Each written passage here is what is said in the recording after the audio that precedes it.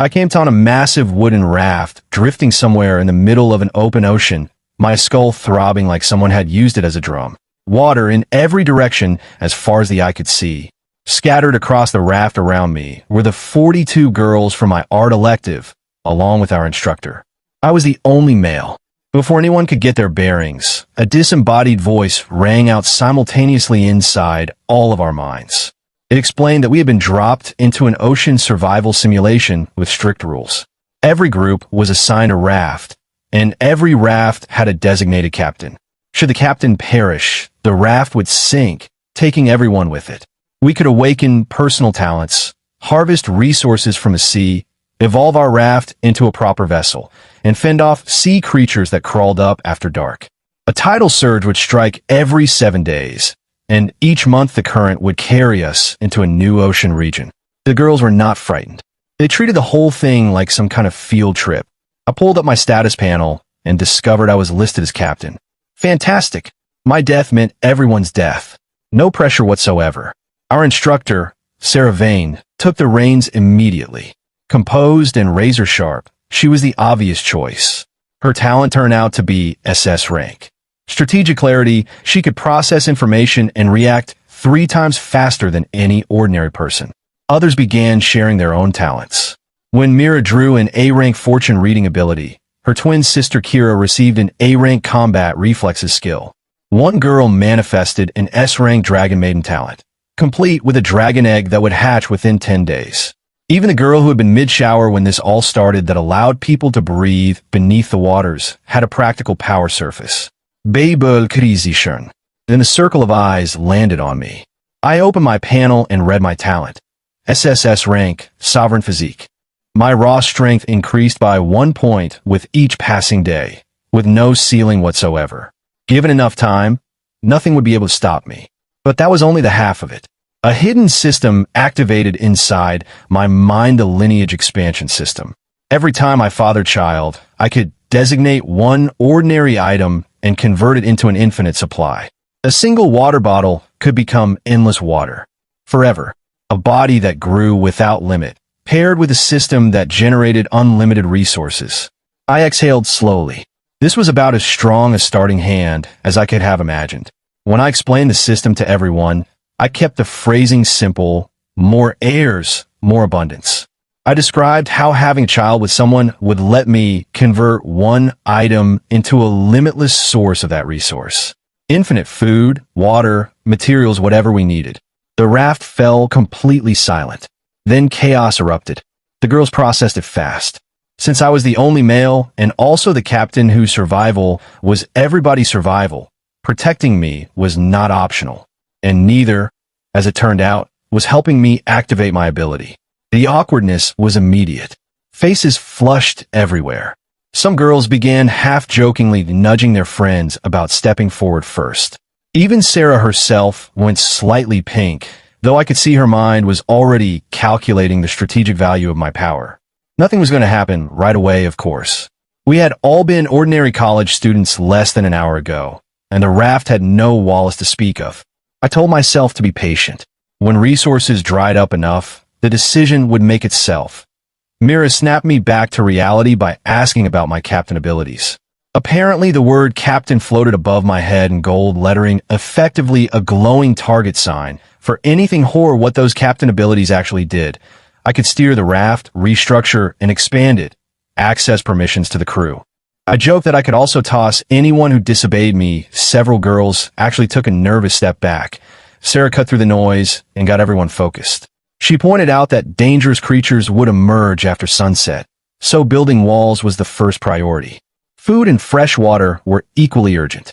Along the raft's perimeter, we found over 40 fishing rods, our starter equipment. I grabbed one and dropped the line in. The others followed, and soon all of us were ringing the raft's edge, trying to pull up our first meal in this new world. We fished for over an hour and caught almost nothing. The girls were worn out and beginning to complain. The sea was even tighter with its resources than I had expected. One girl reeled in a waterlogged crate containing a single piece of stale bread. Then I remembered Myra's fortune reading ability and asked her to use it so we could gauge our luck for the day. She closed her eyes. A bamboo tube materialized in her palm. She shook it and whispered something about drawing a good one, which the other girls immediately twisted in a teasing aimed at me. Mira went scarlet. Her twin Kira stepped in, silenced the laughter, and Mira tipped the tube. One stick slid out. It read, "Great misfortune." The back of the stick warned us to finish a shelter before dark or face something terrible. The laughter died in an instant. Everyone sobered up. Sarah took command, assigned fishing duties, and gave a firm order. We needed wood for a shelter before the sun went down. Nobody complained. Everyone fished in silence and with genuine urgency. By dusk, after an entire afternoon of combined effort from 43 people, we had pulled up 112 wooden planks, 5 bottles of water, and 15 compressed bread rations. Not much, but 112 planks was barely enough. I walked to the pile and issued the build command: a cabin, 5 meters long for wide, too tall. The planks rose into the air on their own and locked together like a game interface constructing itself. Within seconds, we had 4 walls, a roof, and a door. The girls were wide-eyed. I was not relaxed. The sun was dropping fast, and darkness was close. I told everyone to get inside. No one was to step out tonight. The cabin was suffocating 43 people crammed into roughly 20 square meters, packed shoulder to shoulder. The girls pushed me to the center, insisting the captain needed to remain safe. Sarah was on my left, Mira on my right, and the dragon girl directly behind me. The combined warmth and scent of everyone pressed together was a lot to absorb. I distributed our supplies, 5 water bottles and 15 bread rations. Sarah managed it. Everyone received 1 small sip and roughly a third of a single bread piece. The girls were disciplined and took no more than their share. When 2 of them simultaneously held out the last 2 bottles toward me with hopeful expressions, I took both quickly and handed one to Sarah, drinking from the other myself. Crisis averted. I couldn't resist teasing Mira a little by holding the last bread piece close to her lips. She froze, staring at me with wide eyes. The cabin erupted. Then Kira snatched it from my fingers and stuffed it into her sister's mouth before shooting me a sharp glare. Everyone laughed, and the dread from earlier loosened slightly. Exhaustion started winning. People began leaning on one another and drifting off. I was nearly asleep myself when something slammed the raft from below with enormous force. The whole platform lurched and shook. Everyone was thrown awake, screaming and colliding in the dark. Outside, the storm was violent, wind shrieking, waves hammering the walls. Then one girl screamed and pointed. Through a gap in the wooden planks, a massive eye, blood red, the size of a basketball, pupil vertical. It was scanning the cabin methodically, studying every face inside like we were listed on a menu. Beside it, a wide mouth stretched open into a long, soundless grin. The silence lasted 1 second. Then it broke completely. Girls screaming, sobbing, throwing themselves against one another in blind panic. Even Sarah grabbed my arm hard enough that her nails nearly drew blood. Kira drew a dagger and planted herself in front of Mira, shaking but not yielding. Everyone surged toward me. I was the captain, the only male, and right now the only fixed point they could reach. I was getting crushed from every direction, yet somehow I felt absolutely calm. Maybe the sovereign physique was already beginning to affect my mind. I stared past the crowd at that red. I still pressed against the wall. The creature could not get in. Not yet. But this flimsy raft was not going to hold forever. The rules said a tidal surge every 7 days.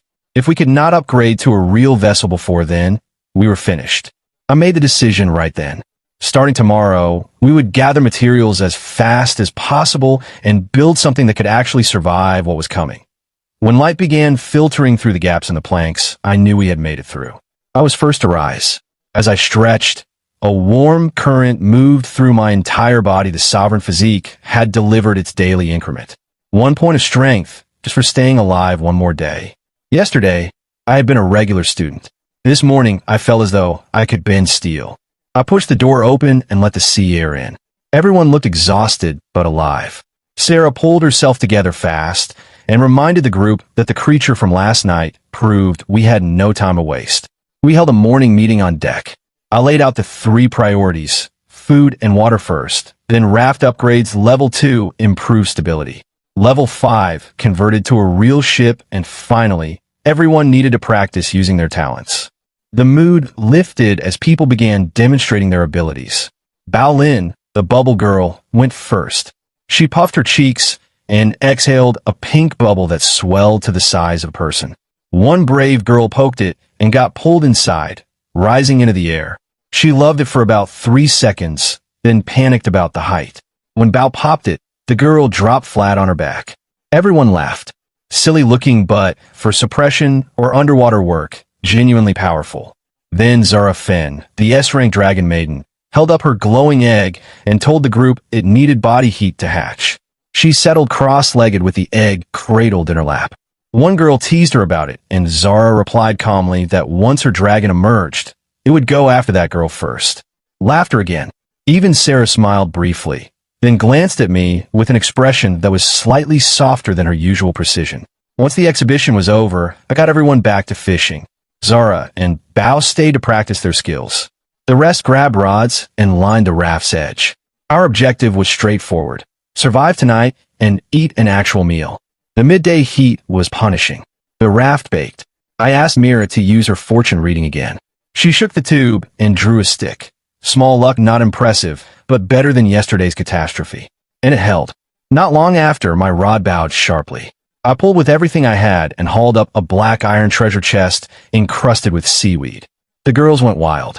Inside, 50 wooden planks, 2 pieces of stale bread, and the genuine prize, a blueprint for a basic workbench. Sarah's eyes lit up at once. A workbench meant we could actually build things. I registered the blueprint, fed in wood and nails, and a proper workbench appeared on deck, hammers and saws arranged neatly beside it. The crafting list was promising: an iron fire pit, an iron cooking pot, a water purification unit. Real survival equipment. Then reality intervened. We had no iron, no plastic, no charcoal. The blueprint was useless without raw materials. I told everyone not to surrender. If we could fish up a blueprint, we could fish up what we needed to use it. We kept at it all afternoon. By sunset, over 300 wooden planks, which was good. But food remained desperate. 43 people had caught 3 small fish and 5 packets of compressed biscuits. Nowhere close to enough. As darkness arrived, stomachs were growling all around. Hunger was becoming harder to manage than the fear of monsters. Night 2. The cabin was larger now with the extra planks, so at least we were not stacked on top of each other. I built a small separate room in the corner of the captain's quarters with a curtain as a door. I split the food into 43 portions. Each person received a sip of water and a biscuit roughly the width of a finger. Not enough. You could hear it in the silence. Then someone whispered, "If only we had endless water." Every pair of eyes turned toward me. No teasing anymore, just raw, undisguised need. They all understood what I could provide and what providing it required. I felt the full weight of that stare. I stood, told everyone to sleep, and stepped behind my curtain. This decision had to come from them. I was not going to force it. Outside, something was scratching at the cabin walls again. That slow, rhythmic scraping, layered under the silence, made the air heavier than it needed to be. I lay in the dark, listening to the twins. Kira complaining about thirst, Mira murmuring about hunger. Everyone was suffering. Kira complaining about thirst, Mira murmuring about hunger. Everyone was suffering. I waited, not just for survival. I understood something more clearly than I could explain. Unlimited supplies were not only about food and water. They were the foundation of real authority. If I controlled that, these girls would follow me in every sense, not merely tolerate me as a figurehead. Then the curtain shifted. A hand lifted its edge. A familiar scent reached me. It was Sarah, my instructor, the woman who was always perfectly measured and in control, standing there with color in her cheeks and her lip caught between her teeth. She said she wanted to discuss the supply situation. We both understood this was not about discussing anything. I reached out, took her wrist, and drew her gently inside. "If we're going to speak seriously," I said quietly, "you should come in." That shows genuine intent. The moment was cut short before it could become anything more. A massive impact shook the entire raft. Sarah was thrown against the wall, startled back into herself, and retreated through the curtain, saying she was not ready yet. I lay staring at the ceiling. Those creatures outside had made an enemy of me tonight. The next morning arrived grim. Nobody had slept properly. The night had been too loud and too long. Sarah avoided my eyes when I emerged, her face slightly flushed.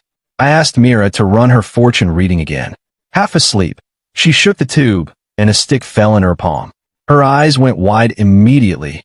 Great fortune. The description on the back was borderline absurd. Something about finding treasure with every cast and encountering a worthy companion if you turned right. It even managed to joke about the absence of traffic lights at sea. But the luck was real. The entire morning was extraordinary. Fish after fish, box after box. The sea simply kept delivering. Metal pieces, plastic, charcoal, bottled water, bread rations, large fish. By midday, we had accumulated more than the previous 2 days combined. 500 wooden planks, 25 metal pieces, 32 pieces of plastic, 10 charcoal units, 24 water bottles, 30 bread rations, and 17 fish. Everyone finally ate a proper amount, half a bottle of water and a substantial piece of bread each. I moved to the workbench and constructed an iron fire pit and cooking pot. The girls lost their composure entirely. Some of them cleaned the fish clumsily but with fierce concentration, then boiled everything in seawater, no seasoning. Nothing, but after 3 days of dry bread, the smell of hot fish broth drifting across the raft was the finest thing any of us had encountered. Everyone gathered around the pot like starving birds. I sat apart and reviewed my panel. Partners, 0. Children, 0. Item conversions, 0. Constitution had climbed to 13 from the sovereign physique, encouraging. But here was the irony. With this much food and supplies rolling in, nobody felt desperate enough to help me activate my lineage system. The better our luck, the less urgently anyone needed what only I could provide. I let out a slow breath. What a strange problem to carry. After the fish broth, energy returned. The lucky streak continued through the afternoon and into the evening. While the girls fished, I examined the captain's panel and found a key detail I had missed. We were drifting in a zone called the Shroud Current Sea. That explained everything. This region had drastically reduced resource drop rates and doubled monster spawns after dark. We had been playing the hardest starting scenario from the beginning. We had 27 more days before the current carried us to a new region. When I shared this, the mood sagged again. A month of intensified monster attacks, but I redirected quickly. I pulled up the level 2 upgrade requirements. 800 planks, 50 iron blocks, 50 plastic. With today's haul, we had a genuine shot at hitting that before nightfall. Everyone returned to their rods with renewed energy. Then Sarah pulled me into the captain's quarters. She apologized for retreating the night before. She told me, with a face as red as I'd ever seen it, that she had never been in that kind of situation before, and asked if we could move carefully and build trust first. She told me to stop calling her instructor Sarah and just use her given name Sarah, or simply Vane if I preferred. Every frustration I had been carrying dissolved. She was being honest, and I genuinely respected that. I told her I understood and would not push her, but I could not resist probing slightly. I asked if I could examine her leg. She froze, went even redder, but quietly said yes. I had her sit on the wooden bunk and began massaging her lower calf. She tensed and asked what I was doing. I told her she had been on her feet for 3 days straight. She could afford to relax for a moment. That was when Zara burst through the curtain to announce we had enough materials to upgrade. She saw us, went completely still, stammered, "I didn't see anything," and fled. Sarah turned crimson, pulled her leg away, and rushed out after her. I followed, caught up with Zara, and pinched her cheek, telling her that if she ever interrupted me at that particular moment again, her dragon egg would become dinner. But the news itself was real. 821 planks, 55 iron blocks, 63 plastic. More than enough. I applied the upgrade. The raft thickened. The deck expanded by a quarter. A half-meter railing appeared around the edge. And most importantly, communication channels unlocked. One for our local sea region, one for the entire world. The regional channel was full of misery. Everyone in the Shroud Current Sea was barely clinging on, just like us. Our extraordinary day had been Myra's fortune reading at work. The global channel was far more interesting. Some groups were already at level 3 or 4. Different sea regions produced different resources. At level 3, a trading market would open, and that meant my lineage system's unlimited conversions could make us wealthier than anyone else on the water. Then an announcement shook the global channel. At level 5, rafts converted to ships. Doing so required a storm core obtained by surviving the first tidal surge arriving in 4 days. The first captain to reach ship level worldwide would receive 3 epic treasure chests containing purple tier gear. Everyone looked at me and Sarah. We all knew what had to happen. My system needed to be activated. Unlimited resources to trade. Unlimited leverage to upgrade. The math was clear. That night, Sarah came to me. She had made her decision. She said she was prepared to give herself to me for the sake of everyone's future. She knelt down, held my eyes, and asked me to be gentle. I could see this was not an impulsive choice, it was a sacrifice, thought through and made deliberately. I respected her even more for it. But just as things were finally about to proceed, a blinding explosion of light detonated at the far end of the raft. Zara's dragon egg was hatching ahead of schedule. Golden lightning and crimson flames erupted from the cracking shell, and whatever was lurking outside shrieked and pulled back from the raft entirely. Sarah and I ran out. Something was wrong. Zara's energy was being drained directly into the egg. Her face was chalk white and twisted in pain. Some girls wanted to intervene and stop it. I told them no. This was instinct. The egg was hatching early because it sensed the approaching tidal surge. Interrupting the process now could shatter her talent entirely. Instead, I ordered everyone to feed Zara food and water while others formed a protective ring around her. Then I sat in front of her, took both her hands, and used my sovereign physique to push life energy directly into her through what the system classified as an energy transfer. It converted my raw strength into vital force. It cost me considerably, but the anguish gradually eased from Zara's face. We kept watch through the entire night as golden light poured upward into the sky, and something ancient and powerful began its entrance into the world. By morning, the egg finally cracked open, not with any great explosion, just a quiet glow of red and violet light. Out drifted a creature no bigger than my open palm, wrapped in scales the color of embers and gold, with enormous golden eyes, tiny curling horns, and a tail tipped with a living golden flame. Impossibly small, impossibly beautiful. It made a soft, high sound and pressed its face against Zara's cheek. She was completely spent, but managed to smile when she saw it. Then the little creature noticed me. I must have looked terrible, skin gone gray, dark circles, visibly depleted from a night of energy transfer. The dragon shot from Zara's arms into mine like a thrown coal, curled against my chest, and began licking my chin insistently, behaving entirely as though I were its other parent, and it was terrified I might not survive the morning. That broke everyone. Zara rushed over in tears, saying it was all her fault. Half the girls followed, pressing in from every direction until I was being crushed by 40 people who meant well. Sarah had to physically push people back before I ran out of air. I checked my panel. Constitution had fallen from 13 all the way down to 9. The energy transfer had taken a serious toll. But then I noticed something new. I had gained a secondary talent, Dragon Warrior S rank, because I had channeled Sovereign Physique energy directly into the egg during hatching. The dragon had formed a soul bond with me, alongside Zara. I could now merge with it to become a Dragon Warrior enhanced strength, speed, and elemental resistance. All dragon-type creatures would register me as a natural ally. The system had also labeled me Dragon Father, which I had complicated feelings about. Additionally, the Sovereign Physique had developed a new property. Consuming high-quality, energy-dense food could accelerate my strength growth. Plain bread and water would not be sufficient, but premium food could supercharge my development. Zara pushed everyone else aside and personally brought me water and bread, insisting she would make it up to me. She placed the little dragon back in my arms, and it gently licked my cheek. I told her I was fine. She smiled through her tears in a way that suggested she did not believe me at all, but was choosing to trust me anyway.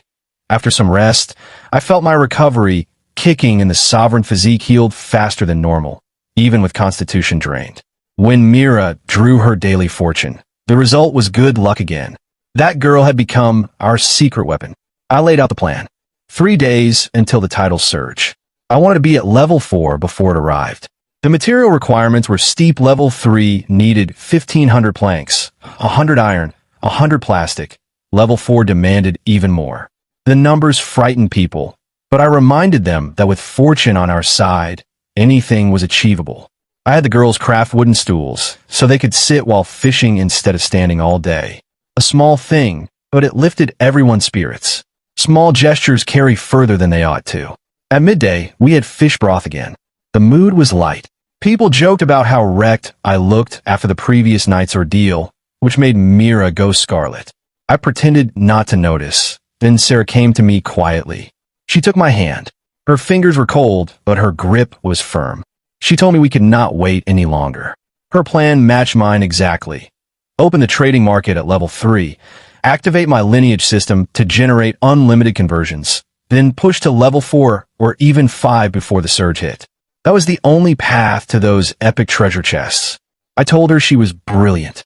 She rolled her eyes with color in her cheeks. Nearby, some girls were murmuring about us. Mira sat apart with her fishing rod, expression subdued. Her sister Kira was nudging her, telling her to act before it was too late. Apparently Mira had carried feelings for me for 3 years. I filed that away without knowing what to do with it. By evening we had the materials. I upgraded to level 3 and the trading market opened a glowing blue interface displaying weapons, skill manuals, food, and ornamental items from other sea regions. Other groups were trading everything, but we had nothing special to offer yet. Then one girl said it plainly. Once the lineage system activated and I had an unlimited resource, the entire trading market became our personal supply depot. Every pair of eyes drifted toward me, then toward Sarah, then toward the curtain. Tonight had to be the night. Everyone understood that. They settled quietly into their spots, but no one actually slept. All eyes kept drifting to my curtain. I took Sarah's hand and led her inside. The curtain fell closed behind us. It was a long night, but when morning arrived, I checked my panel and stopped. Not pregnant. I could not believe it. After everything, I sat with that for a long moment. Then Sarah stirred and looked at me with quiet certainty. She said we would try again, and the way she said it made the word we feel like something solid. After the tidal surge passed and the immediate chaos settled, I confirmed what I had suspected for a little while. I made the announcement before I could think better of it, called the children our hope pair, said it a little too loudly, and several girls caught it before I could dial it back. So I went ahead and told everyone. I pulled Sarah into my arms and told the entire crew. Instructor Vane is carrying twins. The silence lasted roughly 2 seconds. Then the raft erupted. The girls swarmed Sarah as though she had suddenly become the most fragile and precious thing in existence, which, given the implications, was not entirely inaccurate. They made her sit down, offered to fish on her behalf, brought her water. Sarah kept insisting she was perfectly fine. Nobody listened. Zara stood off to one side with her dragon, expression a little hollow, watching Sarah being treated like royalty. She glanced at me, then back at Sarah. The little dragon tilted its head at her, confused by the sudden quiet. Mira was similarly withdrawn in the corner, head low. Her sister Kira nudged her, telling her that if she did not make a move soon it would be too late. Mira just went red and told her stop. I watched all of it. Sarah's footing on the raft was now unassailable, but my mind had already moved to the next concern, making sure she was eating properly. Those two were not going to fall behind before they even began.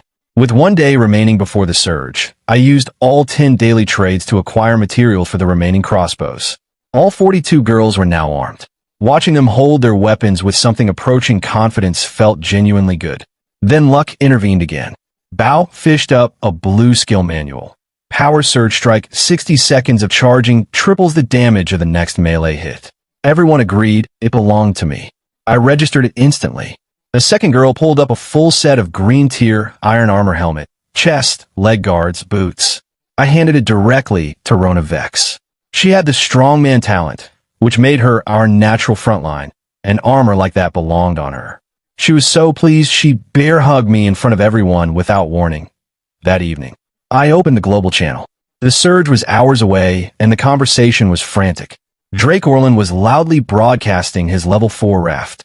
Groups in the standard sea zones were showing off their defenses. Meanwhile, everyone stuck in the Shroud Current Sea was describing broken rafts and empty stomachs. Our girls laughed and told me how lucky they would have ended up on my raft. A few of the bolder ones kissed me on the cheek before I could react. I looked at Sarah helplessly. She simply smiled with an expression that said, "You built this situation yourself." Then the system announcement dropped. Global title surge scheduled for 9 a.m. tomorrow. First group to upgrade to ship status receives 3 epic chests. This was our last night before everything changed. After the evening meal, the girls requested water for bathing. They had not been able to wash properly in nearly a week. I could not say no. I stacked hundreds of water bottles near the shower section we had built from spare planks. They went in groups of 10. 3 hours. The sound from inside splashing, laughing, relentless teasing were genuinely difficult to sit through. I remained outside, trying to compose myself. My concentration failed repeatedly. When the final group emerged, I walked over to Sarah and drew her toward the captain's quarters in full view of everyone's horrified expressions. She protested that we had a battle in the morning. I told her that was exactly why preparation tonight was non-negotiable. The curtain fell. Outside, I could hear varying degrees of outrage and sympathy directed at Instructor Vane. I had my reasons. Tomorrow could alter everything, and I was not going to face a title surge having held anything in reserve. After another night with Sarah, I was feeling composed until the entire raft began convulsing violently at midnight. Creatures were scaling the deck from every direction simultaneously. Then the system voice materialized in my mind with cheerful efficiency, informing me that the tidal surge in the Shroud Current Sea occurred at midnight rather than 9 a.m. like every other region. Wonderful. Advance notice would have been appreciated. The rules were clear. Survive 1 hour. Killing monsters shortened the countdown. Failing to engage allowed the waves to build until they destroyed the raft. Sarah took command at once. She positioned everyone with precise efficiency. Rona, in her iron armor, became a human fortification at the front. Kira moved in sharp bursts, her dagger finding gaps between creatures from behind. Bao generated enormous bubbles that intercepted anything airborne. And Zara merged with her dragon, both of them blazing gold, cutting through monster formations with lightning and flame. Something had shifted in Zara's talents since my soul bond with the dragon. The S-rank ability had evolved. Previously, only Zara could fight alongside the creature. Now either of us could partner with it independently. Our combat potential had doubled. The rest of the girls maintained crossbow fire on anything that moved. Sarah used strategic clarity to call weak points on the larger enemies in real time.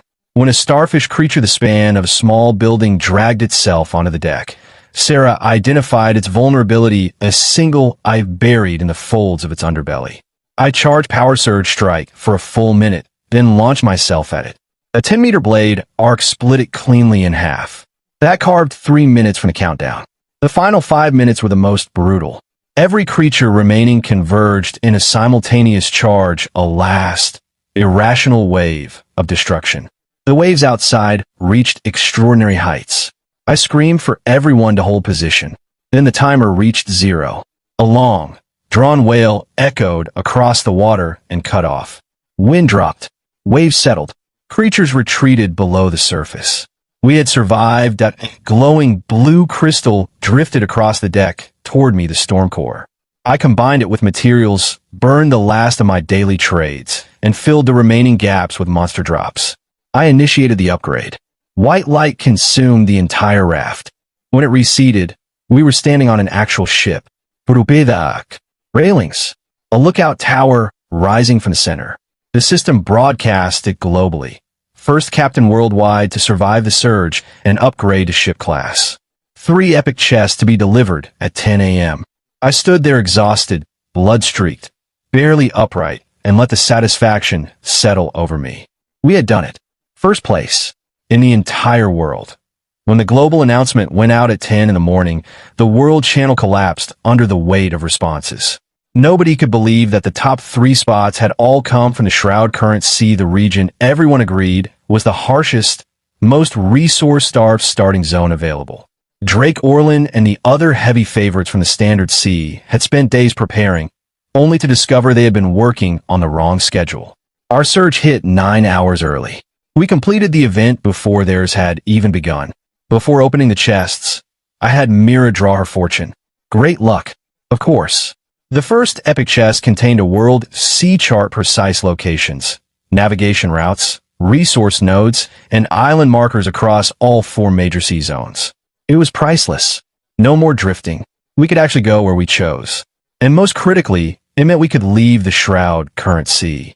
The second chest held an epic skill manual. Tide Commanders, a summoning ability that called a standing army of armored sea creatures to fight on your behalf. It required 100 points of spirit power to learn. My spirit was at 40. But Sarah's SS rank strategic clarity had tripled her mental capacity to over 300. The ability was designed for her. She registered it and summoned immediately. Over 300 armored shrimp and crab warriors burst from the sea surface and arrayed themselves around our ship in perfect formation. The girls screamed with excitement. Our combat capacity had multiplied. The third chest held the grand prize, a complete blueprint for something called the Horizon Citadel, a luxury ocean vessel integrating defense, offense, production systems, and full living quarters. A floating fortress and floating palace in one design. The material costs were insane. 100,000 planks, 10,000 iron blocks, 5 storm cores, and an extensive list of rare resources. Several girls went pale at the numbers. I reminded them, we have unlimited resources. Others could not build this in 100 years. We were different. 1 and used conversion remained, and once Sarah's twins arrived, we would receive 2 more. This ship was possible. It simply required time. I named it our destination, and the crew cheered. Then I looked at the world sea chart, located us, and smiled. With navigation, we did not have to wait a month for the current to move us. We could leave whenever we chose. I told everyone to set aside the grand blueprint for now. It would be built 1 stage at a time. Our immediate problem was straightforward. Get out of the Shroud Current Sea. I spread the chart on deck and walked everyone through the 4 options. The Standard Sea, the Shroud Current Sea we were already in, the Prism Sea, and the Drift Sea. Then I brought Sarah over. Her SS rank ability could extract information from the chart that no one else could perceive. She studied it for a few seconds and said we should set course for the Prism Sea.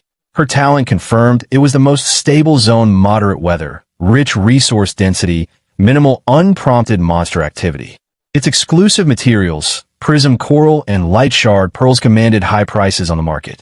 And most importantly, the rare, crystallized glass timber needed for the Horizon Citadel blueprint could only be found on the Prism Sea's special islands. That was the end of the discussion. Everyone wanted to leave the dark, creature-dense nightmare we had been surviving in. We had one problem. The ship could not steer. It was still drifting with the current. I checked the workbench and found 2 new blueprints, a basic rudder and a basic sail. Both needed fine timber, which was rare, but the creature drops from the surge battle had supplied enough. The crew worked fast. Within the hour, a metal and timber rudder was installed at the stern, connected by cable to a wheel mounted on the lookout tower. A tall mast rose from the deck's center, and a broad white sail unfurled in the wind with a sound like a held breath being released. I took the wheel. The moment I gripped it, something clicked, not mechanically, but somewhere deeper. The ship extended into my awareness. For the first time, I understood what it meant to be a captain, not just someone assigned the title. I checked the chart. Prism Sea, south-southeast. I turned the wheel, stated our heading to the crew, and the sail filled with wind. The ship pushed forward through the waves and began to move with genuine purpose. Behind us, the Shroud Current Sea began to shrink. Ahead, something brighter was waiting. The girls cheered as we sailed toward the Prism Sea. Our true journey was beginning. After a full day of sailing, the Shroud Current Sea dropped away behind us completely. When morning arrived, everyone went quiet at what they saw ahead. The dark, cold water was gone. In its place, a sea built from 7 colors: red, amber, yellow, green, blue, indigo, violet, stretched all the way to the horizon. The air was warm and carried a faint sweetness. Dolphins leapt from the rainbow-tinted water to investigate our hull. The girls were overwhelmed. When Mira came to do her daily draw, a faintly glowing pink stick fell from the tube. She took one look at it and went scarlet without saying a word. Kira snatched it and read it aloud. Blossom Omen, a love fortune, describing moonlight and the appearance of someone worthy in one's dreams. The girls immediately decided it was referring to me. I retrieved the stick from Kira before Mira could melt from embarrassment, then pinched her cheek. She froze entirely. I brought her up to the lookout deck, telling her I would help her find her footing and take in the view. She was trembling by the time we got to the top, claiming to be afraid of heights. We both understood that was not the reason. I adjusted her posture, hands on her shoulders and back. She could barely draw breath. Then I noticed her legs shaking and crouched to check on her. She panicked immediately, begging me not to look at her legs. Before the situation could progress any further, Zara's voice cut through from below. She had spotted an island. I pulled out the world's sea chart. It matched the largest landmass in the Prism Sea, Prism Island. Rich in resources, mild conditions, and most critically, crystallized glass timber, one of the key materials for the Horizon Citadel blueprint. The chart also noted unknown energy concentration at the island's center. We sailed for it directly. As we drew close, Sarah deployed her Tide commanders underwater to sweep the shallows ahead. Her report came back clean, only non-aggressive crabs and small lizards near the shore. I selected my landing team, Rona, Kira, and Zara, and we took the small boat to shore. The interior of the island was beautiful in a way that felt like a warning. Bioluminescent trees, flowers that tracked movement, air sweet enough to make the back of your throat ache. We even encountered a small jelly-type creature with pieces of fruit visible inside its translucent body. Harmless, as far as I could tell. I told everyone to leave it alone. Then Kira raised a hand. The sound of a woman's voice, faint and broken. We pushed through the undergrowth and found a destroyed raft beside a scatter of wreckage. A woman laying near the debris, her clothing soaked through with blood from a deep claw wound across her abdomen. She was barely conscious. She looked up at us and forced out a warning with what air she had left. Don't eat anything that grows here. The gourmet, it will track you. Then her arm dropped and she went still. Before I could process any of it, something dropped from the canopy directly at Zara's dragon. The dragon vanished in a burst of golden light, dodging by instinct. The attacker landed on the ground, an enormous black mantis, front limbs like paired blades, compound eyes focused with predatory clarity on my dragon. The system tagged it, Gourmet Mantis Elite Class Predator, top of the food chain on this island. It hunted creatures with high energy signatures, and my dragon apparently qualified. It moved without any prelude. I stopped thinking and acted. I threw myself at Zara, taking us both to the ground as those blade arms swept past my head close enough to clip a few strands of hair. Elite Class, level display, nothing but question marks.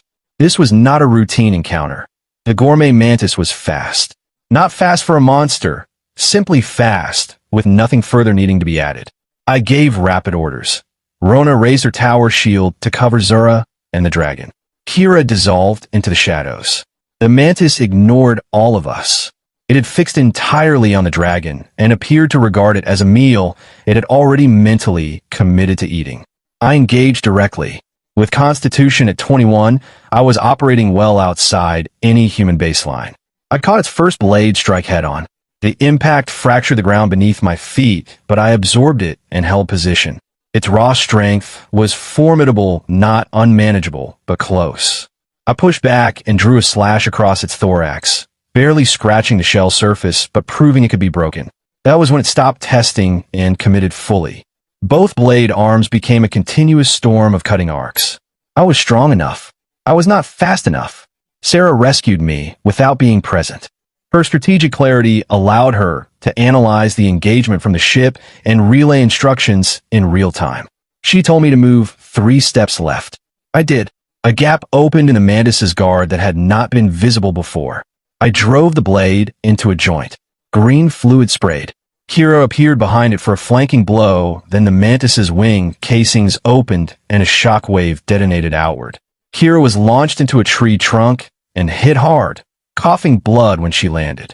Myra's voice broke from somewhere outside the treeline, calling her sister's name. The mantis ignored all of it and fixed back on the dragon, becoming airborne. I could not close the distance in time. Then a massive pink sphere descended from above and encased the mantis mid-flight. Bao Lin, who had quietly followed the landing team at a distance, waiting, had produced the bubble at the precise moment it mattered most. The mantis thrashed against the inner surface and found no purchase. I drove my blade into the ground and began charging. Zara ordered the dragon to breathe fire into the bubble. The mantis screamed inside a contained inferno. Sarah's voice through our channel. Now. I launched, expelled the full 60-second charge in a single strike downward, and split the mantis from crown to thorax. Green fluid and shell fragments scattered. We had won. Constitution rose to 22. The rewards were significant. An epic tier mantis blade capable of cutting through nearly anything, plus 1 blue-grade treasure chest. The mantis blade could be refined into an epic weapon later. We carried Kira back to the ship. Once she was stable, I opened the blue chest with Myra's hand on it for luck. 3 contents. First, a skill manual called Structural Weakness allows me to identify exploitable weak points on any target during combat. I registered it myself, since everyone agreed my offensive capability was the priority. Second, a blueprint for a second-tier forge that would unlock superior weapon and armor fabrication. Third, a vial of life essence, a golden liquid with restorative properties. I brought the life essence directly to Kira and administered it. 10 seconds. Her fractured ribs reset themselves. She sat upright in genuine shock, fully healed. Mira pressed both hands over her mouth, eyes bright. I looked back at Prism Island with reassessed perspective. That elite mantis had produced exceptional drops, and by Shroud Current Sea standards, it was arguably a mid-tier threat. There had to be more of them on that island. The calculation was already forming. Prism Island would become our personal hunting ground and material source. That night, the Prism Sea was everything the Shroud Current Sea had never been: calm water, warm air, a rainbow-colored moon overhead. The girls sat around a fire on deck eating fish broth, telling stories, laughing. It felt like a completely different world. I sat at the stern and turned things over in my mind. The dying woman's warning had weight. These predators targeted high-energy creatures, and every person on our ship qualified. Collecting crystallized glass timber was not going to be a simple matter of walking in with axes. Sarah brought me a bowl of broth and sat beside me. She had already deployed her Tide commanders to patrol the surrounding water at all hours. Nothing would approach the ship without warning. I told her I was glad she was handling things. She said I did not have to carry everything alone. We were a crew. I asked about the pregnancy. She went slightly pink and said she felt nothing out of the ordinary yet. I told her, with complete sincerity, that starting now, she was to remain clear of direct combat. She would command from behind. She was the most irreplaceable person on the ship. A few nearby girls overheard and immediately began teasing. Sarah gave me a look that had no actual threat in it whatsoever. Then I want to check on Mira. The girls had been surrounding her all evening, reprising the love fortune from the morning. When they saw me approaching, they scattered in all directions with identical knowing expressions, leaving Mira alone on the deck looking like something cornered. I crouched beside her and noticed a small cut on her palm, probably a stone during the retreat from the mantis. She had not mentioned it to anyone. I cleaned it with iodine and wrapped a bandage around it. She sat completely still throughout, barely breathing. When I finished and looked up, our eyes met. The colored light of the prism, sea moon, caught in her eyes and held there. I could see everything she had been carrying: the nervousness, the restraint, and something deeper that she had been holding carefully in place for a long time. My chest did something I had not anticipated. I thought of her blossom fortune. Under the moon, a worthy one appears in dreams.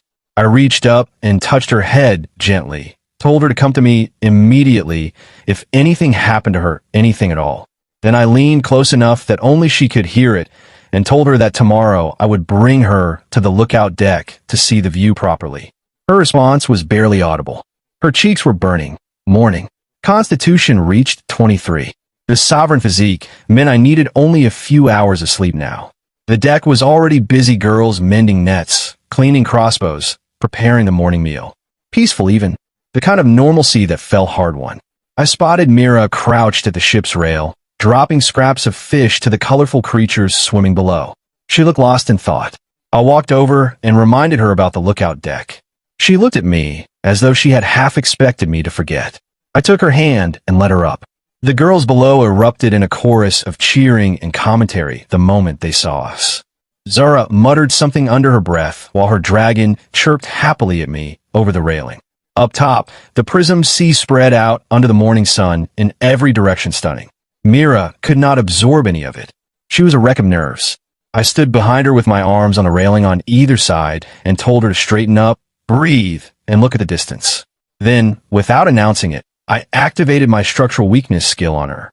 Golden text appeared in my field of view, visible only to me.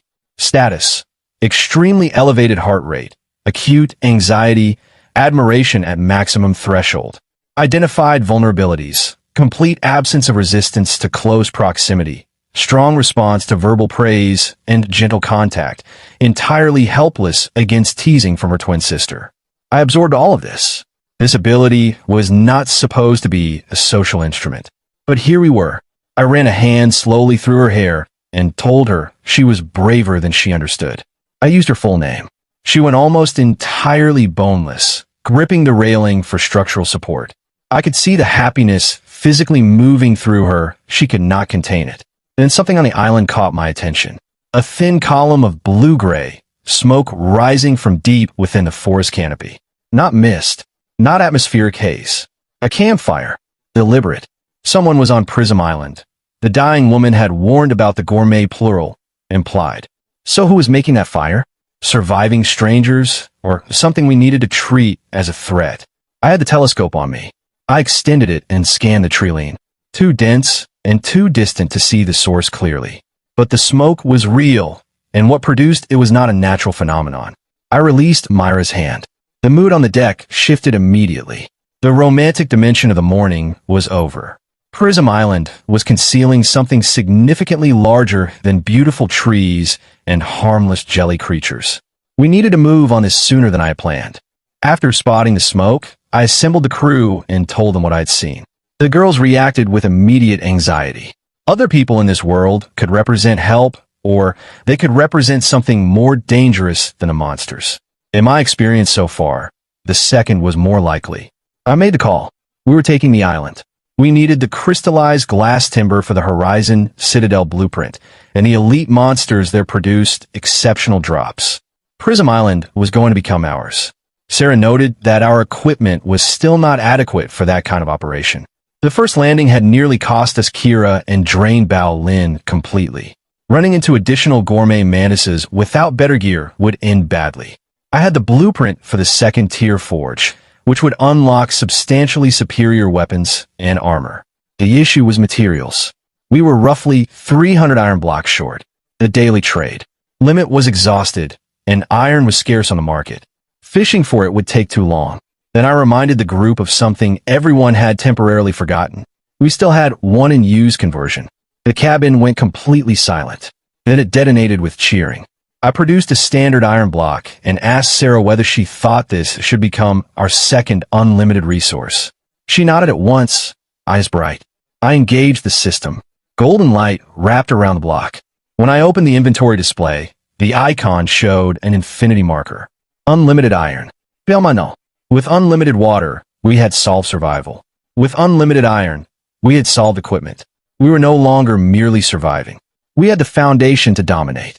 I upgraded the workbench to the second tier forge immediately. A proper fabrication station appeared on deck, quenching tanks, grinders, the full complement. The new construction list was extraordinary. Refined iron crossbows, long swords, full armor sets, tower shields, all green tier, all available in unlimited quantity. I organized the workflow. My landing team, Rona, Kira, Zara, Bao, and me, would receive full refined iron armor and primary weapons first. Everyone else upgraded to refined iron crossbows. Goal: fully equipped before nightfall. The deck became a production floor. Metal clanging. Sparks arcing. Girls working in shifts without being asked to. I stood at the bow and looked at Prism Island across the water. Whoever was on that island, survivors, inhabitants, something else entirely. They were about to encounter their new neighbors. And we were not arriving unarmed. By sunset, my 5-person team was equipped completely. Refined iron from helmet to boot, polished and gleaming. I carried a heavy longsword. Rona had a tower shield the size of a door. Kira wore twin short blades at her hip. Zara and Bao had lighter armor with crossbows for range. I left Sarah in command of the ship with the Tide commanders holding the water around it. The rest of the crew remained as its defense. The five of us crossed to the island on the small boat and landed on a sheltered beach. We moved into the rainforest with care. I had a cutting tool from a plant specialist among the crew that confirmed no toxic vegetation in the immediate path. Structural weakness kept me reading the environment in every direction. 30 meters in, I caught movement in the canopy above. A smaller gourmet mantis dropped toward bow. Kira intercepted it before it landed, her new gear giving her the speed to match it strike for strike. I called the weak point. Rona smashed it with her shield. The three of us drove crossbow bolts into its exposed underside. Dead in under 10 seconds. The same creature that had hospitalized Kira 2 days ago could not produce a credible threat now. We had not become fortunate, we had become stronger. We pushed deeper. Spider-type and centipede-type elite variants fell to the same approach. Structural weakness, Rona tanks, Kira, and Zara deal damage. Bao controls the angles with bubbles. No treasure chest drops, which was irritating. After roughly 30 minutes, the trees began to thin. Voices reached us. We moved to the edge of a clearing and crouched behind the undergrowth. Inside a rough camp, a log perimeter fence, a fire, 7 or 8 survivors seated around it gaunt, filthy, armed with stone-worked weapons, carrying the particular expression of people who had been surviving the hard way for a long time. The one in the center was a large man with a scar diagonal across his face, running a stone axe blade across a whetstone. Before I could complete my assessment, he looked directly at our position. Whoever that is, stop hiding. I can hear you. I stepped out. The team followed. The survivors went rigid when they registered what they were looking at. 5 people in full polished metal, carrying proper weapons. Against their stone tools, we must have appeared to be from a different version of the same world. The scarred leader's eyes moved across our gear without subtlety. The calculation was visible in his face. He tried to assemble something authoritative. Who are you people? This is my territory. Kaidrin name I went by when the situation called for it could not help the brief, quiet laugh that escaped him. The 4 girls at his back looked at the man the same way you look at someone who has misread the room so completely that the kindest response is silence. In a world like this one, the concept of my territory required more than a campfire and a stone axe to enforce. The scarred man whose name, as I learned later, was Brack's scar darkened immediately. The men behind him let out a chorus of low, ugly sound. Their eyes moved to the 4 girls at my back with a quality that did not require interpretation. One of them spoke before any restraint could intervene. Kaidrin's expression did not change, but something went out of his eyes like a light being switched off. Kira, he said, softly. She was already smiling with a particular quality that suggested she had been waiting for permission. Deal with him. 3 words. Understood. Kira's outline blurred. Brackscar's instincts fired at the same moment. He registered the danger a fraction of a second too late. He shouted a warning to his people that he was already too late. The loudest member of Brackscar's group had still been mid-sentence when a shadow crossed. Behind him, a single flash of light. A thin red line appeared across the man's throat. He touched it, uncomprehending, and then he fell without further sound. Instant elimination. The camp became perfectly still. Then Brackscar's face went a deep, furious red. Kill them. He raised the stone axe and charged without further deliberation. The others followed, screaming, bringing everything they had with them. They were poorly equipped, but they had the energy of people who had fought on this island long enough to stop being afraid of it. Perfect timing, Rona said, with complete sincerity. She dropped the tower shield edge first onto the ground and planted behind it like a fixed structure. 3 men hit it in rapid sequence with wooden spears and stone edges. The sounds they produced were entirely decorative. No impression was made on the surface whatsoever. Is that it? Rona said pleasantly. She drove her arm forward. The shield swung outward like a section of wall, becoming mobile. 2 men were lifted from their feet and came down without controlled landing. They did not get back up. Zara and Bao raised their crossbows. Zara adjusted her aim on Bao's quiet suggestion. The bolt landed in the outer thigh. The man fell. Bao's shot arrived almost simultaneously and struck the back. The target stopped moving. Structural weakness was live in my field of view. I moved into the center of the engagement and let the indicators guide everything. Braxcar was charging directly at me with the stone axe raised. The gap at his shoulder opened on the third step. I stepped in. Near the dead gourmet mantis, my overlord body flagged something new. I could devour monster corpses to recover strength directly. I hadn't known that was possible. I'd been thinking about this power too narrowly. The energy rush brought my stats to 24.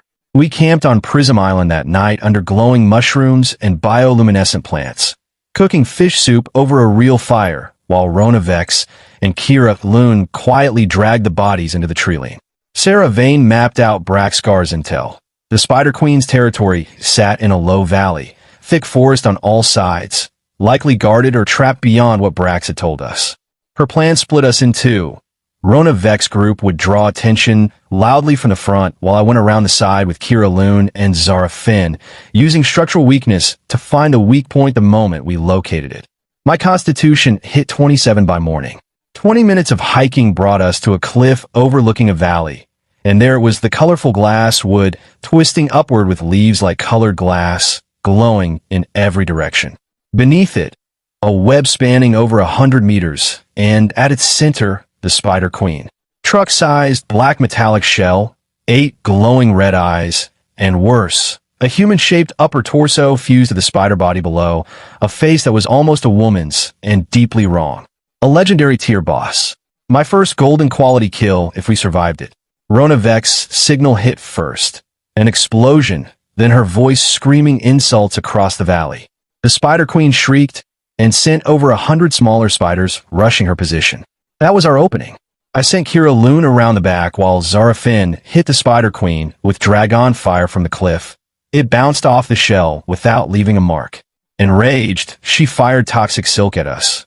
I barely shoved Zara Finn clear as it burned through solid rock behind us. Kira Loon tried a joint strike and barely scratched the armor before the recoil threw her into the web, stuck. The Spider Queen's legs shot toward her like spears. I didn't think. I jumped. 27 points of constitution behind a single leap, sword raised, power charge strike fully charged, and right then structural weakness finally located it. The seam where her human torso met the spider body beneath. I twisted midair and aimed everything at that seam. She tried to block, 8 legs rising like shields, human arms reaching to stop me. But she was too slow. I merged with Zara Finn's dragon midfall, becoming a full dragon warrior, 2 top-tier talents stacked under triple damage. My blade cut through her legs like they weren't there, then punched through the seam itself. Black-green blood sprayed everywhere. She screamed louder than anything I'd heard on this ocean and thrashed wildly before collapsing. I hit the ground on one knee, completely drained, but forced myself up to retrieve my sword still buried in her. Overlord body began absorbing her dying energy automatically. Physique up 15, spirit up 30, and a new legendary skill unlocked. Spider form, letting me grow armored limbs and shoot silk on command. System notice, first person in the world to kill a legendary boss. Rewards, an epic chest, stat boost for the whole crew, doubled ship durability. Loot included a venom core, a black gold shell fragment, and a blueprint for a level 2 power core that would let our ship move under its own power at double speed. No sales required. I called Mira Loon over the communicator and told her to save her luck draw for when we got back. I had a good feeling. Back at camp, she clasped her hands, mumbled her ritual, and drew excellent great luck, the brightest result yet. The chest held a beating crystal heart, the Titan's heart, epic quality, capable of instantly leveling up the entire ship. I crouched in front of Mira Loon and reminded her of the bigger reward I'd promised. Her face lit with pure happiness. Action. The Weaver Empress, thriller, horror near the dead mantis. My Titan form flagged something new. I could devour monster corpses. To recover strength directly. I hadn't known that was possible. I've been thinking about this power too narrowly. The energy rush brought my stats to 24. Prompt. Vertical 9:16 manhwa illustration. Cinematic ocean fantasy lighting. High detail. Clean line art. Dramatic expressions. The Weaver Empress. Thriller, horror, near the dead mantis. My Titan form flagged something new. I could devour monster corpses to recover strength directly. I hadn't known that was possible. I've been thinking about this power too narrowly. The energy rush brought my stats to 24. Keep the exact same Aegis Prime. Time-stamped prompt Bible page 13. Character faces, hair, outfits, weapons, and body proportions from the character Bible. Negative prompt. No character redesign. No outfit drift. No extra. Limbs. No warped hands. No duplicated faces. No text. No watermark. Sarah Vane reminded me our power system was still sales, wind-dependent, with no real control. The power core needed 5 storm cores, obtainable only by surviving tidal waves. We had one. Then Bao Lin shouted from the watchtower. Another ship ahead, in waters gone gray-white with wreckage and the smell of blood. A black hull with a wolf's head at the prow, Wolf Fong. Bare-chested pirates, led by a one-eyed captain named Wang Kuai, demanding half our women and all our supplies. The crew was furious. I simply activated structural weakness on his ship. Hull badly corroded. Durability nearly gone. His talent was only C rank. A massive blind spot on his right side from the missing eye. I've been wondering where to find more storm cores. Here was the answer, delivering itself. I quietly told Sarah Vane to send in the shrimp soldiers and crab generals. Her army punched over 100 holes through the rotting hull below the waterline. Wolf Fong started taking on water fast. Wang Kuai panicked and ordered his men to hook onto our deck and climb aboard. Their fatal mistake. Rona Vex swatted the first pirate off the rail like an insect. Kira Loon appeared behind the second and slit his throat before he even realized she was there. Zarafin and Bao Lin dropped the next 3 with crossbow bolts between the eyes. They had expected helpless girls. Instead, they met a strike team. Wang Kuai went berserk. His muscles bulged, his skin flushed crimson, and he launched himself at me like a cannonball. I calmly raised my sword. His full-powered punch smashed into the blade. The recoil snapped his own arm, bone bursting through flesh. One move. I placed my sword against his throat and asked my questions. This region was called the Blood Cemetery, he told me. Killing other captains here could drop storm cores. He already possessed one, looted from the crew of a destroyed level 3 raft. When I finished asking my questions, he begged for mercy. I asked him the same question I'd asked Braxcar. Did I ever say I'd spare you? Then I ended it. The system confirmed the kill and rewarded me with the storm core, along with everything he had been carrying. Starting today, I had become the apex predator of these waters. Inside, moonlight was the only light. Zarafin crossed her arms and tried to look tough, threatening me with her dragon. I stepped closer, backed her into the corner, caught her wrist when she pushed back, and told her quietly, "For ignoring orders, you'll stay in this room tonight until you understand what being part of a crew really means." My fingers brushed against her cheek by accident. She froze instantly. Every trace of her confident act disappeared. At that exact moment, a shrill red alarm echoed throughout the Pangu. System notice, a special event has begun. Blood Moon Battle in the Blood Cemetery. Countdown, 10 minutes. The atmosphere changed instantly. Zarafin slipped out behind me, her face still burning red. For the next 12 hours, every ship in the region would have its position revealed on a shared map. Captain kills would have doubled storm core drop rates. The captain with the highest number of kills would receive a legendary chest. I still needed 4 more storm cores to complete the power core. It felt as though this event had been created specifically for us. I gathered everyone on deck. So I wanted to hide. I rejected the idea immediately. Pangu was the largest ship in these waters. Hiding was no longer an option. It was better to hunt than to be hunted. Sarah Vane agreed immediately. She opened the shared map and traced our route. 3 weak targets were nearby, all below level 5. Farther away sailed a fleet of 7 or 8 allied ships. Those would come later. Assignments were issued quickly. Rona Vex, Kira Loon, Zara Finn, and Bao Lin formed the boarding team. The remaining crew prepared crossbows and defended the deck. Sarah Vane commanded from the center with her shrimp soldiers and crab generals beneath the sea. Wang Qing handled logistics and medical support. When the countdown reached 0, a blood-red moon rose above the ocean. Beautiful. Terrifying. Our first target, a level 4 raft carrying roughly a dozen survivors, spotted us and immediately tried to flee. Nothing could outrun Pangu. At 500 meters, I gave the order. 20 crossbows fired simultaneously. The battle ended before it truly began. Second Storm Corps. It felt like farming beginners while already at max level. The second raft, 15 miles away, suffered the same fate. Sarah Vane's shrimp soldiers and crab generals, followed by a rain of arrows. Complete destruction. I rammed straight through the raft as though it were nothing more than a biscuit. 2 more Storm Corps. 4 in total. Then I checked the leaderboard. First place belonged to the Blood Wolf Alliance, with 7 captain kills. We ranked second with 4, and their entire fleet, 7 or 8 ships, was already sailing directly toward us in perfect formation. Some of the girls grew nervous at the thought of facing more than 100 pirates at once. I wasn't worried. Sarah Vane calmly laid out a strategy that made use of every advantage we possessed. Bao Lin would blanket the battlefield in dense fog. Sarah Vane's shrimp soldiers and crab generals would destroy the enemy rudders beneath the water. Rona Vex and Kira Loon would defend our deck. As for me, I had something special planned.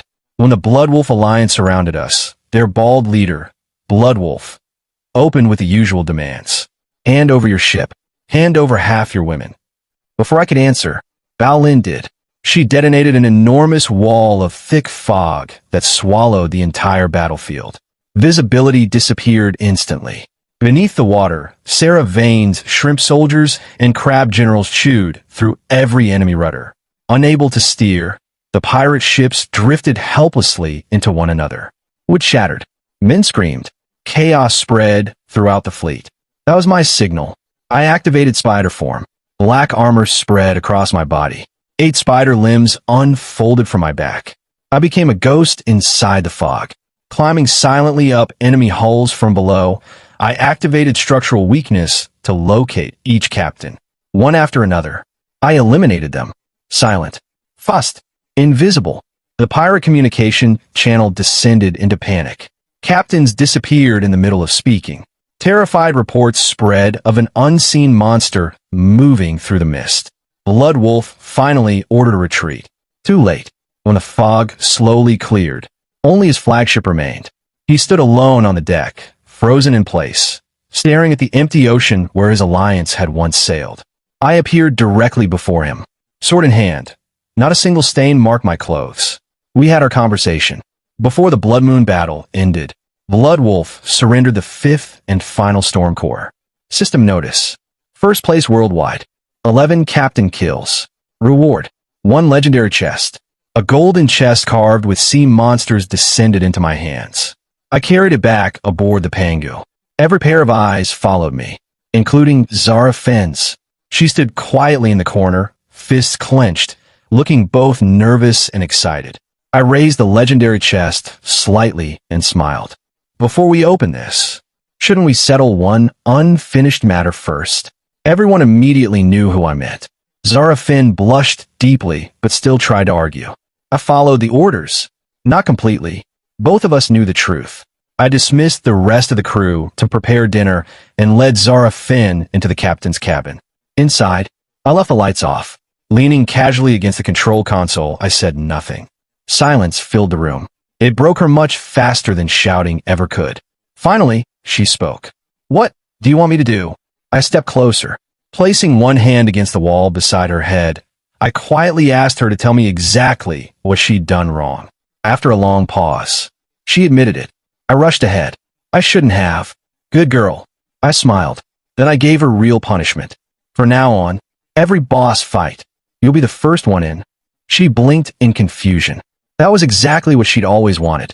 Then I added one final condition. You follow every order I give. If I say retreat, you retreat, even if the boss is one hit away from dying. I looked directly into her eyes. I'm not trying to hold you back. I'm trying to make you the sharpest blade on this crew. Something changed inside her. She nodded slowly. Tears filled her eyes. I can do it.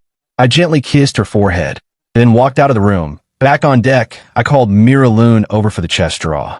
She clasped her bamboo fortune tube, whispered her usual prayer, and drew the most unbelievable fortune yet. Divine luck. Purple light gathered around the fortune stick as if blessing the entire ship. Every wish granted. I opened the legendary chest. Golden light burst into the sky. Inside rested a skill book formed entirely from flowing seawater itself.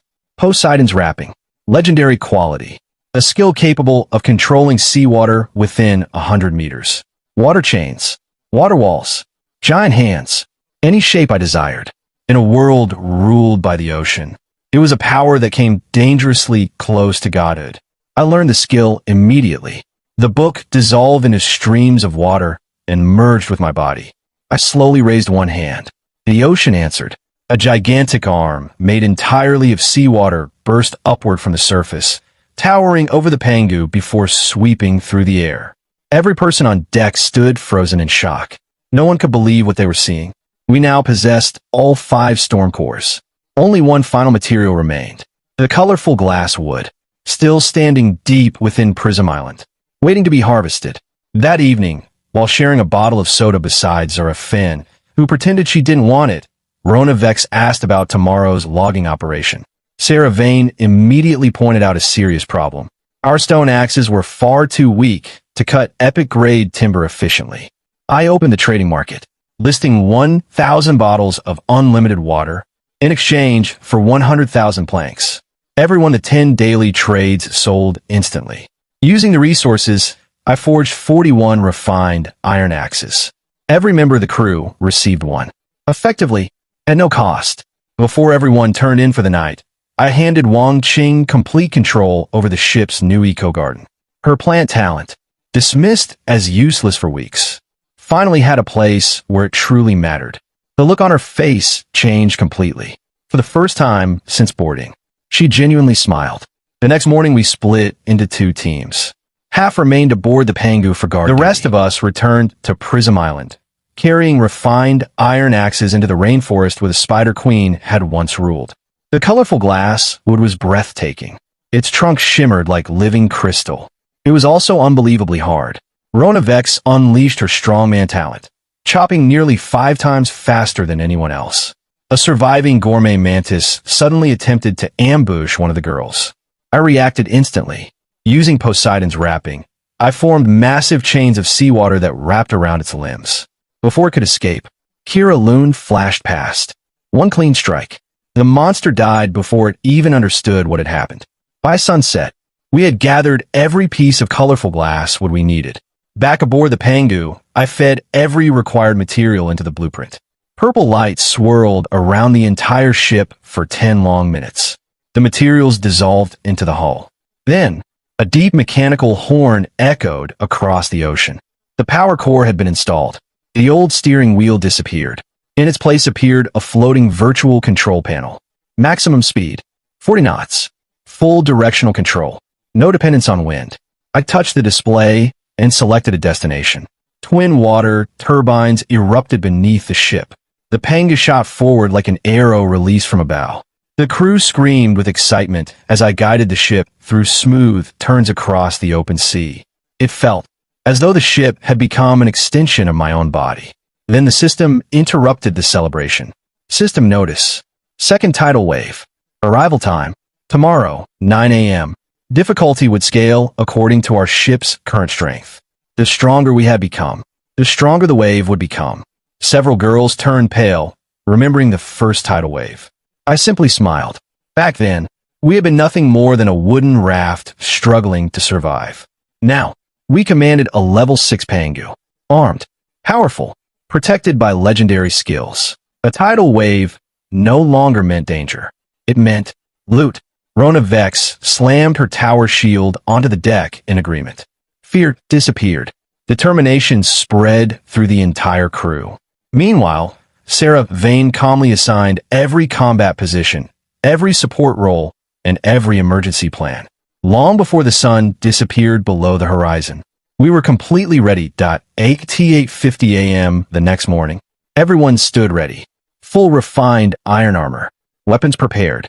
My attributes had risen to 45 physique and 132 spirit. The instant the countdown reached 0, a black line appeared on the horizon. Within seconds, it rose into a 10-meter tidal wave, packed with monsters far larger than anything from the first wave. I spread both arms wide. Poseidon's wrapping. The ocean answered. Massive walls of seawater erupted upward, surrounding the Pangu in a complete defensive ring. The tidal wave crashed into the barriers and stopped. The impact hurled countless monsters off the crest like rain. Many still cleared the walls and landed directly on our deck. Fire! Sarah Vane's command rang out. 20 refined iron crossbows released simultaneously. The first wave of monsters was shredded before it could organize. A giant crab-octopus hybrid burst through the barrage, swinging enormous tentacles. Rona Vex stepped forward without hesitation. Her tower shield slammed into the creature, pinning it firmly against the deck. Now, I activated structural weakness, the nerve cluster. Third pair of legs. Kira Loon disappeared beneath the monster. A flash of steel. The creature collapsed dead only seconds later. High above the battlefield, Zara Finn rode her now much larger dragon, raining fire onto every flying monster that approached. Meanwhile, Bao Lin's sticky pink bubbles trapped the faster enemies in midair, turning them into effortless targets for the crossbow squad. The battlefield looked chaotic, but under Sarah Vane's command, everything moved with perfect precision. Then, the second surge arrived, much stronger. A massive black-scaled lizard, nearly 10 meters long, emerged from the collapsing wave. Without warning, it fired a devastating beam of energy directly toward our crossbow line. I reacted instantly. A gigantic seawater hand rose from the ocean to intercept it. The beam tore straight through the water, but the brief delay was enough. I saw the opening. Its mouth, dragon fire, a thrown spear, more than a dozen arrows. Every attack struck the open mouth simultaneously. The monster staggered. That was all I needed. I launched myself into the air. The gourmet mantis blade appeared in my hand. Power charge strike. Triple damage. I drove downward with everything I had. The blade pierced through the creature's mouth, bursting out through the back of its skull. The enormous body collapsed into the sea. A storm core floated upward from the corpse. The tidal wave continued for a full hour. Wave after wave, monster after monster. The crew fought without retreating even once. Finally, the ocean became calm again. The deck of the Pangu was buried beneath mountains of monster corpses. Every single member of the crew had survived. Only a few suffered minor injuries. Nothing serious. System evaluation complete. Reward: 1 additional storm core. 1 epic chest. Cheers erupted across the ship. Everyone looked exhausted. But they were smiling, no longer hiding behind me, no longer depending entirely on me. They had become true comrades. Cleanup began immediately. Sarah Vane's shrimp soldiers and crab generals dragged the monster corpses back into the sea. The rest of the crew scrubbed blood from the deck. Repairs consumed 50,000 planks and 8,000 iron. With unlimited resources, the cost meant nothing. I praised the entire crew for their performance. But I also made sure everyone remembered one important fact. Without Mira Loon's incredible luck, without Poseidon's rapping, today's battle would have ended very differently. The crew immediately began calling her our lucky goddess. She blushed so hard her face became bright red. Later, I crouched beside her. Brushing a loose strand of sweaty hair behind her ear, I whispered softly, "Come to my room tonight. I'll teach you something. Only the two of us can learn together." Her entire mind stopped working. She stood completely frozen. Nearby, Kira Loon kept teasing her relentlessly, trying to discover exactly what I had meant that we sorted through the enormous pile of loot together. 30,000 planks, 12,000 plastic, 8,000 iron, food, monster materials, special items. Bao Lin excitedly discovered a blueprint for an automatic arrow tower, perfect for defending the Pangu during the night. Meanwhile, Wang Qing found a seed exchange card. Potatoes, tomatoes, cabbage, wheat. The crew nearly erupted with excitement.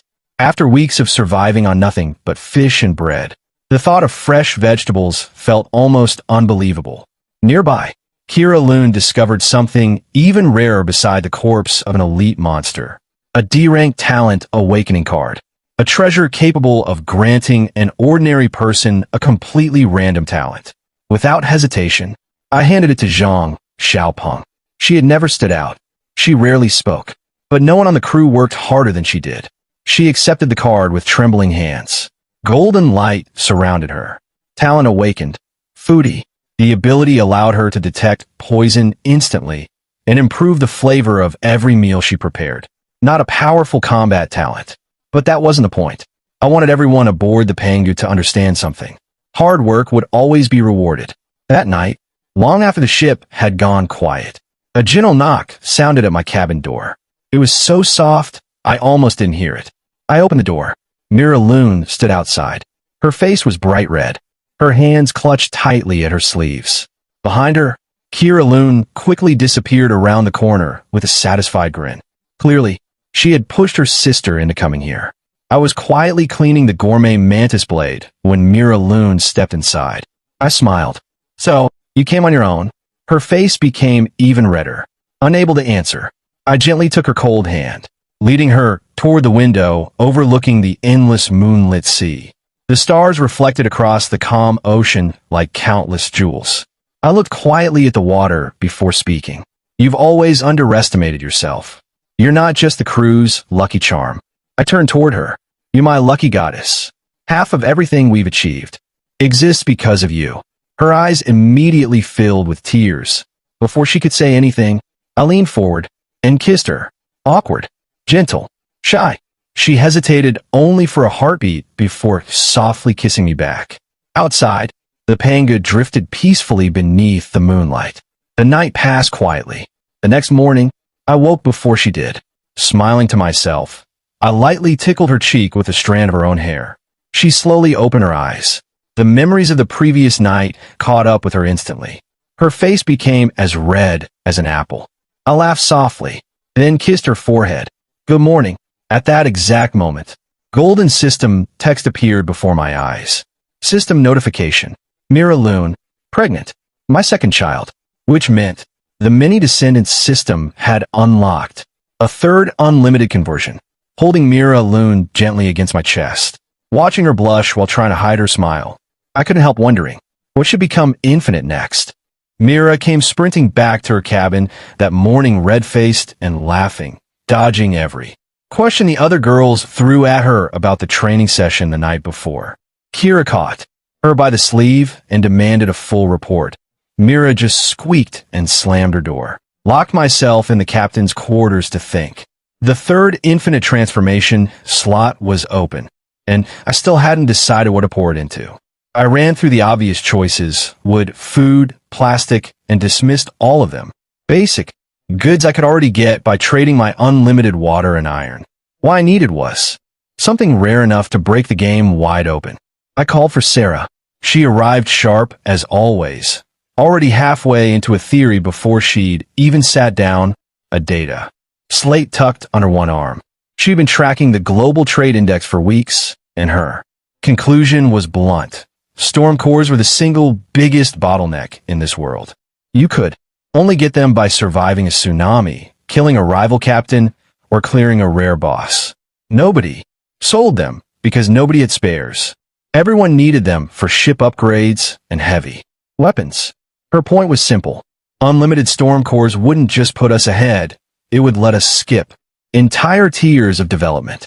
We could trade them for blueprints, treasures, anything. We'd control the resource economy outright. You've got 3 seconds of dramatic hesitation left before I make the decision for you, she added dryly, and that settled it. I opened the transformation menu, selected Storm Core, and confirmed. The weight of that decision settled into my chest immediately. Then I pulled out the blueprint set I'd been saving for the Great Wall class hull, and with the cores now infinite, we finally had every material the build required. The ship shuddered the moment construction began. Purple light wrapped the hull brighter than anything we'd generated before. The crew ran up on deck and watched the Aurelia reshape itself in real time, the hull stretching to 150 meters with giving way to layered armor plate, cannon barrels sliding out along the flanks, a carved dragon prow rising at the bow. When the light faded, a dark gold fortress sat on the water where our raft-turned ship used to be. 30 cannon ports, 3 arrow towers, a mid-deck garden ring, a reinforced dragonbone hull that boosted our defense by half and doubled our ramming force. Everyone was screaming with excitement. Rona ran the length of the deck twice just to feel the new plating under her boots. I stood in the new command deck and felt the floor hum with actual power for the first time. This was a warship now. Sarah brought me back down fast, though. The ship was incredible, she said, but our food supply still wasn't solved. Petra had traded for high-yield seed cards, but growing anything worthwhile required a special living soil none of us had. Sarah tapped a region on the chart, called the Ordinary Sea, flavorless on paper, but stacked with rare resources. If living soil existed anywhere nearby, it would be there. I opened ship-wide comms. Next stop, the Ordinary Sea. The Aurelia cut through calm water, like a blade, and for the first time in weeks, the crew actually relaxed. Armor came off. Tank, tops and shorts came out. Rona fished off the rail by sheer strength, hauling up fish twice her forearm's length, and holding each one up for the others to admire like a trophy. Bow sent little bubble kites skimming across the waves, chasing gulls with them until Dot yelled at her to stop scaring the fish away. Zara promised her dragon better food at the next port, scratching under its chin while it crooned. And Mira sat under a parasol pretending to read a book she wasn't looking at, glancing at my cabin door every few minutes. Kira eventually took over the fishing line from Rona, out of what she claimed was pure boredom. Though her form was cleaner and her patience noticeably better, she just didn't feel the need to narrate every catch to the whole deck the way Rona did. Petra spent the calm afternoon crouched over the garden beds with a magnifying lens, cataloging which seedlings had taken to the new soil mix and which hadn't, muttering plans for expansion the moment we found the living soil she actually needed. That moved between all of them with a tray of watered-down citrus, making sure nobody forgot to drink in the heat, quietly keeping the whole ship running the way she always did without anyone quite noticing how much of it depended on her. In the corner, Kira watched Myra's flushed face with her arms crossed and her jaw tight, pretending she wasn't paying attention. She was. I could tell from the way she kept accidentally walking past that side of the deck. That evening, Lyra, the quietest of the deckhands, knocked at my door with 4 other girls trailing behind her, all of them a little sheepish. They'd been at sea 2 weeks straight with terrible nutrition and worse stress, and now that things had stabilized, their bodies were catching up all at once. Supplies had run out days ago, and nobody had thought to restock. I hadn't either, honestly. I opened a trading market that night and searched for basic hygiene supplies. The prices were absurd, 10 bottles of clean water per pack, and the world chat was full of other captains complaining about the exact same shortage. With unlimited water sitting in my inventory, though the asking price meant nothing, I bought out the largest seller, then cleared every other listing on the board, 2 full crates by the time I was done. When I hauled the crates onto the mess table, the girls actually got a little emotional about it. Lyra hugged me so hard she nearly knocked the wind out of me. I put Sarah in charge of rationing it out fairly and told her to keep a reserve stocked going forward. It cost me a few 100 bottles of water I would never miss, and it bought more goodwill on that ship than anything else I'd done so far. Cheapest trade I ever made. Later that night, once the ship had gone quiet, I finally let myself sit with what the day had actually been. 6 weeks ago, I'd been an art student on a field trip boat, and now I was standing on the deck of an armored warship with 40-some crew members depending on decisions I was making up as I went. The system never explained why any of this had happened, why an ordinary ferry crossing had dropped straight into a world governed by captains, ranks, and an ocean that ran on rules nobody had written down for us. It only ever answered the question in front of it and left the bigger one alone. I'd stopped expecting otherwise. I checked my own status panel of habit.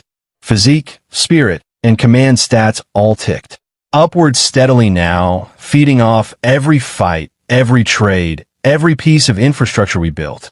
The overlord body trait, my inherited class, whatever it actually was, kept flagging small. Bonuses I hadn't noticed before, faster stat recovery, a resistance to mental interference that had probably saved my life more than once without me realizing it. I made a note to ask Sarah to help me map out what else might be hiding in the fine print. She'd enjoy that kind of puzzle more than I would. Down on the mess deck, I could hear Rona still recounting the ship's transformation to anyone who'd listen, embellishing the size of the dragon prow a little more with every telling. Somewhere above, Kira was doing a final equipment check before turning in, methodical even, when nobody was watching. It was a strange, good kind of exhaustion. I closed the panel, banked the lantern, and let the sound of the ship carry me towards sleep. For peaceful days passed, sailing, fishing, resting.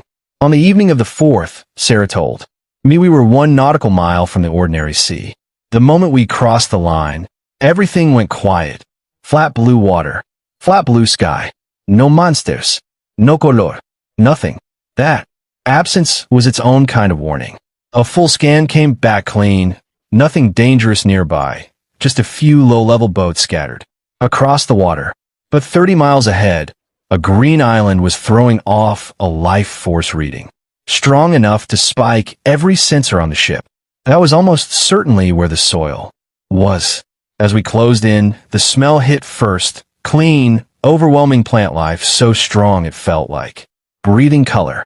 My own condition, sitting at 50 physique by then, let me feel something deeper underneath it, a current of raw life energy, vast enough to be unsettling. 5 miles out, every scanner on the ship died at once. Screens dissolved into static. Some field was jamming us completely. I ran a weakness insight scan on the island anyway. What came back chilled me. Asterisk dream. Garden. Status. Guardian dormant. A vast being rests here. Asterisk, this wasn't just an island. It was alive, and it was old, and it was far past anything we'd fought before. I called battle stations. We held the ship a mile out, weapons ready, and waited. Nothing moved. Then a voice arrived. Not through the air, but directly inside every head on the ship. Calm. Amused. Faintly annoyed, like we'd interrupted a nap. Asterisk strangers. You've wandered into my dream. That takes some nerve. Asterisk. Half the crew went white. Bao actually dropped the bubble she'd been idly shaping. A voice in. Your skull is worse than any monster's roar, no matter how calm it sounds. I told everyone to breathe and hold position, cracked a bad joke about talking parrots, and hoped nobody noticed my own hands weren't steady either. Whatever that presence was, it leaned on the mind like a physical weight, heavy enough that even with 130 spirit points, I felt it. Running wasn't really an option. The soil we needed was here, and I wasn't confident we could outrun whatever had just spoken. So I took a landing party, Rona, Kira, Zura, with Bao, throwing a shielding bubble over the raft as we crossed. The ground on the island was warm, almost soft like it was breathing. Vines pulled back from our path on their own. Branches lifted themselves clear overhead. The whole island seemed to be steering us somewhere.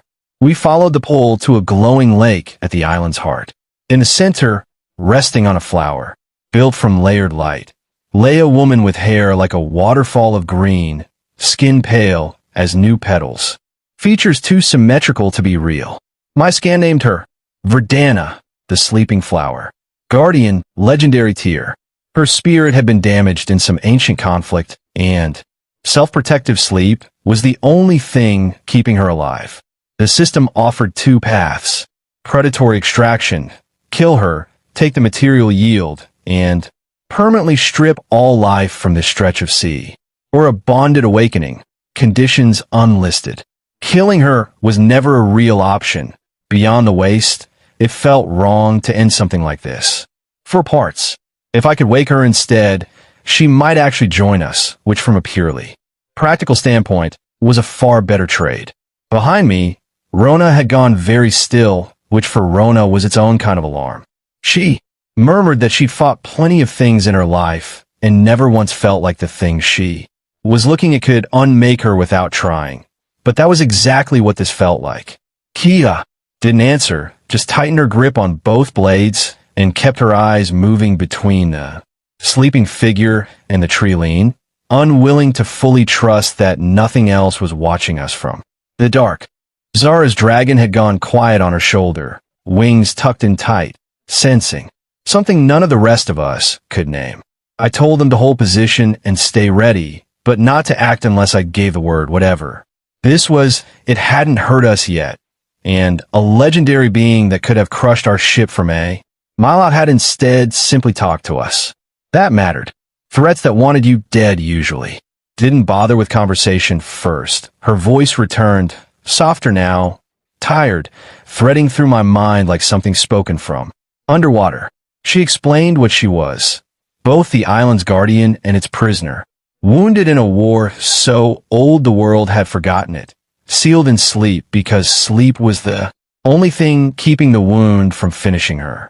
She could sense the life force moving through me, strong and unusually steady, and she asked if I would help her carry it. Not as a trick, as a trial, offered plainly, that I could accept or refuse. 3 conditions, she said, and her voice sharpened slightly with each one, like she wanted to be sure I actually heard them. First, I had to reach her fully aware of the risk if the bond failed. The backlash would gut whatever life force I offered and might not leave much of me standing. Second, I had to speak my agreement aloud, not think it, not assume it. She wanted no ambiguity in what I was choosing. Third, and this one made her voice go almost wry, I had to answer her one honest question before she'd let me near the core because she'd been tricked by clever, silver-tongued things before, and she wasn't interested in being tricked again. I told the others what I understood plainly. The island's guardian needed a partner to help her wake through a bonding rite that would draw on my own energy, and she'd laid out real terms for it. Nothing hidden, nothing I didn't understand going in. Rona wanted to come stand at my shoulder in case it went wrong. Standing closer wouldn't help, and asked her to hold the triangle formation instead, weapons up, eyes on the tree line. She didn't love it, but she held the line. I crossed the lake on a path the water opened for me and stopped at the edge of the flower. Verdana's eyes were still closed, but her voice was fully present now. Close, almost amused. Asterisk, here's my question, small strong thing. If I wake and I am not what you hoped, if I am difficult or strange or slow to understand your world, will you still keep your word? Asterisk, I told her yes. Not because it was the answer she wanted, but because it was true. I wasn't in the business of taking things back once I'd given them. She seemed to accept that. The diamond-shaped core on her chest brightened, and she guided me through the actual working with the patience of someone who'd clearly done this before in some older age with someone else. I was to place my palm flat against the core and let my own energy flow outward at a pace she set. Not I, she'd pull, and I was to let her, and stop the instant either of us said stop. We agreed on that out loud too, both of us before either of us moved. The flower bud folded slowly around us as the transfer began, sealing the working away from the wind and the noise of the world. It was slow going at first, almost gentle, her pull steady and careful like she was testing the weight of what I was offering before she trusted it. Then it built, the diamond core flaring brighter, green and gold twisting together, her breathing changing as something long buried in her started stirring back to life. My own energy drained, hard toward the end, but her current reversed and flowed back into me before I hit empty, keeping me upright, keeping the exchange balanced instead of one-sided. The bud burst open an hour later in a wash of light. The output was too much for the island to hold quietly. A column of green light tore straight up through the clouds, visible for 100 miles, and the system broadcast it to every captain in the region. Asterisk unknown high tier. Energy detected. Legendary asset suspected. Coordinates marked. Asterisk so much for staying unnoticed. In the last few minutes before the bud opened, I felt something in the exchange shift. Less like pouring water into an empty vessel, more like two currents finally finding the same rhythm.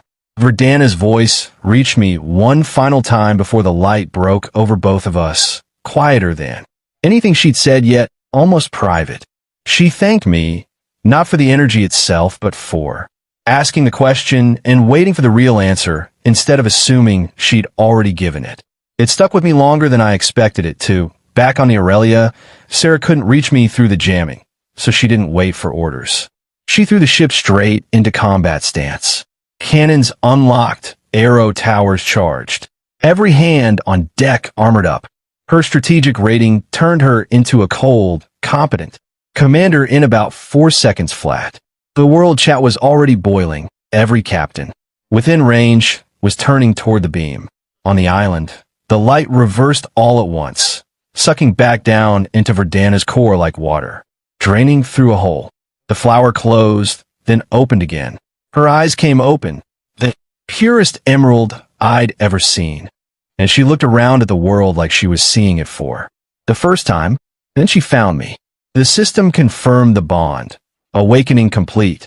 Service contract signed, willingly on both sides. A shout cut through the quiet before I could process any of it. Ships were closing on the Aurelia from every direction. I looked to Rona, Kira, and Zara, tense weapons ready.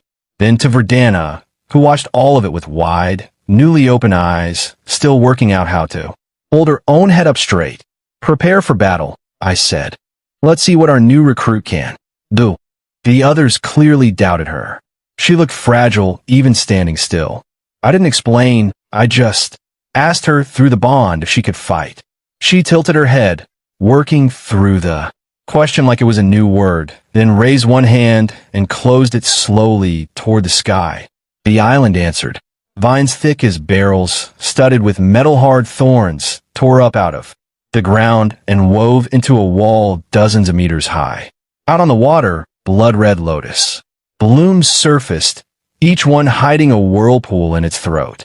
The peaceful little paradise I'd been standing on became, in about 6 seconds, the most dangerous stretch of water in the sea. The fleet that had been circling us, Karath the Bald's Alliance, already bragging over open comms about our supplies and our crew, sailed straight into it. Vines speared hulls and dragged crews under before they even got shot off. Karath himself barely got a curse out before a whirlpool folded his flagship into splinters. Not one weapon scratched the vines. What had started as their hunt turned into something closer to a verdict. From the shore, I watched 3 of Karath's smaller raiding boats try to break off and flee the moment the vines surfaced, engines screaming, and watched the sea simply close the distance for them. Men eating lotus blooms rising from beneath the hulls, mouths wide, enough to take a boat whole. It was not a fight in any sense I recognized. It was closer to watching a house fall on someone who'd wandered too close to a condemned building, thinking it was still standing because it looked fine from a distance. Rona muttered, somewhere behind me, that she was very glad to have Verdana pointed at. Other people. I didn't disagree. When it was done, Verdana pulled her power back and the island went still again, calm as if nothing had happened, except for the wreckage scattered across the water, proof it had been real. She stepped down barefoot, crossed to me, and bowed with an old, formal grace.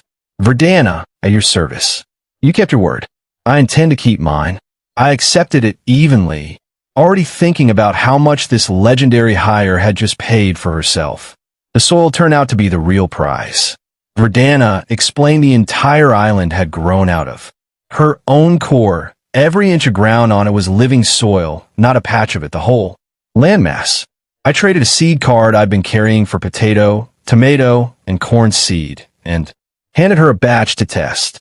She poured them into her palm, unimpressed, scattered them across the dirt, and raised one hand. 10 seconds later, the ground split open and produced a small mountain of glowing golden potatoes, each one bigger than a person's head. My scan called them epic tier, sacred pattern potatoes, a permanent stat boost with every serving. Rona asked the only question that mattered.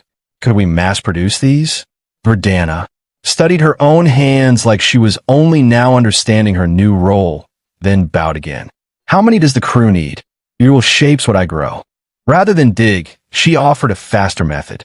She stepped forward, and the whole island began folding into her palm. Forest, lake, soil, all of it compressing down into a single, glowing sphere the size of coin. An entire ecosystem packed away like luggage. We sprinted back to the landing craft as the drained husk of the island crumbled into the sea. Behind us, and the moment we were aboard the Aurelia, it was gone, swallowed by the water, like it had never been there. I handed the sphere to Petra for the Eco Garden Bay. Inside it, the system told me crops would grow 1,000 times faster with a standing chance of beneficial mutation on every harvest. Our food problem for the foreseeable future was solved. Petra treated the handoff like a coronation.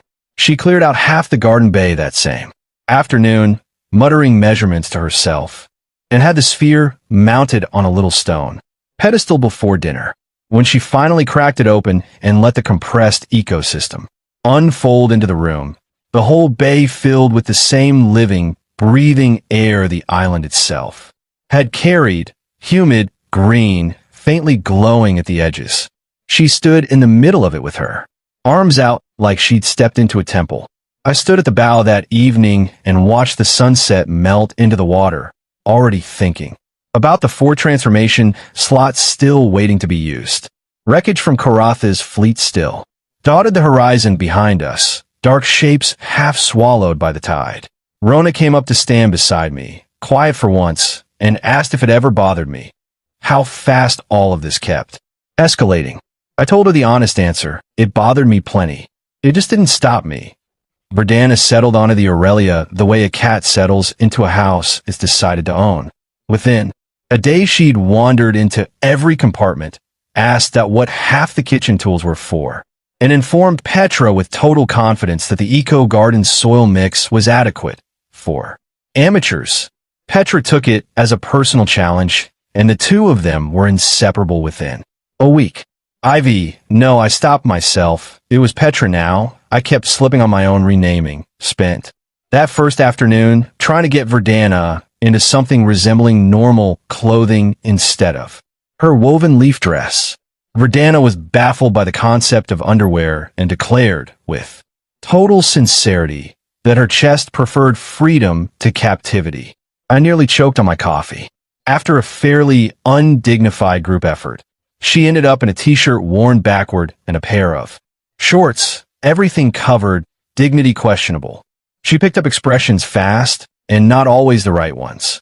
Watching Zara cross her arms and huff at something Rona said, Verdana copied the gesture with total seriousness. A moment later, twisting her own neck a little too far in the process and looking faintly surprised at herself. The deck exploded with laughter. Zara did not find it funny, which only made it funnier. When Zara stomped one foot in frustration, Verdana stomped hers too, hard enough that the steel deck actually boomed, and Zara ended up burying her red face in Bao's shoulder, complaining loudly that the goddess was bullying her by copying everything she did. Zara's jealousy, if that's what it was, showed up in smaller ways too. She spent an evening on the lookout platform carving a little wooden figure with a knife, muttering the whole time, and when I finally saw it, it was a crude stickman labeled, in her surprisingly neat handwriting, Big Soft-Hearted Captain. Her dragon nuzzled her cheek, trying to talk her down from whatever mood she was in. She swore, mostly to the dragon, that she'd prove she was the strongest one on this ship, no matter how many legendary recruits I brought aboard. Verdana, for her part, treated the whole crew with the earnest confusion of someone raised entirely by an island. She asked, without a trace of irony, whether humans photosynthesized on sunny days. She asked Kira why she carried 2 blades instead of growing extra arms, which Kira did not have a good answer for. And when Mira nervously asked whether Verdana might eventually want a family of her own someday, Verdana considered the question with the same seriousness she gave everything, and said that she supposed she would, once she understood this world well enough to raise something in it properly, which struck me as a far more reasonable answer than the question probably deserved. By the end of the week, she'd more or less adopted the eco-garden as her personal kingdom. Humming to the crop rose in a language none of us recognized, and Petra had started, keeping a notebook just to track what worked. It was against every reasonable expectation. Working out. One afternoon, I put Sarah and Verdana in joint command of the ship while I took a small party out to check a nearby reef for salvage. Sarah briefed her seriously beforehand: patrol, rotations, signal protocols, what to do if another crew got too close. Verdana listened with total focus, then spent most of the afternoon standing at the bow in an exact copy of Sarah's posture, arms folded the same way, chin tilted the same fraction of a degree, occasionally repeating, "Anyone who attacks this ship will learn why the flowers bloom red," in a flat, serious imitation of Sarah's command voice. By the time we got back, half the crew had picked up the line as a running joke, and Sarah pretended to be annoyed about it for exactly as long as it took her to laugh. For her part, found her footing with Verdana faster than anyone. The two of them settled into an easy rhythm in the galley, that handling technique, Verdana supplying ingredients that shouldn't have existed outside a legend, glowing root vegetables and fruit that hummed faintly when you bit into them. Never asked too many questions about where any of it came from. She just cooked, quietly proud of feeding a crew that had gone hungry more nights than any of them liked to remember. That night, I collapsed into the captain's chair, wrung out from the day. Sarah knocked and came in with hot tea, hair still damp from a bath, and started working the knots out of my shoulders while we talked through the fourth transformation slot. I floated a few ideas, rare, or better weapons, but she talked me out of all of them. We weren't short on anything urgent anymore. Food was solved, water and iron were infinite. Storm cores too. No pressing. Weakness meant no reason to burn the trump card yet. Better to save it for something that actually changed the equation. She was right, as usual, and I told her so. There was a comfortable, familiar rhythm to these late-night check-ins by then. That night, I collapsed into the captain's chair, wrung out from the day. Sarah knocked and came in with hot tea, hair still damp from a bath, and started working the knots out of my shoulders while we talked through the fourth transformation slot.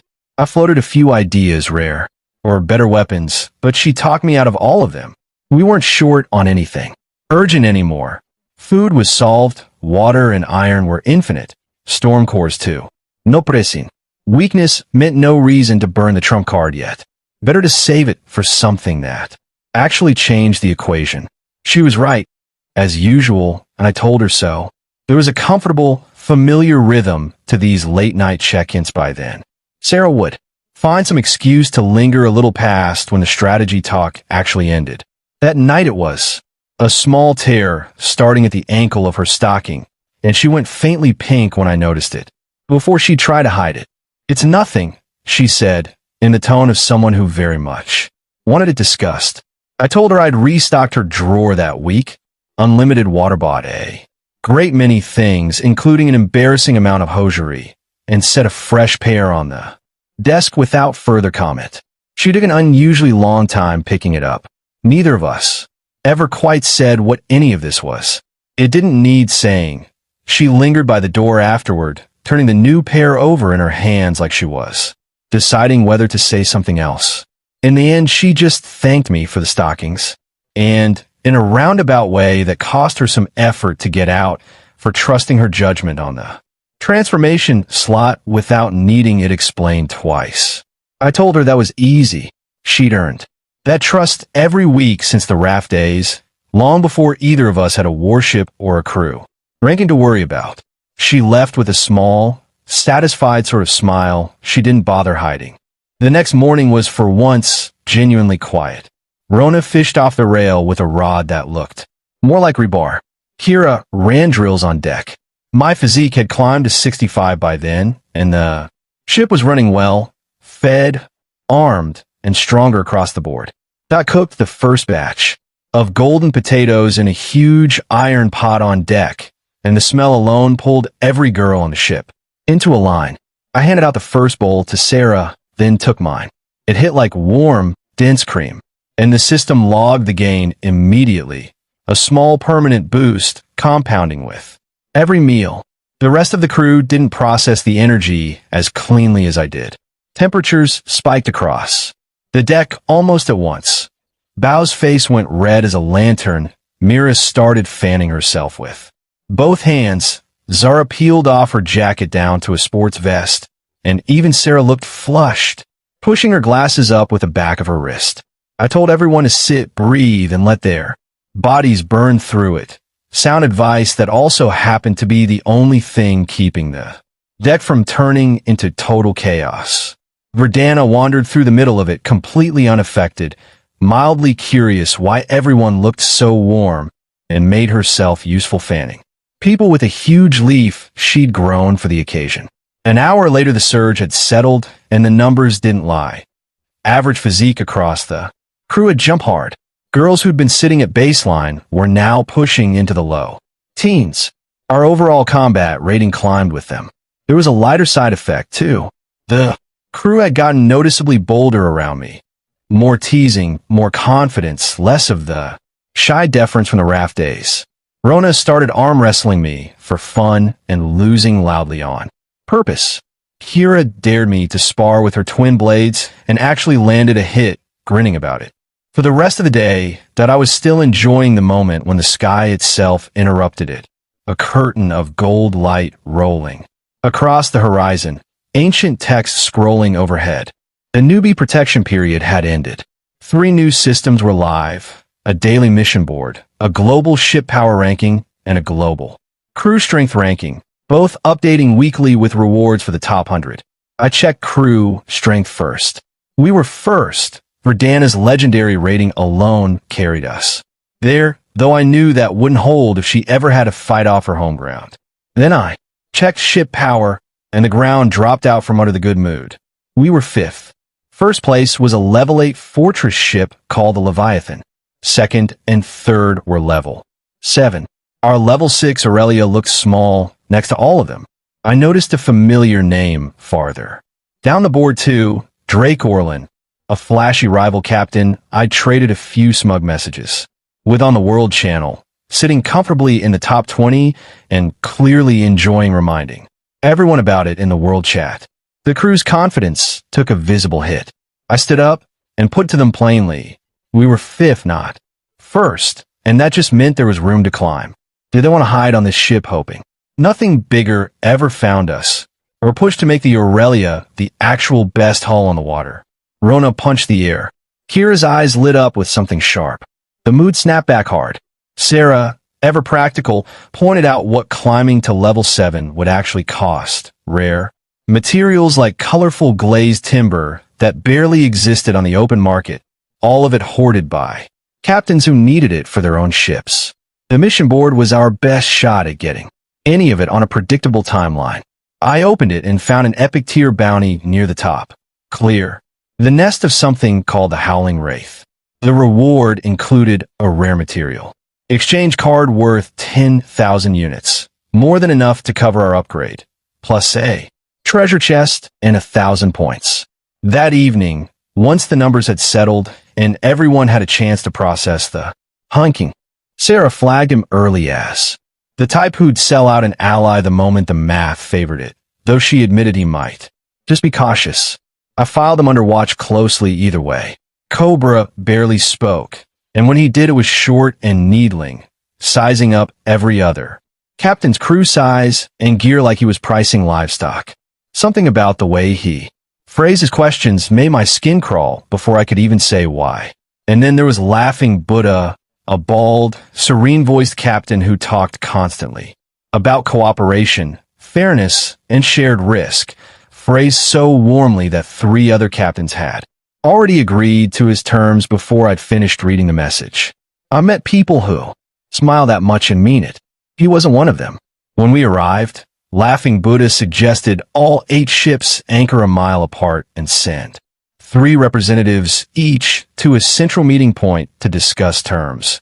Reasonable enough on paper, and exactly the kind of reasonable that makes for an excellent trap. I typed one word, okay, and closed the channel. In a room full of wolves, the less you reveal, the safer you are.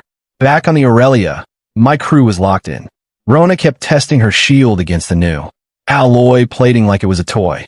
Kira ran her blade over a whetstone until the edge threw back a mirror shine. Zara leaned against the mast while her dragon paced and growled at her feet, sensing the tension building. Even Bao practiced tougher, denser bubbles in the corner, cheeks puffed out with concentration. I checked in with Sarah at the chart table. Her report wasn't encouraging. The dive site was called the Whaling Trench, and the magnetic interference that would blind our scanning equipment completely once we were inside. Worse, every report she dug up mentioned a constant weakening field, something that drained anyone nearby just for existing in it. If my own stats got dragged down along with everyone else's, I'd lose the one advantage that had carried us through everything so far. This mission was going to be harder than I'd let myself hope. Sarah laid out what she could find on the other 7 crews, cross-referencing old world chat archives against the mission channel's activity logs. T-Rex's crew had a reputation for burning through allies fast. 3 prior joint missions, 3 prior betrayals, always initiated by someone else first according to his own account, which told her everything she needed to know about how reliable that account probably was. Old Turtle's crew had a cleaner record, oddly enough, which made her more suspicious of him rather than less. Cobra's crew barely had a public record at all, which was its own kind of warning sign. And Laughing Buddha's public reputation was infuriatingly spotless. Charitable donations to newer captains, mediation credits in 3 separate disputes, a small fan following on the World Channel who called him honest and fair. Sarah didn't buy a word of it, and neither did I. The polished ones are always the ones to watch first, she said, tapping his profile picture with one finger. Nobody gets that clean by accident in a world like this.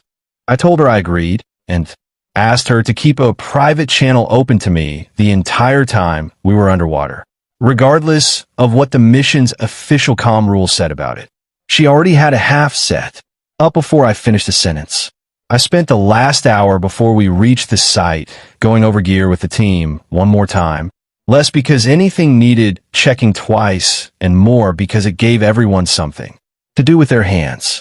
Bao asked, not entirely joking, whether we could just let the other 7 crews fight it out first and swoop in for the reward once the dust settled. I told her that was exactly the kind of plan Cobra was probably already running through his own head, which meant at least one other captain down there had the same idea, and we couldn't count on being the only ones patient enough to wait out. Better to go in with eyes open and a plan of our own than to gamble on everyone else being slower than us. The night before the dive, the whole ship stayed tense. Mira knocked on my door well past midnight, still in the oversized shirt I'd given her, looking small and unsettled. She couldn't sleep. The whirlpool felt wrong to her, and she was afraid her luck talent might turn on us at the worst possible moment. I took her hand and told her the truth. Even if the sky came down, I'd hold it up. She was good luck, not bad, and I meant it. Instead of sending her back to bed on nothing but reassurance, I asked her to come up to the practice deck with me. Cool night air, lantern light, and enough open space to actually move. Rona was still up doing her own drills near the bow and waved us over without asking questions. I set Mira up with a practice blade, dulled and light, and walked her through. Footwork slowly, hand guiding her wrist through the motion until she found the rhythm on her own. She was terrible at it at first, tripping over her own feet twice and laughing so hard the second time she had to sit down. I read fortunes, I don't fight, she told me, mostly resigned. I told her that wasn't really true anymore. She'd been on this ship long enough to have earned better instincts than she gave herself credit for, and had her run the same block and step sequence again. By the 10th pass, she wasn't thinking about her feet anymore, and that was the whole point. Rona wandered over halfway through to heckle constructively, correcting Myra's stance twice, with the bluntness only Rona could get away with, and the 3 of us ended up running drills Together for the better part of an hour, Myra's nerves burning off a little more with every round. By the end, she was steadier on her feet, breathing easier and considerably less afraid of tomorrow than she'd been at midnight. The system logged the session as a genuine gain. Her focus under real, sustained pressure had improved enough to unlock a latent branch of her luck talent, something called a divine sign draw, a rare chance at pulling a one-time blessing tier item. I told her that was worth celebrating and meant it. She went to bed that night worn out and pleased with herself, in a way she hadn't been in weeks. In the morning, she pulled out her draw scroll on deck in front of half the crew and shook it, with her eyes closed, still riding the confidence from the night before. The system flagged something it hadn't shown before. Her elevated focus had triggered a rare, critical roll on the divine sign talent. Light burst from the scroll, and out dropped a mythic tier item called Guardian's Hush, a 50-meter safe zone, 30 minutes long, immune to physical damage, magic and mental attack, with continuous recovery for anyone standing inside it. For a mission where death could come from any direction, that was close to a cheat code, and I told her so. She beamed like she'd won something enormous, which, honestly, she had. Kira caught me on the way out and made a dry comment about my new training program. I pinched her cheek and asked if she wanted to sign up too. She swatted my hand away, unimpressed, and reminded me we had a monster to kill. Mira found me again before we left the deck, scroll still clutched to her chest, and asked, half joking, half not, whether the divine sign meant she'd actually earned her place on this crew instead of just being lucky ballast everyone tolerated. I told her that lucky ballast didn't pull a mythic tier item out of thin air through sheer nerve, and that if she wanted proof she belonged here, she just handed it to herself. She went a little pink at that, tucked the scroll away, and didn't bring it up again, but she stood a little straighter for the rest of the morning.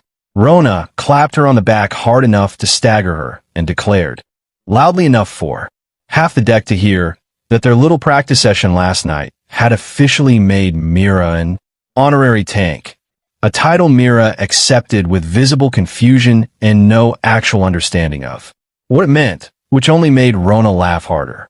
2 days later, we reached the site at dawn, a stretch of dead gray-black water under permanent fog, the air thick with rot, faint screaming threading through everyone's skull. Without ever touching an ear, 8 ships sat around a mile-wide whirlpool like ancient beasts, facing off in the dark. The trench had a standing, weakening effect on anything living nearby. I felt my own stats sag under it, though my conditioning kept it from mattering much. Some of the crew went pale immediately. At the central meeting, 20 representatives gathered on a makeshift platform of lashed driftwood at the whirlpool's edge. T-Rex turned out to be a mountain of a man, over 2 meters tall, scarred everywhere, skin showed, carrying a blood-colored axe the size of a door. Laughing Buddha was a bald, soft-spoken monk with sharp, calculating eyes that didn't match his gentle voice.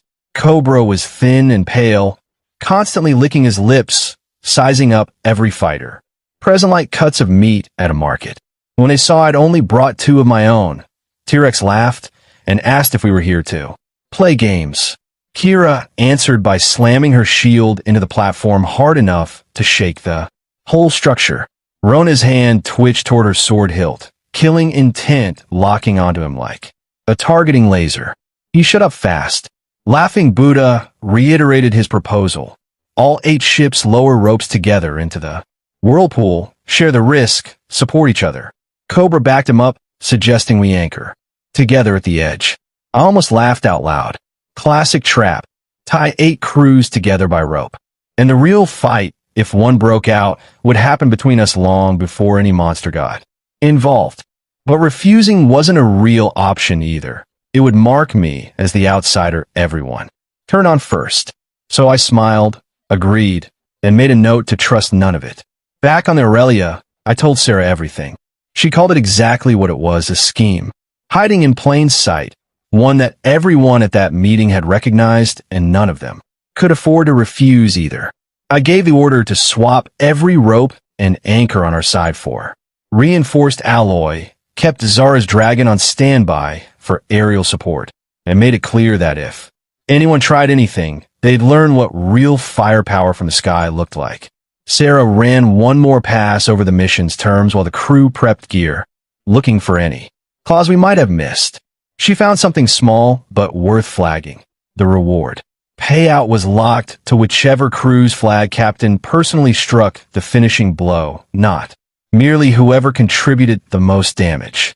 That detail alone explained why an alliance of 8 had ever agreed to dive together in the first place. Every one of them was betting they'd be the ones standing at the end, reward in hand, and every one of them had almost certainly already worked out how they intended to make that true.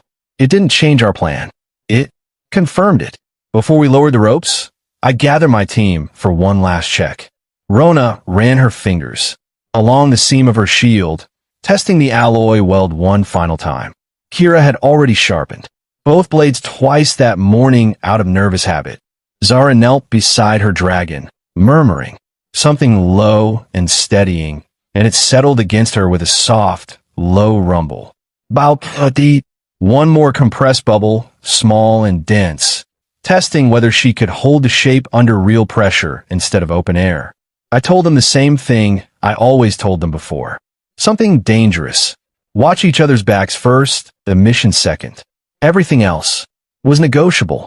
The 8 ships moved into position around the whirlpool. Anchors crashed into the seabed. Thick ropes dropped into the darkness below. An alliance built on lies and mutual suspicion was officially in motion. 10 of us went down the line: Rona, Kira, Zara, Bao, and 6 volunteers with Sarah and Verdana left in command of the ship above. The descent felt like being pulled through coal tar, the screaming sharpening into something closer to a physical blow the deeper we went. At 50 meters, Cobra made his first move. His rope whipped sideways toward our line like a snake, aiming to knock my whole team into the abyss below. Kira reacted before I'd even finished processing it. She locked her legs around our line, freed one hand, and smashed her shield into the incoming rope with 5 times her normal strength. The collision boomed like a bell through the dark water. She didn't budge an inch. Cobra claimed over the comm line that his hand had slipped. Pure garbage, and everyone knew it. I sent Rona a short message instead of wasting words on him. Send him a gift. 30 seconds later, a scream echoed up from Cobra's line. One of his rear guards had lost a hand clean at the wrist. Rona reappeared next to me a moment later, her blade untouched. Nobody on Cobra's side spoke again for the rest of the descent. We reached the bottom in a huge underwater cave built around a stone platform and a cracked, ancient altar.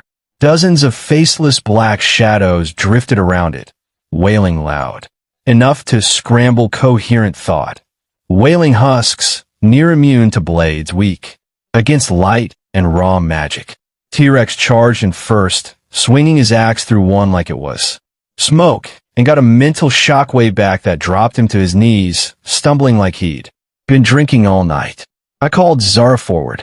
Her dragon's lightning fire breath tore through the husks in a single pass.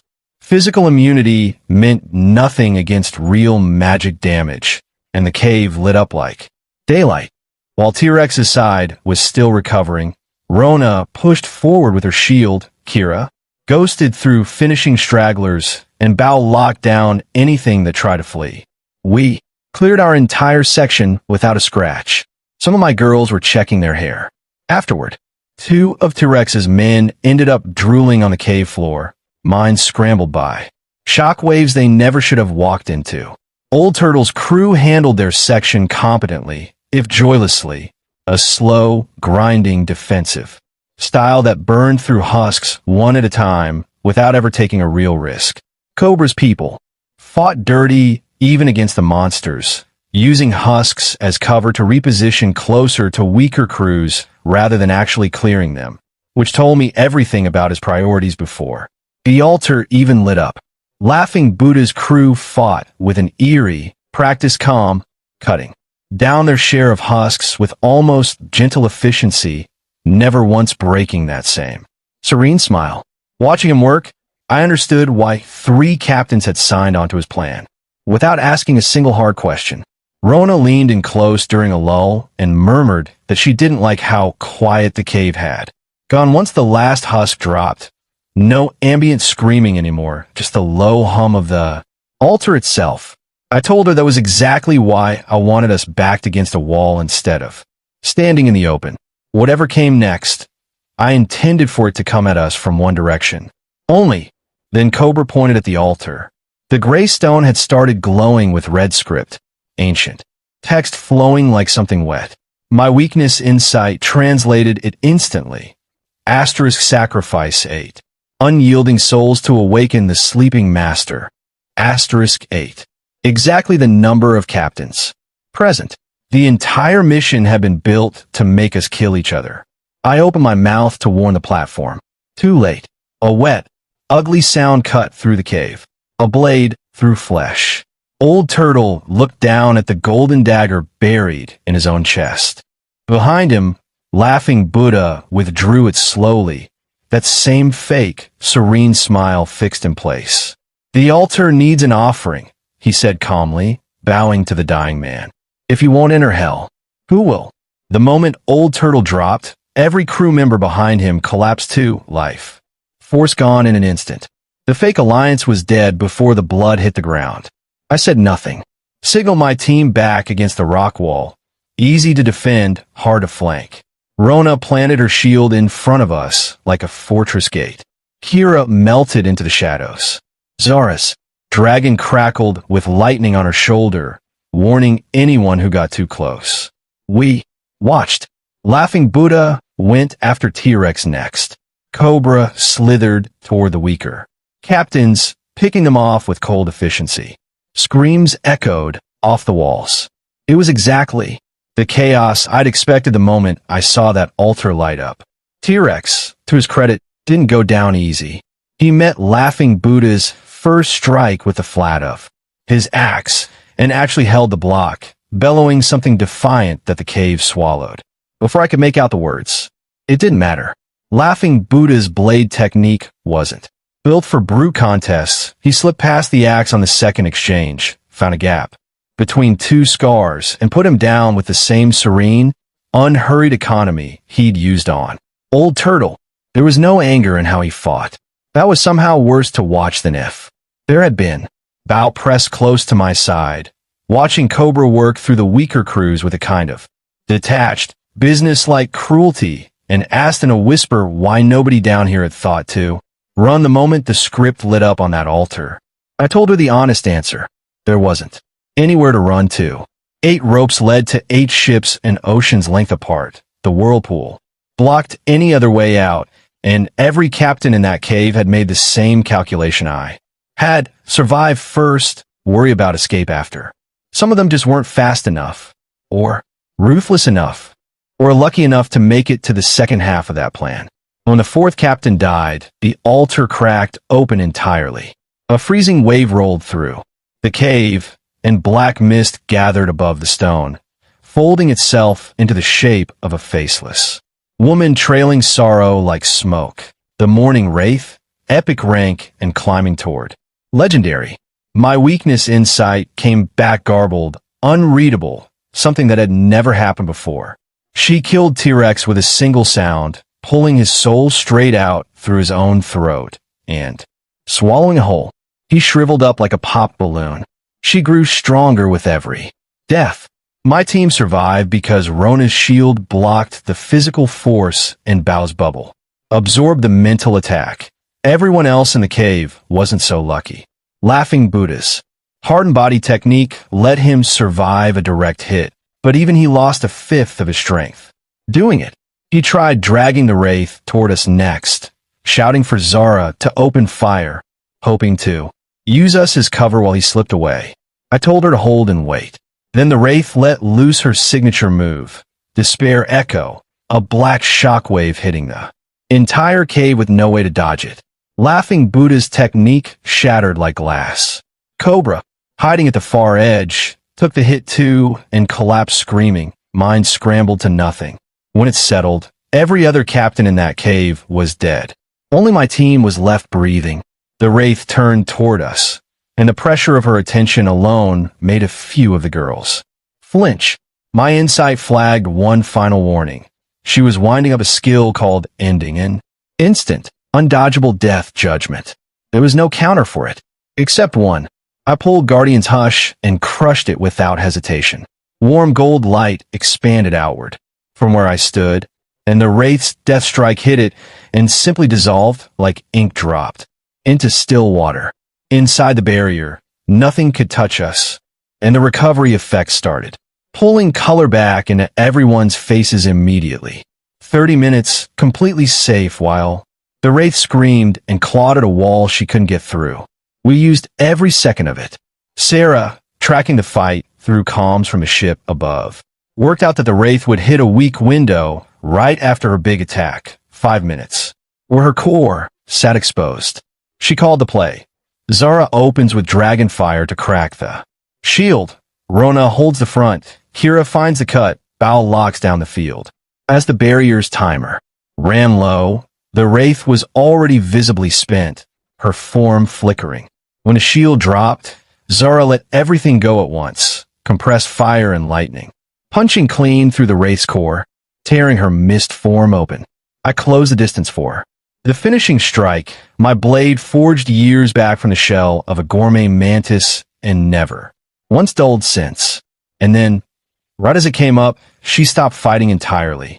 The rage went out of her all at once, replaced by something closer to relief. Her faceless head turned toward me, and a small, tired voice reached into my mind. "Kill me," she said. My blade froze mid-swing. For a long moment, nobody in that cave moved. Even Rona's shield lowered a fraction, like some instinct in her had recognized this wasn't a fight anymore.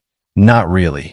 The wraith's mist form drifted, ragged where Zara's fire had torn through it, and the sound in my head wasn't a threat this time. It was closer to a plea from something that had been carrying a very old weight for a very long time and had simply run out of road. I didn't answer right away. My insight was still reading garbled static off her, but something in the tone had shifted enough that I risked a direct question instead of a killing stroke. What was she before the altar, before the 8-soul ritual had twisted her into whatever this was? The answer came slow, fractured, like she was dragging the memory up from somewhere buried, under centuries of the same interrupted despair. She'd been bound to this trench long before any of us existed, sealed to a duty she never chose, feeding on captains sent down by a ritual none of the actual victims had designed. She wasn't hunting us. She was doing the only thing the binding allowed her to do, over and over, for longer than any of us could really picture. Sarah's voice crackled in through the private line, quiet and urgent. The barrier's aftereffects were fading fast, and whatever I decided, I needed to decide it in the next handful of seconds, before the trench's ambient weakening field caught up with all of us again. I looked at the exposed core, still pulsing faintly where Zara's attack had torn it open, and at the ragged, tired shape hovering above it, and made the call. Not a killing stroke, a binding strike instead, the kind meant to sever a compulsion rather than end a life, aimed at the ritual thread still, tethering her to that altar rather than at whatever remained of her underneath it.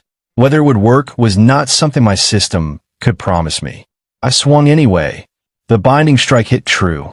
The ritual thread snapped with a sound like a rope giving way under too much weight, and the morning race form convulsed once, twice, then began folding in on itself, not dissolving, not dying, just settling, the way smoke settles when the wind finally stops pushing it somewhere it never wanted to go.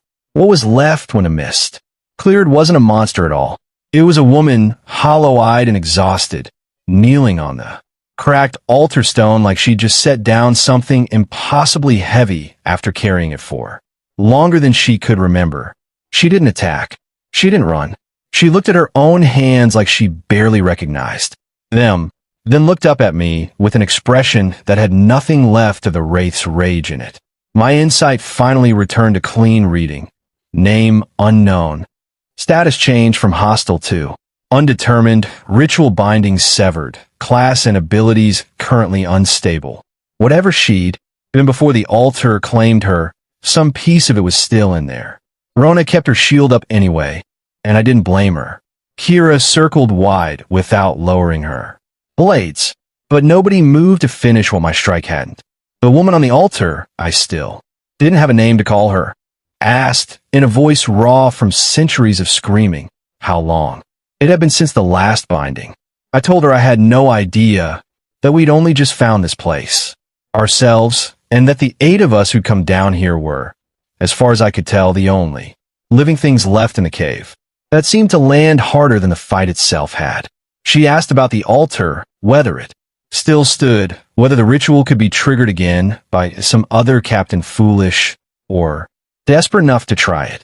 I told her the truth. It was still standing, cracked but intact, and I had no intention of leaving it here for the next crew to stumble into the same trap we almost hadn't survived. She agreed, quietly, that it needed to be dealt with, and volunteered with the flat, practical tone of someone offering the one skill she actually had left to help me bring it down from the inside, where centuries of forced servitude had taught her exactly where its foundations were weakest. We spent the better part of an hour working the altar apart together while Sarah coordinated the extraction topside and the rest of my team held the perimeter. When the last support cracked and the whole platform collapsed into the trench floor in a slow avalanche of stone, the ambient screaming that had haunted the water since we arrived finally, genuinely stopped. The silence afterward felt cleaner than any silence had a right to feel that deep underwater. Getting all 11 of us back up the line took longer than the descent had. Mostly because nobody entirely trusted that the trench's weakening field wouldn't try one last trick on the way out. It didn't. We surfaced into gray dawn light with the other 7 ships' crews nowhere in sight. Dead, fled, or still down in the dark, and I wasn't inclined to go check which. The mission board updated itself the moment my team cleared the water. Bounty complete, soul claimant, full reward issued. 10,000 units of rare material exchange credit, an epic treasure chest, 1,000 points, and, tucked in the fine print I almost missed, formal recognition of a new crew member, added automatically the instant the woman from the altar stepped onto the Aurelia's deck under her own power. Sarah met us at the rail with a dozen questions already lined up and visibly holding back a dozen more out of basic courtesy. Verdana, of all people, was the one who broke the tension. She took one look at the newcomer's hollowed, uncertain expression, recognized something of her own first days awake in it, and simply took her by the hand and led her toward the garden bay without asking permission from anyone, muttering something about warm soil being good for whatever ailed a person. Nobody argued with her. Nobody usually did. I stood at the helm that evening with the exchange card in one hand and the weight of everything we just survived settling somewhere behind my ribs. Level 7 was within reach now. The materials for the upgrade sat in my inventory, real and countable no longer. A number on a ranking board mocking us from a distance. Somewhere out there, 7 other crews had learned the hard way what happens when you build an alliance out of convenience instead of trust. Somewhere out there, a Leviathan-class fortress and a captain named Alida were still sitting comfortably in first place, entirely unaware that the gap between us had just gotten a great deal smaller. Sarah found me there a while later, 2 cups of something hot balanced in her hands, and didn't say anything about strategy for once. We just watched the last of the fog burn off the water together, the Aurelia riding low and steady under a crew that had, against every reasonable expectation, made it through one more impossible day intact. A burst of laughter filled the cabin, and the atmosphere lightened. After that, Kaidrin opened the last reward, the epic treasure chest. Blueprint, alloy ram, excellent grade. Installs at the bow, significantly increases collision damage and structural strength. Skill book, iron will, excellent grade. Passive, increases mental resilience, and resists mental control effects. Storm Core X2. Kaidrin decided to keep the Iron Will skill book for himself. His physical strength was always climbing from his overlord body, but mental defenses were a gap he needed to close. With all the loot processed, he turned his full attention to the next upgrade for the Pangu. Ship upgrade requirements. Pangu, level 6 to 7. Wooden plank 200,000, iron block 80,000, storm core. 10. Life-breathing soil 10,000 secured. Mermaid shell powder 10,000, refined oil 5,000, demonized. Whale oil 1,000. So many. Zara stared at the list. Where do we even find the last 3? The soil is handled, Kaidrin said.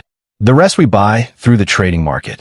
He opened the captain's trading market and searched for mermaid shell powder. Only 2 listings both. At eye-watering prices, one demanding an entire excellent grade equipment piece for 100 units of powder. Are these people insane? Zara clicked her tongue. Trading 100 units of material for a piece of blue equipment. Kaidrin shook his head. Normal. The production method for materials like this was extraordinarily rare.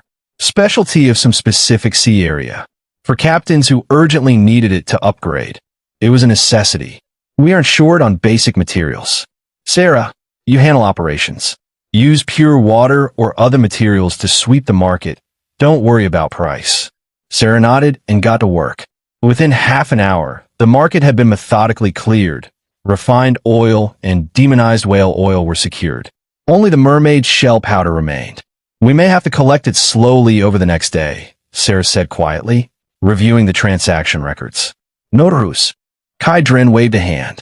He had the resources, and his patience was solid.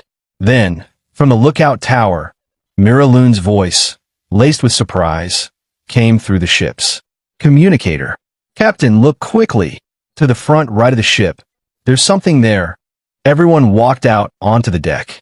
On the blue, sparkling sea, about a nautical mile to the front right, a group of strange creatures was breaking through the water surface and rapidly approaching.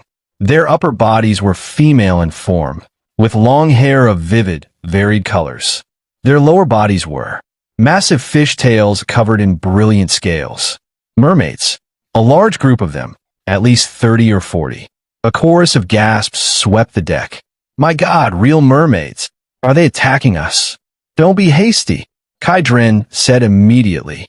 He used the captain's appraisal to scan them. All names appeared green, neutral, no hostile intent. They had simply been drawn here by something.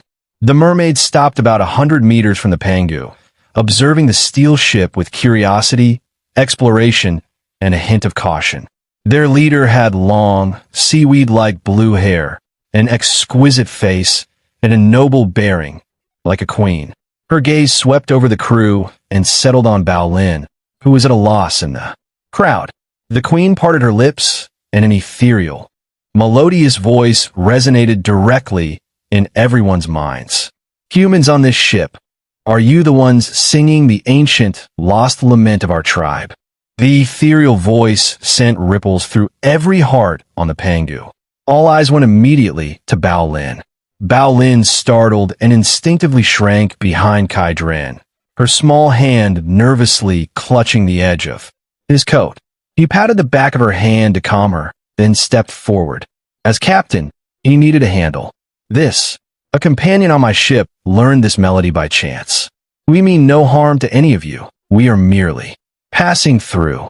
The mermaid queen, azure eyes deep as the ocean, studied Kaidrin for a long moment. She could feel the vitality within him, vast as a scorching sun, with even a faint touch of divine power. Her weariness eased slightly. Her gaze moved back to Bao Lin, and her tone softened. Human, do not be afraid.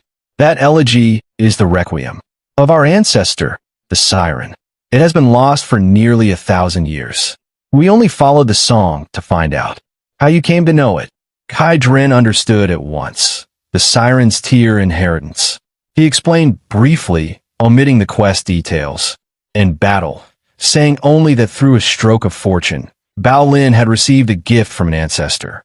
The Mermaid Queen and her people behind her all showed expressions of understanding, then sorrow.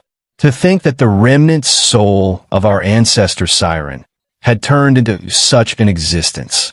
She sighed softly, then placed a hand over her heart and bowed to Kai Dren and Bao Lin in elegant, ancient salute.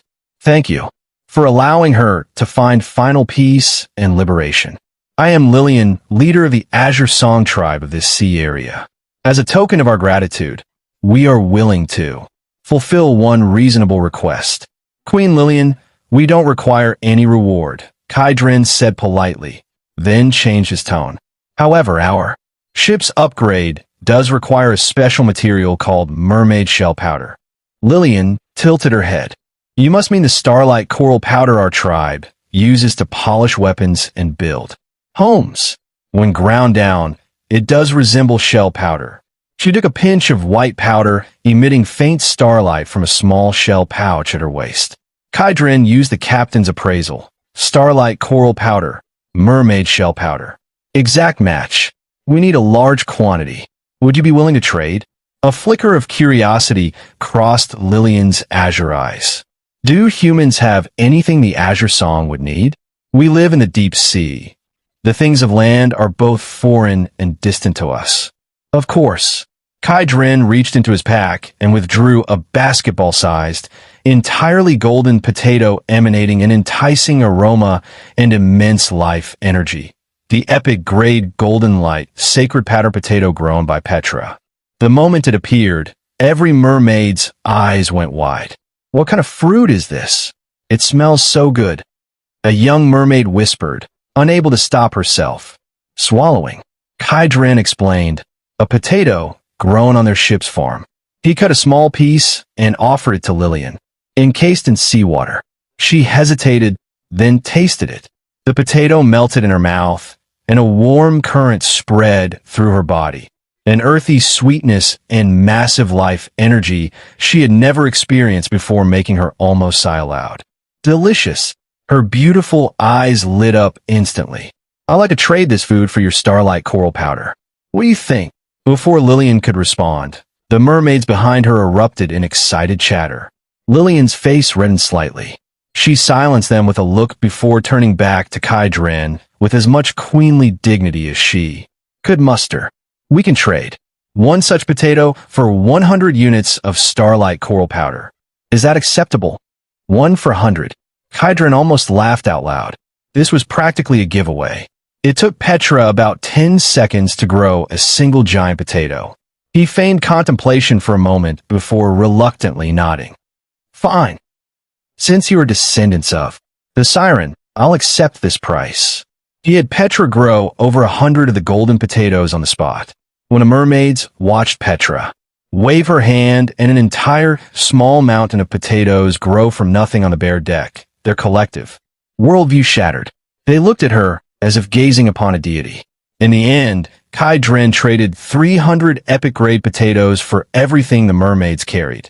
20,000 units of mermaid shell powder, plus bonuses of deep-sea pearls and nerve-soothing seaweed. The mermaid shell powder was finally secured. After seeing off the enthusiastic Queen Lillian and her tribe, the Pengu's deck erupted in celebration. Captain is incredible. You even found a seller for something this rare. We're getting a level 7 ship. Kai Dren didn't delay. He went straight to the captain's cabin, opened the construction interface, confirmed. All materials had turned blue, and pressed the upgrade button. All required materials confirmed. Beginning Pango upgrade. Level 6 to level 7. A 7-colored light, more dazzling than anything before, instantly enveloped the entire Pangu. The hull vibrated within the light, making sounds like bones being reshaped. Everyone was gently lifted and suspended in the air as the transformation unfolded beneath them. The ship expanded, length and width both growing visibly. Simple wooden structure gave way to a strange alloy shimmering with metallic luster. On both sides of the gunnel, brand new mana cannons with pitch-black muzzles generated themselves and pointed into the distance. The alloy ram fused into the bow and became something larger and more ferocious. The process lasted 10 full minutes. Pangu successfully upgraded to level 7. Length increased to 160 meters. Width increased to 60 meters. New. Mana Cannon X-20 Primary Energy Shield. Captain's exclusive cultivation room. All base ship attributes. Increased twofold. Primary Energy Shield. Continuously consumes storm core or demonized whale oil to form a protective energy barrier against attacks. Captain's cultivation room. Built-in time acceleration significantly, increasing cultivation efficiency. Before Kai Dren could even explore the new features, a notification sounded for everyone on deck. Warning, your ship is about to leave the normal sea area. In 30 seconds, you will be teleported to the Styx Sea Domain. This is a high-risk sea area. Prepare accordingly. The Styx Sea Domain. As the countdown reached 0, the space around the Pangu was violently twisted by invisible hands. When the prismatic light dissipated, a nauseating smell of blood rushed in. Bao Lin, who had been enjoying the view on deck, clutched her mouth and gagged. Everyone looked up and fell silent. There was no blue sky, no white clouds, no sun. Above them hung a dark red firmament, so oppressive it felt only a few hundred meters overhead, its clouds resembling clumps of congealed blood, slowly writhing. Below the ship, an endless sea of blood. The water was terrifyingly calm, viscous, heavy, and the color of dark red Venus blood. The entire Pangu seemed to be sailing atop a mountain of corpses. Is this the Styx Sea Domain? Sarah adjusted her glasses, the lenses reflecting an eerie red light. Her tone was more solemn than Kai Dren had ever heard it. The air has high humidity and is slightly corrosive. Everyone try not to stay exposed on deck too long. Petra, crouched by the gunwale, poked the red seawater with her finger, shook her hand in disgust, and looked up with innocent confusion. The water here looks like it tastes awful. Kai Dren walked to the bow, brow furrowed. Then the grand notification sound chimed. Styx Sea Domain Rules. Rule 1. Faction Confrontation. All captains in this sea area are automatically assigned to the outsider faction. The local power is the Styx Guardian Army. Both sides are mortal enemies. Conflict ends only in death. Rule 2. Military Merit. Outsiders who kill Styx creatures or destroy local vessels receive Styx Military Merit, exchangeable at the Styx Divine Palace for materials, blueprints, skills, talents, or even lifespan. Natives who kill outsiders receive Styx Blood to enhance their own strength. Rule 3. Mutual Aid. Within this sea area, all outsider ships are prohibited from attacking each other. Violators will be swallowed by the Styx. Unite against the enemy. Now, for survival, let the slaughter begin. The sea area channel was already in an uproar when Kai Dren opened it. Captains shouting about native fortresses, legendary skill books costing 1,000,000 merits in the exchange shop, and the general fervor of people who had just arrived in a new killing zone. Kai Dren posted a brief message. Newbie here. Could any veterans explain the situation? The channel went silent for 2 seconds, then exploded. Multiple captains recognized the Pangu, #1 on the global crew ranking, now also a level 7 ship. Offers to team up flooded in. Then 2 captains with golden leader prefixes spoke up. Braxcar, one of the Styx Society's presidents, introduced himself directly. His co-president, Garrick Mauld, added context. The Styx Society was the largest outsider alliance in the sea area, currently at a stalemate against the native Styx Guardian Army. They had level 8 fortresses and possibly level 9 strongholds. They needed a third leader. They were offering that position to Kai Dren. Kai Dren waited. Joining to gather intelligence and use the alliance's rules made sense. And they were offering leadership. No reason to decline. All right, send me the coordinates.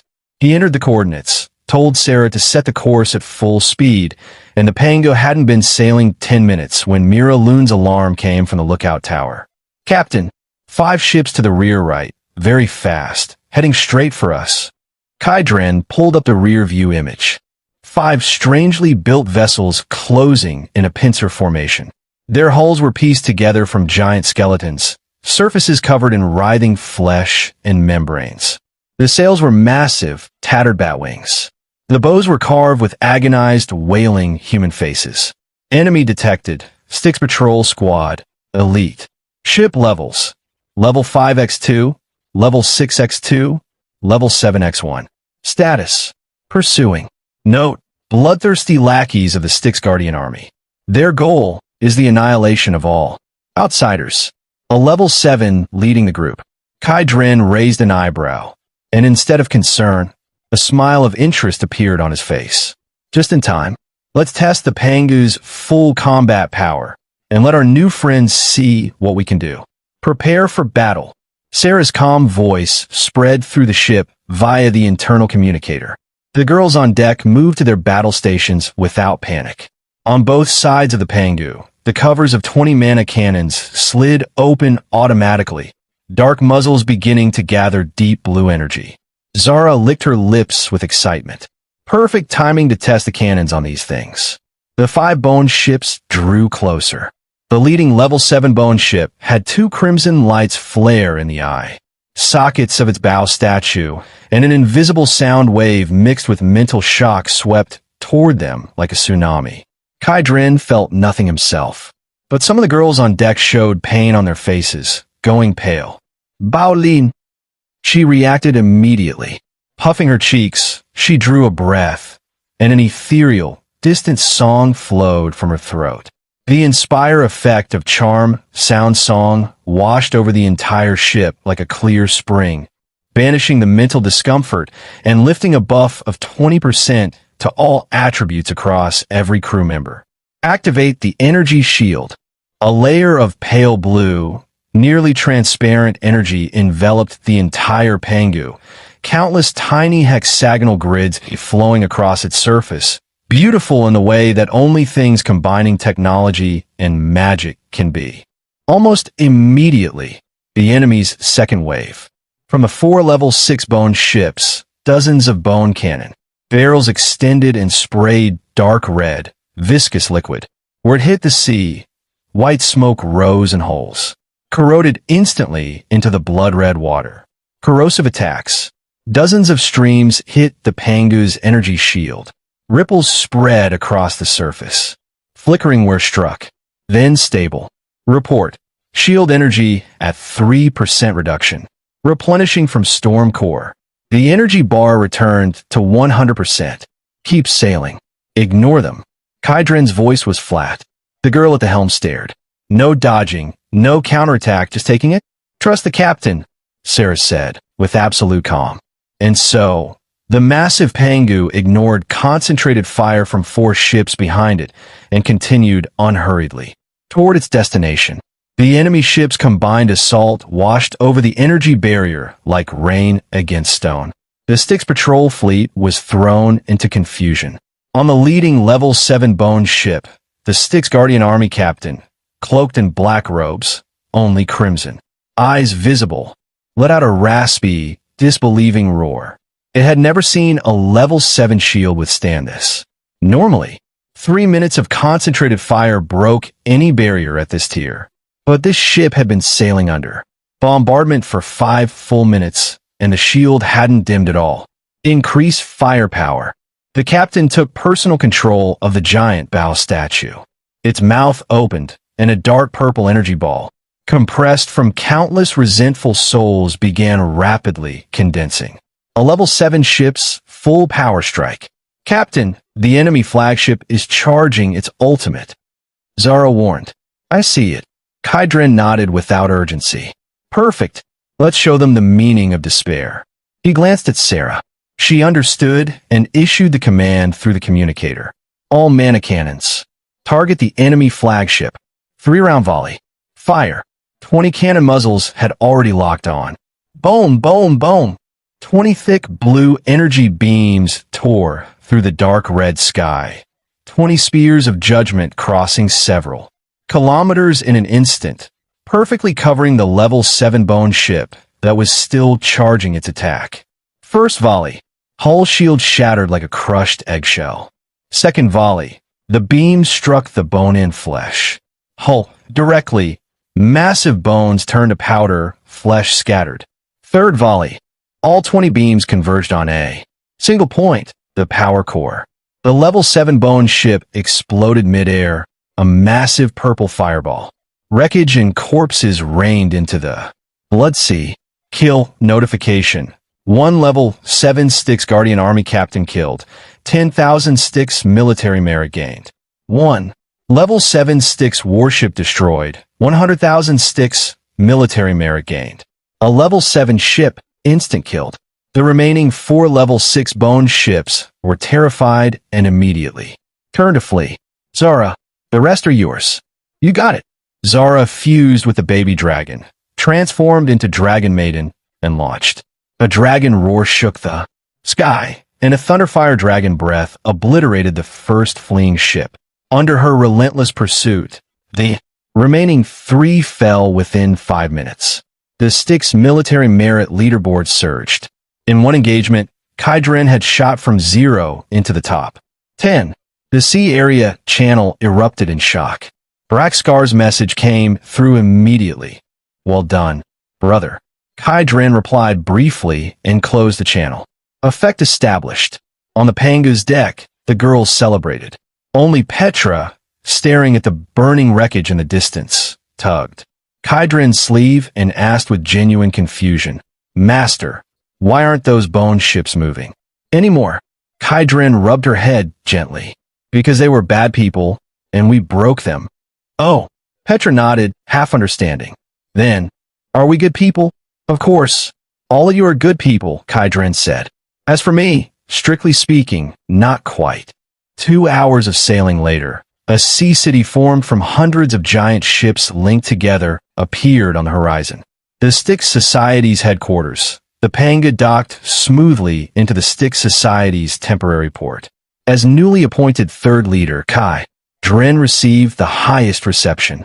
Braxcar, nearly 2 meters tall, built like a siege weapon, with an SS rank berserk talent, was exactly as his reputation suggested: bold, direct, and unfiltered. Garrick Mauld was the opposite: refined, gold-rimmed glasses, SS rank mental type talent, meticulous and responsible for alliance strategy. After a short meeting, Kai Dren had a solid picture of the Styx Society. Roughly 80% of the outsider captains in this sea area, 3 level 7 ships, over 30 level 6, and countless smaller vessels. Several engagements with the Styx Guardian Army had resulted in a stalemate. Night fell over the blood-colored sky. The Styx Society headquarters blazed with light and noise. The Pangu, docked in its exclusive berth, was quiet and separate from it all. Inside Kira Loon's room, the sports committee member sat cross-legged on her bed, wiping her precious dagger. The door opened. Mira walked in carrying a plate of sliced fruit. "Kira, you're still at it? Have some fruit and rest." Mira set the plate down, leaned closer, and a faint, familiar scent reached Kira's nose. Warm, distinctly masculine. Kira's hand stopped on the blade. She looked up. Her twin was different tonight. Cheeks a healthy pink, eyes shimmering, some indescribable charm in the set of her brows that hadn't been there this morning. Kira's brows furrowed unconsciously. "Sis, come here." Mira sat down on the bedside, confused. Kira leaned in without warning and, like a puppy investigating something, sniffed at Myra's neck. Mira went rigid and scarlet instantly. "Kia, what are you doing?" "Don't move. There's the captain's scent on you." Not a question, a statement. Myra's heart lurched. Her eyes darted in panic. No way. I just finished bathing. It's the body wash." "Body wash?" Kira's lip curved. "We use the same peach-scented wash. The captain uses mint. Do you think my nose is decorative?" Everything was clear now. Kira leaned back against the headboard, arms crossed, watching her sister burn. With embarrassment. "Be honest." Myra's voice, when it came, was nearly inaudible. "It's what you think." "When?" Just now." Kira had been fearless since childhood. Fighting, sports, adventure. But romance between men and women had always been a blank in her life. Now, watching the change in her sister.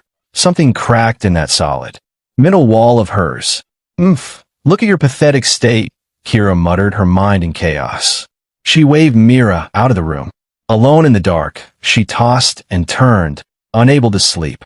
Her mind kept replaying Myra's shy, satisfied expression and cutting to Kai Dren's face, that ever-present easy smile.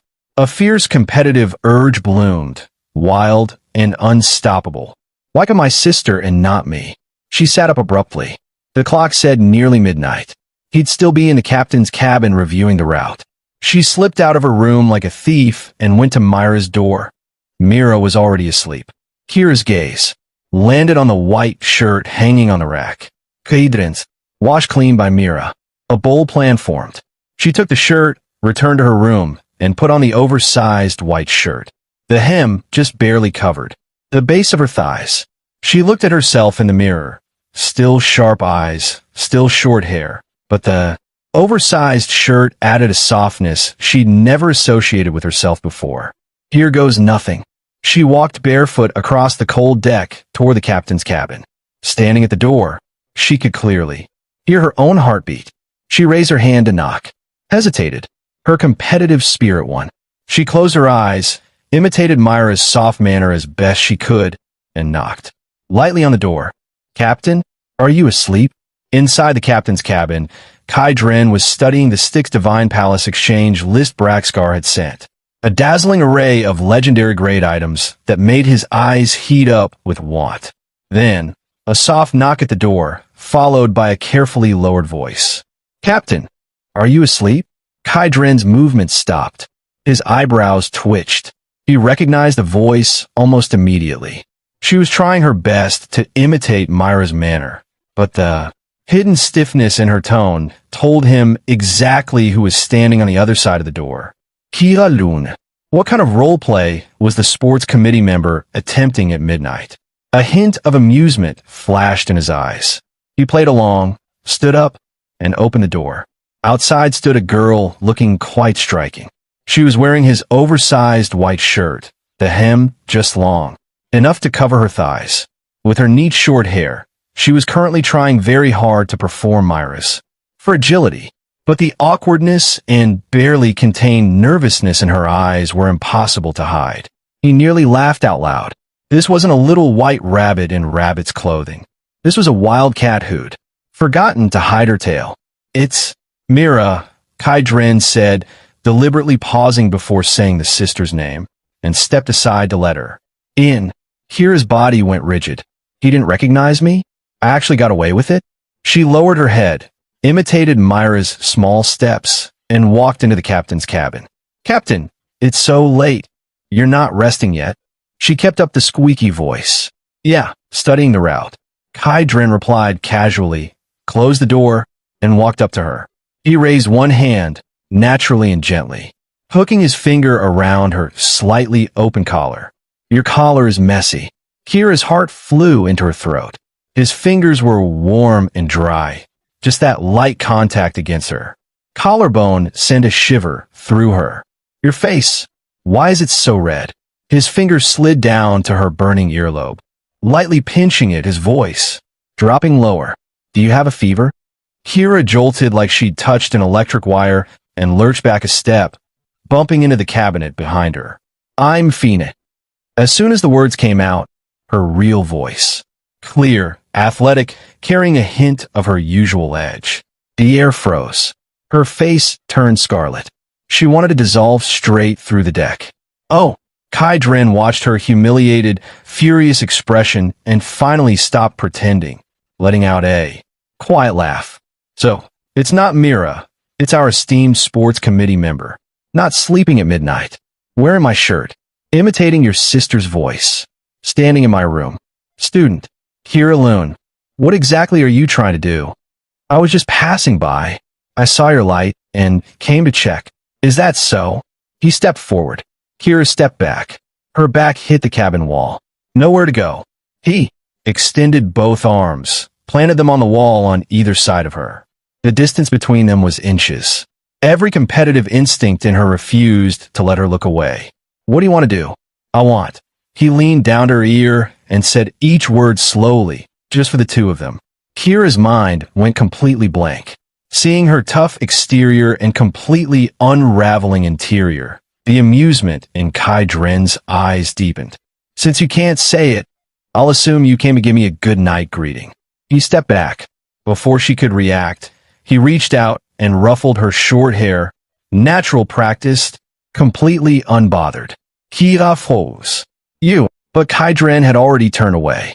He took a thin blanket from the storage locker, walked back, and draped it over her without a word. The nights in this sea zone are freezing. Don't catch a cold.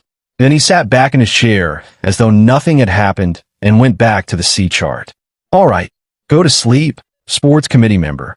There's plenty to do tomorrow. Kira stood there completely dazed. He just let her go like that? A shame and indignation far worse than the wall slam surged through her.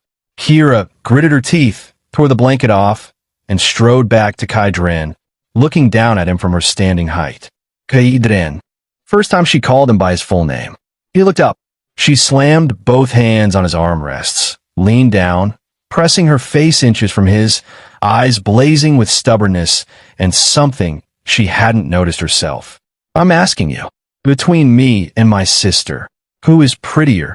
Facing the question that was essentially a death trap, Kai Dren simply looked at her. He watched her eyelashes tremble slightly with nerves, watched the flame burning in her eyes. He didn't answer. Instead, he raised one hand and lightly tapped his index finger against her tightly pressed lips. Shoo! Kira's brain short-circuited entirely. His fingertip carried a faint coolness, but where it touched it felt like an electrical current. That stubborn pride deflated by more than half in an instant. I'll answer that question when you're no longer like this, wearing someone else's clothes and asking questions you don't really mean. He withdrew his finger, draped the thin blanket over her again, and then patted her on the back. This time, Kira didn't resist. Like a deflated balloon, she gave him one long, complex look, then clutched the blanket to herself and practically fled the room. Kai Dren shook his head with a quiet laugh. A prickly little wildcat who explodes at the slightest touch. The next morning, the atmosphere on the Pangu was strange. At the dining table, Mira kept stealing glances. At her sister, then at Kai Dren, her eyes full of confused worry. Kira buried her head in her food the entire meal, not making eye contact with anyone, though the red tips of her ears said everything. After breakfast, Kai Dren received a communication from GIRLS.My. GIRLS and Braxcar were planning a war meeting about their next strategic objectives. Location: Brax. Scar's flagship, the Tyrannosaurus Rex. 10 of the strongest level 6 ship squadron leaders in the Alliance would also attend. Kai Dren gave a few instructions to Sarah, Rona, and the others, then took a small boat to the Tyrannosaurus Rex alone. The Tyrannosaurus Rex, with a massive steel vessel of violent aesthetics, hull covered in thick ramming, prows and gun barrels, looking like a steel beast ready to devour everything. Pure attack power was probably even higher than the Pangu. But the Panga's advantage was the infinite shield, defend and fight, simultaneously, never worrying about energy consumption. The meeting room was already full. Braxcar leaned against his chair, massive frame, wild appearance, radiating a pressure that made the air dense. GIRLS.My was the opposite, composed and refined. 10 level 6 captains sat below, each an owner of their own ship, each clearly a powerhouse. Eyes full of scrutiny when Kai Dren walked in. Kai Dren sat in the lead position without hesitation, equal footing with Brax and Garrick. I'll be direct, Garrick said, activating a projection device at the table center. A 3D map of the sea zone appeared, with one coordinate point marked prominently. Here, coordinates 3681, -1120, is the largest Styx Guardian Army military fortress in the Southwest Sector, the Blood Sea Fortress. The projection zoomed in. A massive black fortress, large as a mountain range, built entirely from unknown black metal and enormous skeletons, with countless menacing turrets shrouded in a dark red energy shield. Blood Sea Fortress. Threat Assessment. Fortress level. Level 8. Pseudo. Garrison. Roughly 3,000. Styx Guardian Army members. 10,000 skeletal soldiers. Ships. Level 7x5. Level 6x24. Level 5x237. Defenses. 420 blood vessel turrets. 150 bone catapults. 10 Watcher's Eyes. Core. Blood Sea Heart. Powers the entire fortress and emits a persistent weakening aura. Commander. Grim Warden Valdrek. Local hero. SSS rank talent. Blood Monarch. Strength unfathomable. The sound of sharp intakes of breath filled the meeting room. A pseudo-level 8 fortress? An SSS rank commander? 5 level 7 ships? A captain exclaimed. How do we fight that? Are we just supposed to charge and head first? Brack Scar slammed the table. Stop panicking. Wealth is found in danger. Take that fortress and the military. Merits and materials inside could upgrade one of us directly to a level 8 ship. At that point, our outsider faction owns a true ocean stronghold. Who would dare touch us? Greed reignited in their eyes. Dangerous, yes, but the rewards were equally real. Garrett cut in smoothly. We won't charge blindly. The fortress is powerful, but not invincible. The key is the Blood Sea Heart. Destroy it, and the entire fortress loses power. Shields and turrets go dark. That's our opening. Easier said than done, said a cold captain with the call sign Scorpion. How do we get past the level 8? Shield and 10,000 defenders to reach it. Garrick smiled, and his gaze turned toward Kai Dren, who had been sitting in silence. That will depend on whether our new Panga leader is willing to help. Every eye in the room turned to Kai Dren. Kai Dren's fingers tapped lightly on the tabletop, expression unchanged. Leader Garrick, you want my Panga to act as the target? Garrick smiled warmly. Captain, you're overstating it. This isn't being a target. It's being the only viable tactical core. He turned to the room. You've all seen the Panga's record. A level 7 ship withstood concentrated fire from 4 level 6 ships and 1 level 7 ship simultaneously, and its shields didn't move an inch. My plan is simple. The Panga leads at the front, drawing all fortress battery fire. In the ideal scenario, Captain Kai Dren sustains an absolute safety zone using his shields, giving the rest of us a protected output window. We concentrate our entire firepower on a single point of the fortress shield. Constant dripping wears away stone. Even a level 8 fortress shield will eventually tear. Once a gap appears, Braxcar leads the elite assault. Fleet through to destroy the Blood Sea Heart. When the heart falls, the battle is decided. Dead silence in the room. The plan was bold to the point of madness. Its entire core rested on the Pangu, and on Kai Dren's willingness to be the shield for 800 ships. Garrick Braxcar said, this plan puts all the pressure on our brother Pangu. If a ship can't hold, we're all finished. I trust Captain Kai Dren's strength, Garrick said. He looked at Kai Dren. Am I right? As one of the leaders, you should rightfully shoulder this responsibility. An open scheme dressed up in righteousness. Refuse and his prestige as new leader collapses. Accept and he bears the greatest risk. Whether my ship can hold is my concern, Kai Dren said finally. His tone was flat.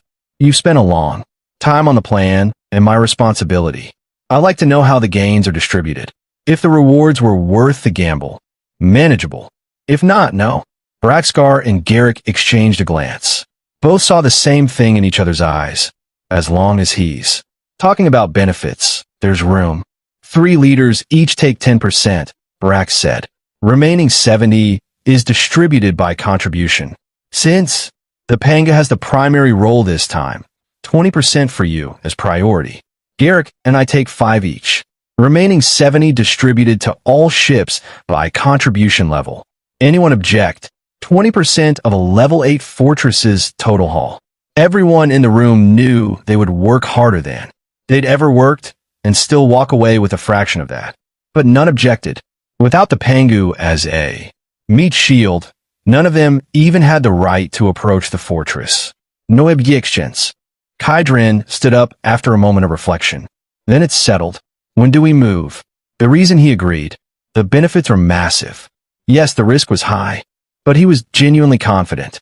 With the Infinite Storm Core as his trump card, that said he needed to upgrade his shield before going in. More hull defense, more insurance. Also, and this was worth noting, while it seemed like he was bearing the greatest risk, he really wasn't. If the shield genuinely couldn't hold, he could simply withdraw. The one truly at risk was Braxcar, who would have to lead a direct charge into the fortress interior once the shields were down. And Brax was getting half of what Kydrin was getting. Since Brax had no objection to those terms, Kydrin certainly didn't either. One wave of resources and military merits from this could get the Pangu to level 8. The sooner the better, Garrick said, a sharp glint in his eyes. Dawn, the day after tomorrow. Tonight, everyone prepare. Get your ships to peak condition. Done. Kydrin returned to the Pangu after the meeting. The giant steel vessel was quiet, a sharp contrast to the clamor of the Styx Society headquarters outside. Sarah Vane had been waiting in the captain's cabin and handed him a cup of warm coffee the moment he stepped in. Everything arranged? We move at dawn the day after tomorrow. He took a sip of coffee and briefly recounted the meeting. Sarah's elegant brows furrowed slightly. The plan demands too much from the Pangu. The firepower of a pseudo-level 8 fortress. Even with infinite storm cores powering it, the shield's structural strength may not withstand that level of instantaneous burst damage. She'd reached the same conclusion he had. The Pangu's shield advantage was sustainability, not absolute defense. So, I need to upgrade it before the battle. I want an epic grade shield enhancement blueprint. Blueprints of that level almost never appear on the market. And if they do, the price is astronomical. Astronomical. Kydrin. Sarah, have you forgotten we have infinite resources and Petra, who produces epic grade food? Meanwhile, the Styx Society's war preparations had already caused chaos on the World Channel. All materials related to attack, defense, and repair spiked in price and were swept from the market within hours. Kydrin posted one message. 100 epic-grade golden potatoes, seeking epic-grade shield blueprints or leads. Epic-grade food. 100 of them at once. The trading market went momentarily silent, then exploded in private messages. Kydrin filtered for keyword. Blueprint. One message caught his eye. A seller with a hidden ID. They had a blueprint. The stick barrier, epic-grade, a shield enhancement. Designed specifically for the Styx C domain environment. Greatly increasing resistance to mental attacks, and corrosive energy. Price, 1,000 epic potatoes. 1,000. Kydrin sneered internally. He typed back. He didn't have 1,000, but he had the 100 plus 10,000 iron blocks. Deal. Long silence on the other end. Then, 20,000 iron blocks plus the 100 potatoes. Deal. Kydrin agreed instantly. This much in resources was nothing to him. Especially since he discovered a market exploit. Basic materials like iron blocks could be packed in his sacks for trading, turning the daily 1,000-unit limit into 100,000-unit batches in one transaction. The seller's reply. They clearly hadn't expected immediate acceptance. They initiated the trade. Done. Blueprint acquired. Styx barrier, epic grade. A masterwork from Styx craftsman. Grants your ship's shield an additional solid physical barrier, greatly enhancing structural strength and energy resistance. Upgrade requirements. Life-breathing soil, 10,000. Refined petroleum, 5,000. Demonized whale, oil, 5,000. Styx vengeful soul stone, 100. Upgrade effects. Base shield strength plus 300%. New trait Soul Guardian. Shield blocks an additional 50% of mental shock damage. New trait Energy Solidification. Energy consumption increases by 30% when shield is under attack. Good stuff. Kydrin called Garrick Mauld immediately. I have the shield blueprints. I'm a bit short on rare materials, though. On the other end, silence. Then, we'll gather them now. Under 10 minutes, Garrick and Brax had pooled everything and sent it over. To them, as long as this battle could be won, materials were trivial. Upgradable ship component detected. Consuming materials to upgrade primary energy shield. Around the Pangu's hull, the previously invisible energy shield began to flicker with a faint eerie blue glow. The glow flowed and condensed, crystallizing on the hull's surface into a translucent shell resembling black crystal, covered in mysterious flowing energy patterns, as if the massive steel vessel had donned a suit of indestructible armor. Upgrade complete. Primary energy shield successfully upgraded to Styx Barrier Epic Grade. Everything was ready, only waiting for dawn. Time passed. At the dawn of the appointed day, the blood-colored Styx sea domain was already saturated with a murderous intent before the sky had even lightened. Over 800 ships, large and small, form an unprecedentedly massive fleet, cutting through the dark red waves toward the Blood Sea Fortress in the southwest. At the very front, 3 Level 7 vessels. Braxcar's Tyrannosaurus Rex, Garrick Mauld's Infernal, and at the very tip, Kydrin's Pangu. The black crystal barrier reflected cold luster in the dim morning light, silently proclaiming the role it was about to fulfill. On the lookout tower of the Pangu, the sea breeze cut sharply, whipping the hem of Kydrin's coat. Binoculars raised, he stared at the horizon, where a black silhouette crouching like a giant beast was already vaguely visible. Behind them, 800 warships stretching to the horizon, an army on the edge of the greatest battle the Styx sea domain had seen. Ahead, the Blood Sea Fortress radiating an ominous, death-laden aura. But with the enemy closing in, he reluctantly let them go after 2 minutes. Luxury would have to wait until after the fortress was taken and the level 8 ship was secured. For now, battle. Standing on the tower watching the fortress silhouette draw nearer, even Kydrin felt a knot of tension in his chest. The shield was upgraded, but whether it would actually hold against a level 8 fortress's full firepower was something only the battlefield could answer. The romantic moment on the observation deck didn't last long. When the silhouette of the Blood Sea Fortress occupied a third of the telescope's field, an invisible aura of slaughter enveloped the entire fleet. Mira and Kira went a gear up. The upgraded Styx barrier gave Kydrin real confidence. He refocused on the horizon. Then, a low alarm blared from Braxcar's Tyrannosaurus Rex, spreading throughout the formation. All hands on alert. 10 nautical miles ahead, Styx Guardian Army Patrol fleet detected. 15 ships charging toward them at high speed. 2 massive level 6 skeleton warships in the lead. 13 level 5 ships behind them. Garrick's calm voice came through the communicator. Everyone, the appetizer is here. 3 level 7s in the vanguard. Level 6s on the flanks. Remaining ships providing long-range fire from the rear. Brax, frontal breakthrough. Kydrin, left flank. Draw the level 6 ship and at least 5 level 5s on that side. Take the right. Goal, total annihilation. No ship escapes. Ha ha, my cannons have been starving. Brax roared through the communicator, and the next second the Tyrannosaurus Rex's engines detonated with a savage boom, and the ship broke formation, charging straight at the enemy like a crazed beast. Kydrin didn't hesitate. Sarah, 30 degrees left front. Full speed. The Pangu carved an elegant arc and moved to intercept the left flank.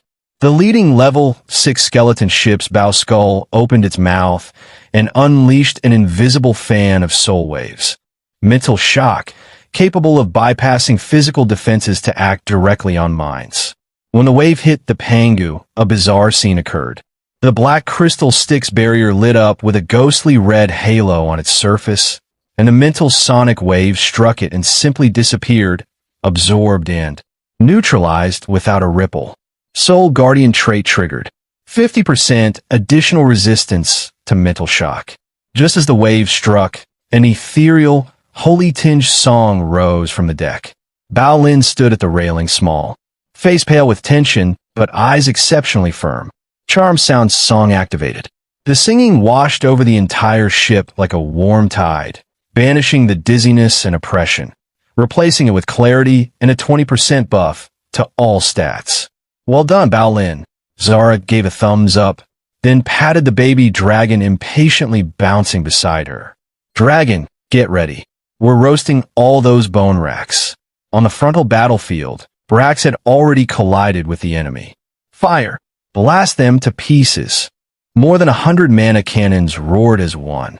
The first level 5 skeleton ship struck didn't even fully raise its shield before the torrent engulfed it entirely. 3 level 5 ships obliterated in one volley. The level 6 ship managing frontal defense withstood the salvo, but its bone shield erupted in spiderweb cracks. Its undead commander roared and focused every cannon on the Tyrannosaurus Rex. Brax didn't dodge a single one. He laughed wildly as his ship's thick shield absorbed everything and launched his second salvo. This guy, Kai Dren, watched from the left flank. Truly a fierce man. On the left flank, the level 6 bone ship and 6 level 5 escorts had completely surrounded the Pangu and opened concentrated fire. Corrosive light orbs, bone spears, and resentment-laced curses slammed into the Styx barrier from all directions. The girls, especially those experiencing this scale of naval combat for the first time, went pale and instinctively crouched. Only Rona, excited in her tower shield armor, actually moved closer to the ship's side, practically eager. Sarah stood beside Kai Dren, watching the energy readings on the shield panel with a slight frown. At this intensity of concentrated fire, the structure is holding, but energy consumption is severe. The shield generator may overload under continued high load. I have it under control. Let them keep hitting for now. He was waiting, also watching, gauging his allies' capabilities while the enemy wasted ammunition. The World Channel completely exploded over this massive battle. Kill announcements flooded in, mostly Brax scars. Spectators noted that the Pangu seemed to just be taking hits. No kill announcement from Kai Dren. The Panga moved. Now, a flash of light in Kai Dren's eyes. All mana cannons. Lock onto the power core of the level 6.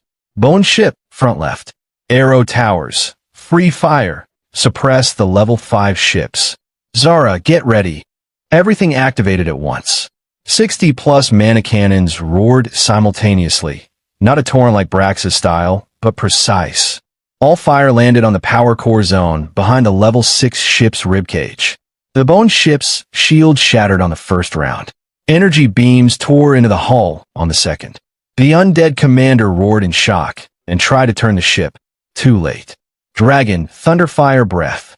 A high-pitched dragon roar split the air. A terrifying dragon breath mixed with thunder and flames poured directly into the tier Kai Dren had opened. The power core detonated from within. The entire level 6 bone warship became a massive fireball, burning fragments scattering in every direction. Another level 6 ship instant killed. The arrow towers immediately turned their suppression fire on the remaining level 5 ships, holding them in place. Kill notifications. 1 level 6 bone warship destroyed, 16,000 Styx military merit gained.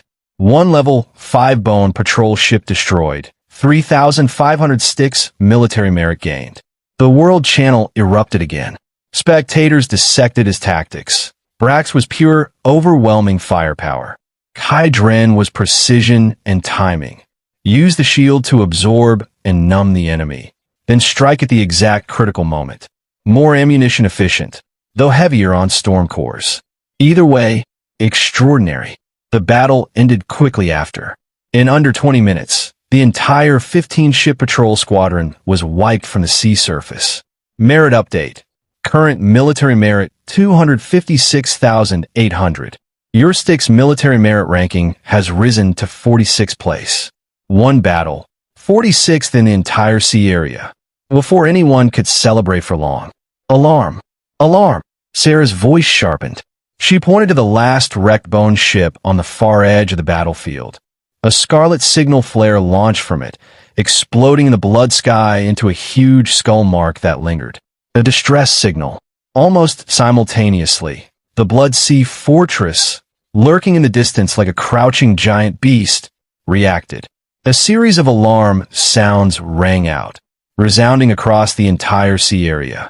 Then, On that incomparably huge fortress, red lights lit up in unison like demons opening their eyes. 1, 2, 10, 100, thousands.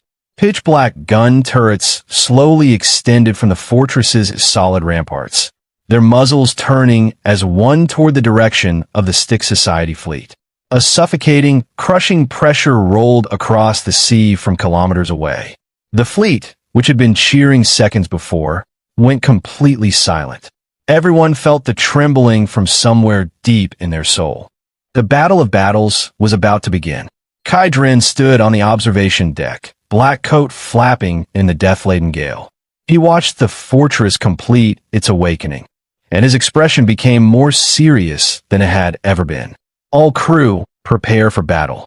They gave the Stick's fleet no time to react. The moment the piercing alarm tore through the sky, the Blood Sea fortress unleashed a roar that seemed to shake the sea itself. Hundreds of dark cannons fired simultaneously, the sky stained blood. Everyone take cover. Scatter immediately. Garrick's voice, usually so controlled, cracked with terror. But at that critical moment, the panga moved. A deep, resonant hum drowned out the sound of descending fire. On the 160-meter-long Pangu, the Stick's barrier, previously translucent black crystal, burst with dazzling red and blue light. Sarah, full power. Receive. Sarah's palms were sweating. Her fingers danced across the control panel without hesitation. 10 storm cores connected. Backup energy pool fully charged. Shield strength at 300%. The devastating rain of red light slammed into the shield. A series of violent explosions rippled out from the Pangu. Shockwaves spread across the water in enormous rings. Giant waves rose thousands of meters. The explosion smoke dispersed. The Panga stood, still tall and majestic on the turbulent sea. The black crystal shield trembled with alarming ripples across its surface. Its light dimmed, but it had not broken. It had withstood the fortress's first full-power salvo. Alone, the World Channel and Fleet Channel detonated simultaneously. Inside the Pangu, the situation was not as leisurely as it appeared. Warning, shield energy reduced by 98%. Switching to second energy pool. Sarah's forehead showed a fine layer of sweat. Captain, the enemy firepower is too intense and extremely corrosive. At this consumption rate, 10 storm cores won't last a minute. Kai Dren nodded, watching the energy bars rapidly dimming. Money burning. Freely, since the supply was unlimited. Garrick's urgent voice came through immediately. Brother Kai Dren, are you all right? You must hold on. If you can keep drawing their main fire, we can leader Garrick. Kai Dren interrupted. Calm. Not a trace of panic. Holding on is not a problem. But he paused, picked up a glass of warm water, took a sip. You see, my shield has a small quirk. It's sturdy, but it drinks storm cores. In that last wave, all 10 I had in inventory are gone. Silence on the other end. Garrick's heart was bleeding, but he also knew perfectly well that if the Pangu withdrew now, 800 ships were sitting targets. Brother Kai Dren, the bigger picture matters. Use as needed. After this battle, the entire Stick Society will reimburse you. Reimburse. Kai Dren's lip curled into a meaningful smile. Istormi cores. I don't need those. I have a habit of carrying hundreds of cores for self-defense when I go to war. A sound of someone choking on water came through the communicator. Hundreds? Wholesale? The oppressive weight of wealthy and powerful slammed into both leaders through the radio. Then what do you want? Garrick asked through gritted teeth. Rare materials. Deep-sea black iron, demon soul cloth. I'm not picky. Deal. Kai Dren ended the call. He snapped his fingers at Sarah with a calm, satisfied expression. Someone else is paying the bill. Bring out the entire Storm Core warehouse and burn it. Yes. Looking at her captain's composed, even slightly merchant-like demeanor in the middle of a life-or-death battle, Sarah's tense nerves eased just a fraction. With Kai Dren drawing 80% of the fortress's firepower, Garrick finally seized his window and issued the signal for general offensive. All units attack. The stick's fleet, which had been restrained and building pressure, unleashed an astonishing counterattack. Brax Scar's Tyrannosaurus Rex led the charge, slamming directly into the stick's guard fleet. Meanwhile, aboard the Pangu, artillery roaring outside, shields sparking. The scene on deck had an atmosphere that was, strangely, completely at odds with the war. Petra, who normally spent her time aboard the ship, gazing into the distance with serene, distracted eyes, was at this moment clinging to Kai Dren, legs draped across his hands, her expression one of deep, wounded grievance. Petra, there's a battle going on. Come down first. I won't. She buried her face in his neck. Master, you lied to me. You said that as long as the life essence was properly given, it would bloom and bear fruit. But I've been waiting days. Not a sound. She pointed to her flat, firm abdomen.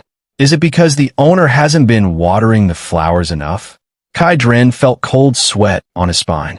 He knew perfectly well that in Petra's mind, this was simply a botanical metaphor. Watering, seeds, growing fruit, entirely innocent.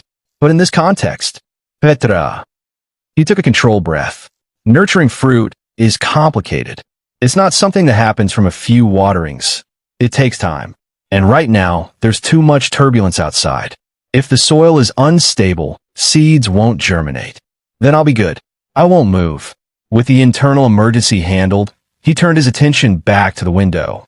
On the battlefield, the situation had changed.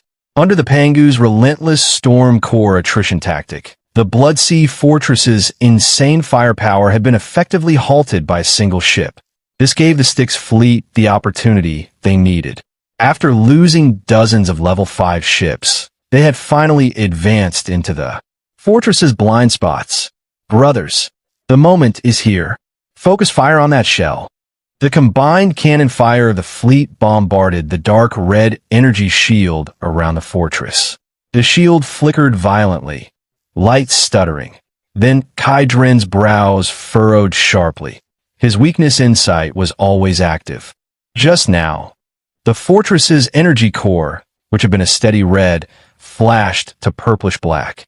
An extremely dangerous premonition washed over him like cold water.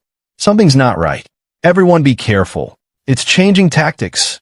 Before the warning had even finished, atop the fortress's tallest spire, a gigantic skull formed from countless vengeful spirits slowly rose. It opened its empty mouth in a silent roar. The next second, a visible purplish-black wave, centered on the fortress, swept across the entire sea area in an instant. Global announcement. Blood Sea Fortress enters Phase 2, the Undead Scourge. Warning, all fallen units will be forcibly resurrected as skeletal golems and join the Guardian forces. A chilling, clicking sound rose from beneath the sea. The wrecked Styx ships still burning on the water, the corpses floating on the surface, they all began to move, twisted and spliced together, transformed into ferocious sea monsters that lunged at their former comrades from behind. The Pangu, drawing the most fire and with the most debris floating around it, was the first to bear the brunt. Thousands of skeletons and rotting corpses swarmed toward the ship along anchors and ropes. Defense alone is no longer sufficient, Kai Dren said quietly. His gaze swept over the girls, frightened but weapons gripped, and then landed on Petra, who was poking curiously at a zombie face pressed against the glass. Petra, now that you've had some water, shouldn't you do some work? Petra turned. Her eyes lit up. Are we going to farm? Kai Dren's lips pulled into a cold smile. Yes, farming. Turn all this disgusting fertilizer into flowers. Yes, master. Above the Pangu, besieged by tens of thousands of undead, the floating island projection grew increasingly solid. Grow, children. Petra floated in midair, bare toes lightly touching the void. At her command, a sickening crack of bones. Tender green seedlings sprouted directly from the bodies of the skeletons charging the deck. They expanded at visible speed, transforming into thorn vines as thick as a child's arm. They tore apart rotting flesh, shredded bone, and greedily converted the stench of death into nutrients. A massive stitched-together monster had just crested the ship's railing, rusty giant axe raised to strike, and an enormous carnivorous flower burst directly from its chest cavity. A level 6 stitched monster, consumed whole by a flower. And not just one. The entire area around the Pangu, spanning 500 meters, transformed into a green inferno. Enormous vines erupted from beneath the blood sea, binding and constricting undead sea monsters until they shattered. What had been a hopeless undead catastrophe had become Petra's private composting site. Kill notifications: Petra, 1 level 6 stitched giant corpse killed, 2,000 sticks military merit. 1 level 5 skeleton legion defeated, 5,000 sticks military merit. The system panel flooded. The numbers were more outrageous than cheating. Kira, who had been gripping her sword preparing to fight for her life, almost dropped it. She had always thought she was powerful, but compared to this, the world channel erupted. Spectators demanded to know what was happening around the Pangu. A rational voice analyzed it. Not ordinary plant talent. Ordinary plants withered on contact with undead death aura. These plants were feeding on the undead. An absolute counter-attribute. The terror of a legendary crew member. In the Styx Fleet channel, Garrick Mauld pushed up his glasses, the reflection obscuring the deep apprehension in his eyes. Plant-based, not just control, but devour and transform. That's the real reason the Pangu is number 1. Ha ha! Beautiful work, brother! Brax's rough voice roared through the communicator. She cleared the whole field. My path is open. Because of Petra's unreasonable clearing. He knew perfectly well. In Petra's mind, the energy she was referring to was the life origin, restoring her divine power through the overlord body. Botanical, innocent, entirely clinical, but in this context, flushed and disheveled and limp in his arms. Even a saint would have struggled. Not far away, Sarah Vane had just finished directing battle cleanup and was coming to report losses when she stopped in her tracks. A hint of surprise crossed her face, which quickly became helplessly amused. These two don't even consider the setting. She turned without making a sound. Everyone, hold position and finish the cleanup. The captain is giving Lady Petra post-battle treatment. No one approaches or disturbs them. Stern instructions directed especially at Kira, who had produced binoculars from somewhere and was watching with great professional interest. Kira, go check the power room. Huh? Can I just watch? That's a legendary one. Go. With everyone cleared, Sarah took one long look at Kaidren's back. A warm, dry smile at the corner of her lips. Kaidren, you cleared everyone out this time. If you can't handle a delicate flower, tonight I'll have to give you a thorough lesson on how to manage legendary crew members properly. She walked toward the command room, leaving behind an irreplaceable silhouette. Footsteps faded. Kaidren let out a breath. Petra shifted in his arms with dissatisfaction at being ignored, and the softness pressed against him made his breathing sharpen. Don't move. He forced himself calm and steadied her with one hand at her waist. You exhausted your divine power. That growth of all things technique consumed too much. But it really hurts. She bit her lip, tears gathering. It feels like parched earth cracking open. Master, you have unlimited water resources. Could you give me just a little more? Kaidren checked his own constitution. Life essence as vast as a deep sea. The overlord body hadn't just given him strength. It had turned him into a walking power supply for creatures like Petra who ran on life energy. All right, take as much as you need. He sighed, carried her, and headed for the lounge beside the captain's cabin. But we're setting rules. Energy transfer through hands only. You're not allowed to bite. Petra is the most obedient. She immediately stopped crying and started laughing, eyes sparkling with cunning and anticipation. As long as there was food, the method was entirely negotiable inside the Bloodsea Fortress. The shouts of battle were deafening. Although the Styx Society had breached the outer walls, resistance inside was tenacious. Narrow passages choked with undead guards in heavy armor. Every inch of progress cost blood. Damn it, How are these things so stubborn? Brack's scar shattered a skeleton captain's shield with one axe blow, his body already covered in black foul. Blood panting hard. Where's Garrick? Why hasn't he caught up? Ambushed. 2 level 7 undead captains. I'm pinned. Garrick's exasperated voice came through. Where's the Pangu? Hasn't that kid finished by now? Why isn't he coming in? The Pangu was quietly parked outside the fortress in the safe zone, cannons still providing fire support. But the ship itself had an extremely leisurely energy. In the captain's lounge, Kai Dren was leaning back on the sofa, covered in sweat. Not from exertion, but from endurance. Petra was lying on his lap, arms wrapped around his, not letting go.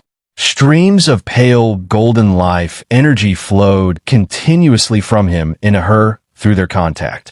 Is this what being full feels like? She raised her head in a daze, looking up at Kai Dren with lingering warmth in her eyes. Master, you're so much more than last time. Kai Dren's temple veins throbbed. He was maintaining a stable energy supply and simultaneously reciting philosophical texts in his mind to suppress his internal state. Then Pangabiro, where the hell are you? Brax's hoarse, roaring voice through the communicator nearly made Kai Dren sever the energy supply. Petra frowned with displeasure, a flash of murderous intent in her eyes at being interrupted during eating.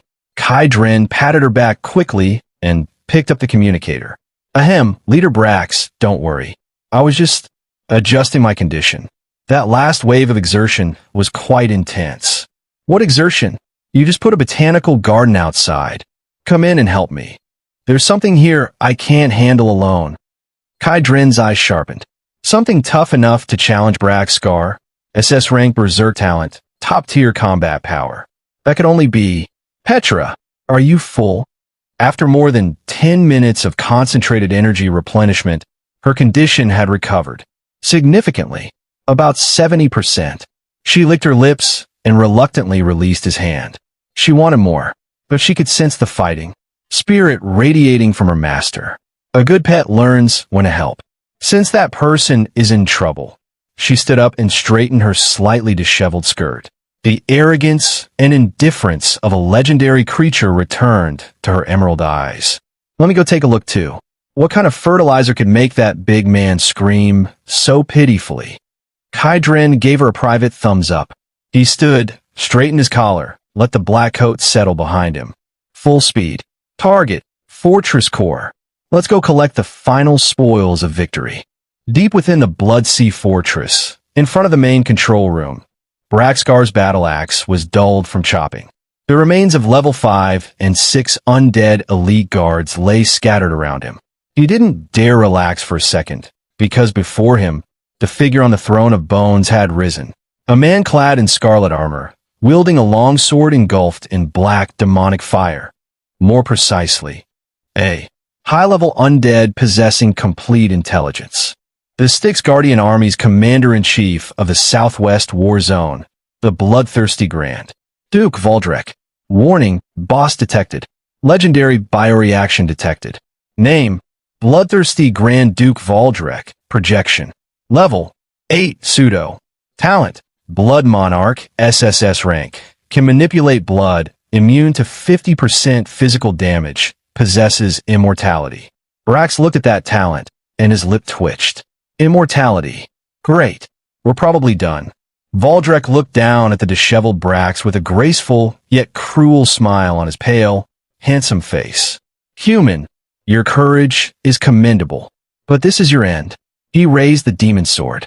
The surrounding sea of blood surged, responding to his will, transforming into countless ferocious blood dragons that lunged at Brax. Brax closed his eyes, braced himself. Boom! The heavy alloy ceiling above their heads was torn apart by terrifying force. A bolt of lightning, accompanied by enormous vines, fell like a meteorite and slammed into the blood dragons from above. The smoke cleared. A tall figure stood atop a giant vine, mantis blade in hand, a wild smile on his lips, looking down at the bewildered Voldrek. Sorry I'm late. Something came up at home. Had to comfort a child. Behind him, Petra fully recovered, hovering in the air with countless flowers blooming at her back. Zara, dragon maiden form, lightning and fire crackling around her, fighting spirit boiling. Now! Kaidrin pointed the sharp blade at Valdrek. Round 2. Begin. The control room reeked of blood mist. Crimson patterns etched into the floor pulsed like something alive, in rhythm with a heartbeat none of them could see. Grim Warden Valdrek flourished his longsword, black flame licking along the blade and trailing behind it in the air. A thin, amused smile crossed his pale face as his gaze swept over the 4 fighters in front of him and the small dragon coiled at their side. Such interesting confidence, he said. Before my throne of blood, numbers mean nothing. He didn't finish the thought before he vanished. There was no warning, no sound of displaced air. Kaidrin's instinct screamed a half-second before his mind caught up, and in that same half-second he realized he wasn't the target. The clash of steel on steel cracked through the room like a gunshot. Cursing the whole way, Braxcar still moved fast enough to matter, swinging his axe up horizontally just in time to catch the blow across his chest. It should have been an easy block. Instead, the strike carried the weight of a falling mountain, and Braxcar was sent flying, slamming into the alloy wall hard enough to crack it, blood spraying from his mouth. Holy hell! He peeled himself out of the dented wall and stared at the fresh chip in his prized battle axe, eyes wide. Old Kai, this thing's constitution has to be pushing 150. My berserk buff barely gets me to 90. Kaidrin Tichtanet. Weakness Insight was screaming at him, and the problem was what it was screaming. Valdrek's entire status panel had come back as a wall of question marks. The only line that read clearly glowed an angry red, Blood Monarch. Don't talk. Everyone together now. He didn't wait for an answer. His mantis blade carved twin arcs of cold light through the air, aimed straight for Valdrek's throat. At the same moment, a dragon's roar shook the hall. Zara, fully shifted into her dragon maiden form and running at full power, raised both hands as a swirling knot of thunder and flame condensed between them. The pillar of light thundered forward, riding alongside Kaidrin's strike. In the back line, Petra wasn't idle either. Floating just off the ground, her usually gentle hands closed into fists, and thick thorn vines tore up through the metal floor like waking serpents, wrapping tight around Valdrek's legs. 3 attacks, 1 target. It should have ended the fight right there. Parlor tricks, Valdrek said, and didn't so much as blink. He didn't dodge the blade coming for his neck. He didn't need to. The mantis blade went clean through, slicing halfway into his skull in the same stroke. On anything else, that would have finished it. But there wasn't a flicker of pain on Valdrek's face. Even with half his head hanging loose, he was still smiling. Good power, he said. Shame it's useless. Blood surged up from the floor itself, climbing his legs as if it had a will of its own. In the space of a blink, the wound at his neck closed over, whole without so much as a scar. The demonic fire on his sword flared crimson, and the shockwave that followed snapped Petra's vines to splinters and blew Zura's dragon breath apart mid-flight. That's not a boss, Braxcar said, voice cracking. That's a healthlock cheat. How are we supposed to kill something that heals a severed neck in a second? Don't panic. Kaidrin's voice stayed level over the comm, even though the attack had done nothing. Weakness Insight had caught something the instant the blade connected, a thin thread of energy, faint but real. Valdrek's regeneration wasn't coming from nowhere. He was pulling it from somewhere beneath their feet. Brax, your ultimate. I know you're holding one back. Use it. How'd you? Braxcar barked out a short laugh and gritted his teeth. Fine, this is my last card, so don't waste it. He tore his shirt open, revealing a body already carved with old scars. And a deep red glow burst from beneath his boots, spreading out to wash over everyone in the room. Savage war cry. Every ally's stats surged, pain dulled to almost nothing, and a hungry new edge settled over all of them. A fifth of all damage they dealt would flow straight back to them as stolen life. 30 minutes, starting now. 30 minutes. A slow, fierce grin spread across Kai Dren's face as the power settled into his limbs. That's more than enough. If Valdrek had a blood bank to draw from, fine. Then Kai Dren would simply keep killing him until the bank ran dry. Zara, full output, don't hold back on mana. Petra, lock him down and don't let him breathe. Brax, see the wall, hold the front. Roger. Zara's eyes lit with lightning as she became a bolt of gold and thunder, driving hard for Valdrek's flank, her spear a blur of strikes wreathed in fire. Filthy insects! Valdrek was already swinging to counter, only for a vine laced with faint golden light to snap across his wrist. It barely scratched him, but it broke his rhythm just long enough to matter. Petra held her focus through the effort, refusing to let up even as it clearly cost her. Braxcar threw himself back into the fight like a bull that had forgotten how to feel pain, planting himself against Valdrek's guard and refusing to give an inch no matter how many times he was thrown back, even headbutting the flat of the blade out of pure stubbornness. It was a fighting style reckless enough to actually rattle the otherwise composed Blood Duke. But the real damage came from Kai Dren. He moved like something out of the shadows, every strike aimed at a vital point. Heart, throat, joints. In under a minute, Valdrek had been cut down, piece by piece, no fewer than 8 times. Any normal boss would have exploded into loot long before the 4th. This one just kept getting back up. Kai Dren's blade found Valdrek's arm and took it clean off in a single slash. A heartbeat later, blood surged from the floor and a brand new arm grew back in its place, backhanding a sword strike toward Kai Dren's chest hard enough that he barely got his mantis blade up to block it in time. The impact still forced him back several steps, hand-numb, chest ringing. No good, he muttered, watching Valdrek stand there unscathed, not even his hairstyle out of place. A cold, familiar powerlessness crept up his spine. Was this even a boss fight? This was going up against the entire energy reserve of the Bloodsea Fortress. As long as the sea of blood beneath their feet kept flowing, Valdrek was unkillable. Beside him, Zara was breathing hard, drenched in sweat from the sustained output, her scaled dragon armor scored and battered from the fight. Braxcar was faring worse, barely upright, held together by the last dregs of his vampiric lifesteal. I can't keep this up much longer, old Kai, Braxcar wheezed. This thing's unkillable. It's a straight-up bug. Across from them, Valdrek looked like he'd grown bored of the whole affair. He flicked a droplet of blood off his sword and let a cruel smile settle onto his face. Had enough? Since you enjoy struggling so much, I'll grant you a death of despair. The phantom of the blood sea behind him surged, and a suffocating pressure dropped over the entire room. Everyone's movements slowed, like they'd been dropped into quicksand. Kai Dren gritted his teeth. Was there really no other option? Then, static crackled through his private channel, and Sarah Vane's voice came through, calm and analytical. Kai Dren, can you hear me?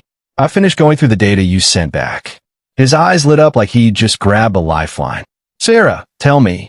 It's beneath your feet, she said, speed of speech clipped and precise. According to the energy flow map, his regeneration isn't a talent of his own.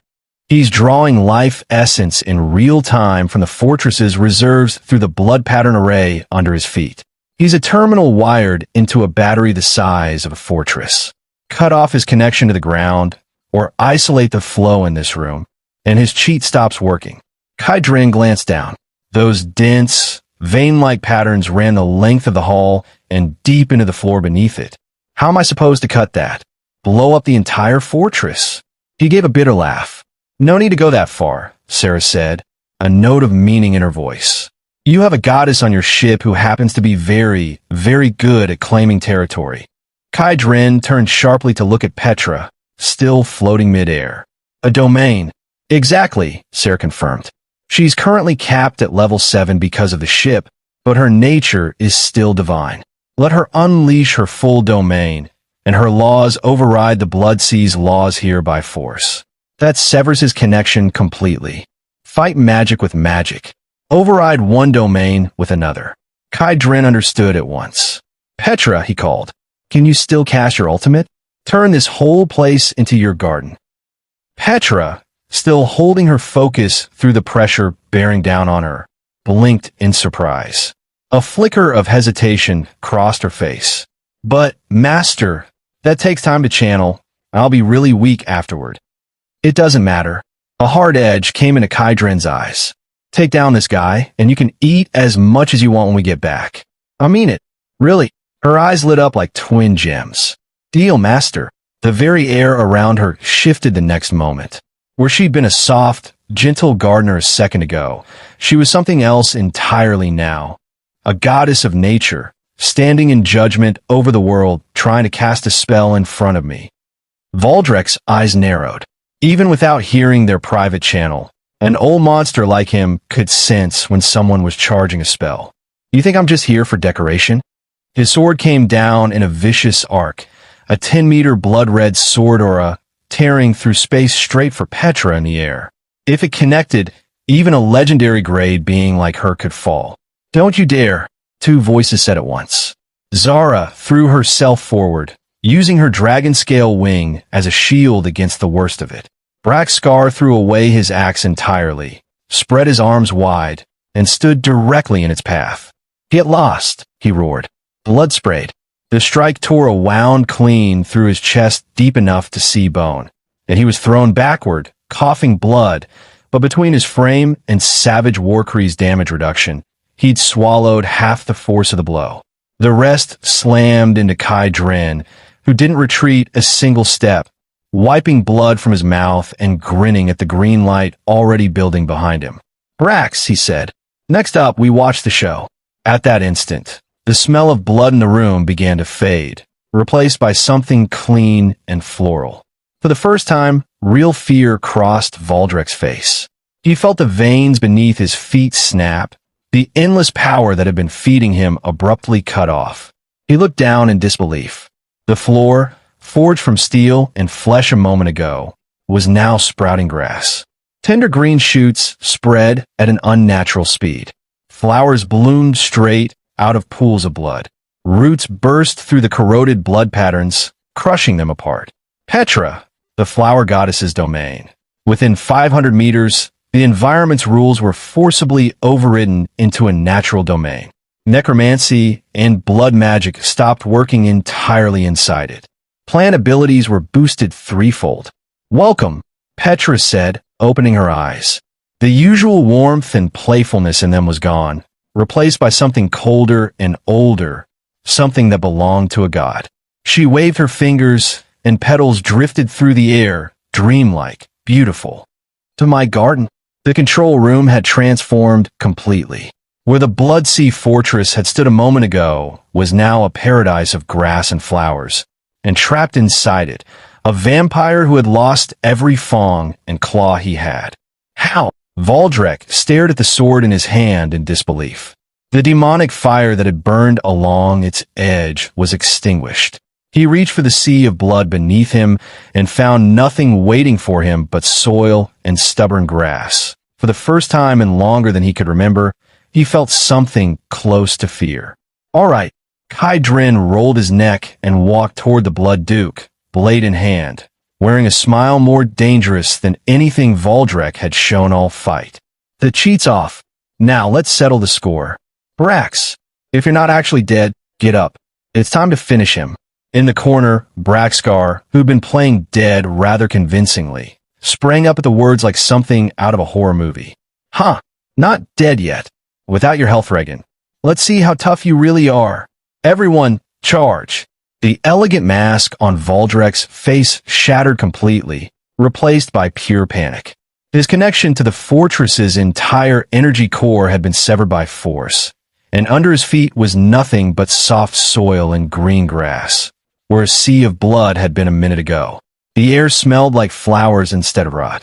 Whatever he had been a moment ago, he was down to a single life now, same as anyone else. Now it's fair, Kai Dren said, cracking his knuckles.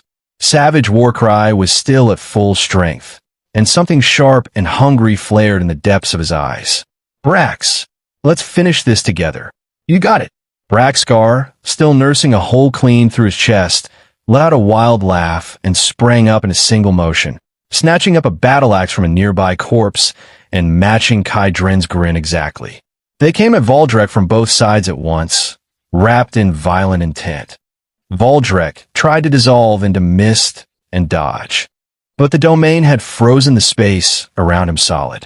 He tried to block with his sword, but with the Blood Sea's power gone, his strength and speed were a fraction of what they'd been. Braxkar's axe knocked the sword clean out of his hand with a single blow. Kai Dren's mantis blade followed a half-second behind, moving like a ghost, and took his head clean off his shoulders. This time, there was no surging blood, no closing wound. The headless body took 2 more steps on pure momentum before it dropped. A series of clean, satisfying system chimes rang through both their minds. Congratulations! Kai Dren and Braxkar had killed the Styx Guardian Army's Southwest Theater commander, Grim Warden Valdrek. Projection. Reward: 500,000 Styx military merit, 3 epic-grade treasure chests, and 1 legendary-grade treasure chest. Braxkar's grin nearly split his face at the sound of 300,000 merit landing in his account, and the pain in his chest seemed to matter a lot less all of a sudden. Kai Dren looked at the 4 glowing chests hovering over the corpse and let the corner of his mouth curl up. They'd struck it rich. With Valdrek's death, Petra's domain slowly began to dissipate, the control room fading back to metal and blood smell around them. In the air, Petra swayed, her small face pale, and she started to drop like a puppet with the strings cut. Kai Dren was there before she hit the ground, catching her steady against his chest.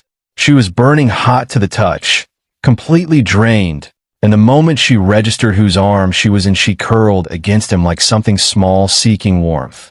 "Master, Petra has no strength left." She murmured something about being hungry, nuzzling in without any hesitation, murmuring little sounds of complaint. Kai Dren knew exactly what she meant. She needed her energy replenished, the same as always. To everyone else in the room, it looked like something else entirely. All she thinks about is eating. Beside them, Zura, still catching her breath, eyed Petra clinging to Kai Dren with open irritation. This girl pulled this exact move every single time. Braxkar, still bleeding, awkwardly rubbed his nose. Kai, is she alright? I've got some ration bars if she needs the calories." Kai Dren smiled. "She's fine. Just overexerted, that's all." He settled a hand against her back, channeling a steady thread of pure life energy through the contact, and Petra hummed contentedly, curling in tighter. Right then, the door to the control room was blown open by a tremendous force. Before the dust from the blast had even settled, Garrick Mauld strode through the wrecked doorway with more than 20 fully armed crew behind him, his immaculate white coat looking wildly out of place in a room still smoking from battle. "Brother Kai, Brother Brax, are you two all right?" His voice was heavy with concern, his expression so sincere he might have been rushing to his own father's side. But his gaze skipped past both of them, past the blood and the wreckage, and settled on the one thing that mattered to him: the pale, weakened figure held tight in Kai Dren's arms. Even Garrick, who'd only seen the tail end of it, had felt the dread of a natural law rewriting itself and steamrolling straight through the Blood Sea. Seeing this legendary weapon, apparently fallen into weakness, something greedy and calculating flickered behind his gold-rimmed glasses before he could stop it. "Cough! You really picked a hell of a time to show up, old Garrick." Braxkar leaned against the wall, spitting a mouthful of blood onto the floor with a sneer. "Boss just died, and you break the door down right after. Anyone would think you'd been standing outside, timing it with a stopwatch." Garrick's expression didn't crack. He forced a smile. "Brother Brax jokes too much. There were far too many undead outside. We barely fought our way in. We were worried." As he spoke, he edged a few steps closer to Kai Dren, his eyes flicking over the 4 floating chests before settling back on Petra. "Brother Kai, is your companion injured? I happen to have something here that can check for necromantic curses. The Styx's monsters are vicious, and we wouldn't want a hidden wound to go unnoticed." He turned his wrist, and a monocle-shaped crystal mirror etched with runes appeared in his palm. Item: Eye of Truth, epic grade. Single use. Forcibly reveals a target's detailed attributes, status, and weaknesses, ignoring concealment if the level gap is 5 or under. Kai Dren didn't so much as blink. Weakness Insight had already read the item's true purpose the second it appeared. He wanted to check Petra's real condition, how long the weakness would last, whether she had any way to defend herself right now. No need. His voice was flat and cold. His grip on Petra tightened, and his free hand settled naturally onto the hilt of his blade. A wave of raw pressure rolled outward from him without a single skill attached to it, enough to drain the color from the faces of the armed crew behind Garrick and send them stumbling half a step back. The temperature in the room seemed to drop. "Brother Kai, what are you?" Garrick's smile started to slip. "Put that away." Kai Dren looked at him, a mocking edge to his mouth, eyes sharp as knives. "I'll take care of my own crew. And if you don't want that eye of yours anymore, I don't mind breaking it for you." Before he'd even finished the sentence, Iron Wolf fired, an invisible mental shockwave slamming into the crystal in Garrick's hand. A hairline crack split across the priceless item's surface. Garrick's pupils contracted. What kind of mental strength was this, fresh off a fight of that scale, and still had this much left in reserve? "A misunderstanding entirely," Garrick said smoothly, pocketing the item with a practiced motion, all trace of embarrassment gone, replaced instantly with something like admiration. "I was simply concerned. Your performance today was remarkable, Brother Kai, especially your companion's contribution. It was practically a miracle. I never expected a legendary grade crew member to have that kind of output." He was fishing. Kai Dren ignored the attempt entirely and pointed instead at the 4 treasure chests. "Cut the small talk. Let's split the loot." The mood in the room shifted instantly. Braxcar dropped the act of playing dead, standing up and staring at the single legendary chest with undisguised want.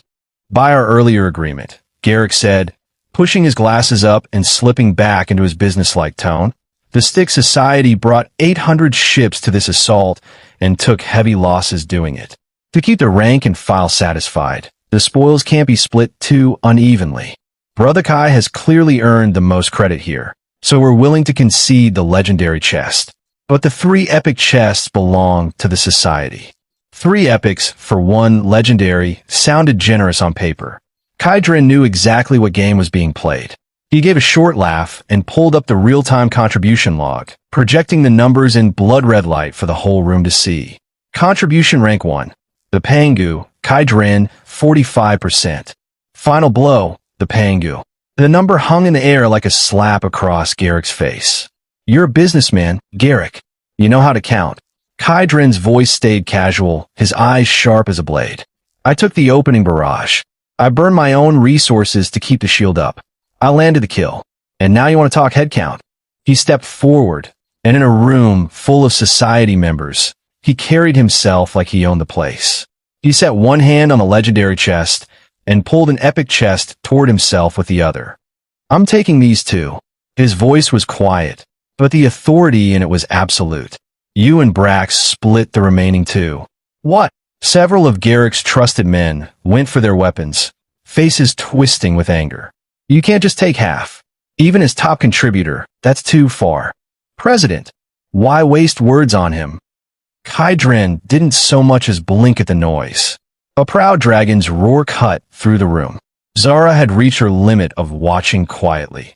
Her wings snapped open, thunder and fire crackling in her crimson gold eyes, dragon pressure crushing down over every shouting crew member in the room. At the same time, still curled against Kai Dren, Petra lifted her head. Her hazy eyes flickered with something colder than a moment ago, and from the cracks in the floor, thick thorned vines rose slowly, aimed straight for Garrick's throat. The room went dead silent. A cold sweat broke out on Garrick's forehead as he looked between Kai Dren's flat expression and the 2 furious, more than ready women flanking him. He weighed his odds quickly. Fighting meant losing badly, and losing meant weakening the society against every other faction that would be circling afterward. Not fighting meant swallowing the humiliation. "Fine, fine, fine." Garrick let out a breath and forced a smile that looked more like a grimace, waving his men back. "Straight to the point as always, Brother Kai." Since the contribution's clear, we split by contribution. I respect strength above all else. Those 2 chests are yours. Braxcar, off to the side, sent Kydrin a thumbs up over their private channel. Impressive. Plucking feathers off an old curl like that. Kydrin ignored Garrick's pleasantries entirely, pocketed the 2 chests with a wave of his hand, and turned to go. Since we're settled, we'll leave you to the cleanup. Brother Kai, there's still plenty of good salvage left in this fortress, Garrick called after him. Kydrin didn't turn around. Tired, going home to sleep. You all can split whatever's left. 10 minutes later, the heavy alloy door of the captain's cabin sealed shut, and every scrap of noise from outside cut off at once. Kydrin let out a long breath, feeling the tension of the fight finally start to drain out of him, and laid Petra down gently on the wide bed, still curled up like she didn't want to be set down at all. You're back. Sarah Vane had been waiting in the cabin and came over the moment she heard him. She'd changed into a light robe, her hair loose, and her eyes went soft with relief the second she confirmed he was in one piece. I've got hot water and repair fluid ready. Go get cleaned up. She stopped mid-sentence, spotting Petra on the bed, flushed and twisting faintly under the sheets. What happened to her? Sarah's eyebrows rose, a knowing look crossing her face. Is this the after-battle recovery you mentioned? Kydrin cleared his throat. She overexerted herself, breaking the fortress's connection. She needs to recover properly, that's all. I understand completely. Sarah gave him a light, knowing look, set out a cup of water within easy reach, and quietly stepped out to give them the room.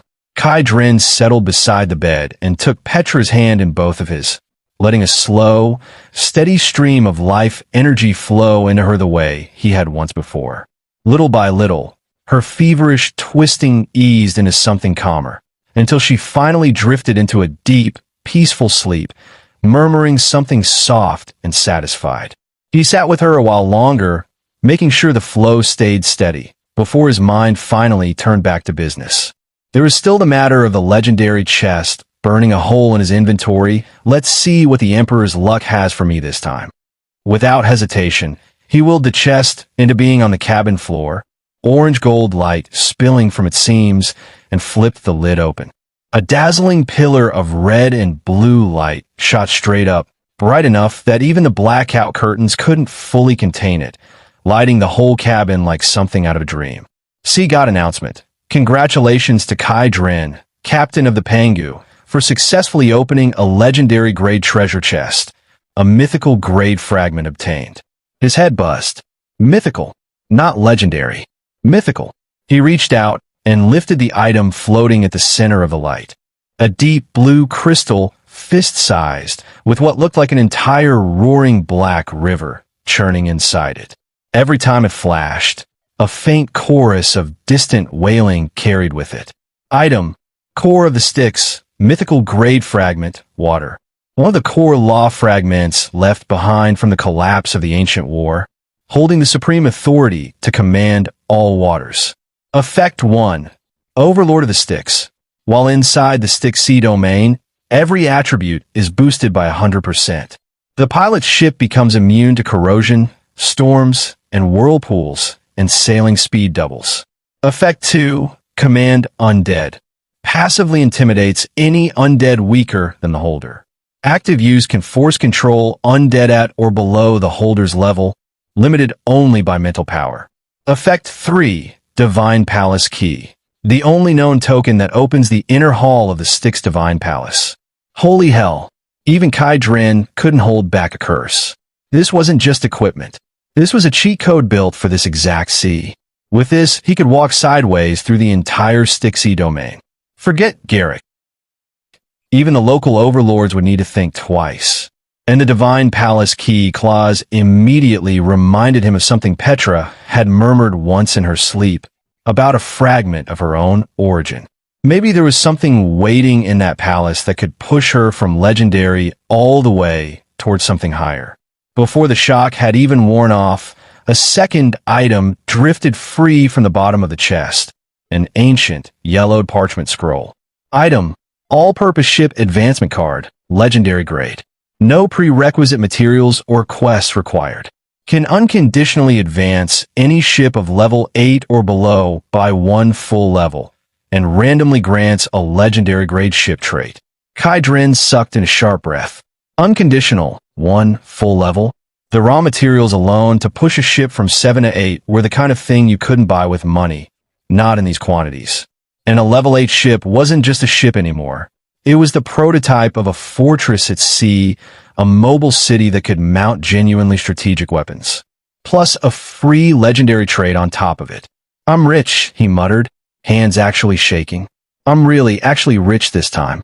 His private channel lit up almost immediately. Garrick, brother Kai. Congratulations. That announcement was you, wasn't it? What was that mythical fragment?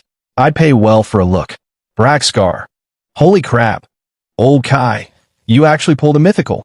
Don't forget your friends when you're rich. The world channel was even louder, full of people begging for a piece of his luck. Kai Dren read Garrick's message with a cold little smile. Not a chance. The instant these cards were out in the open, every native power in the sticks would come hunting for them.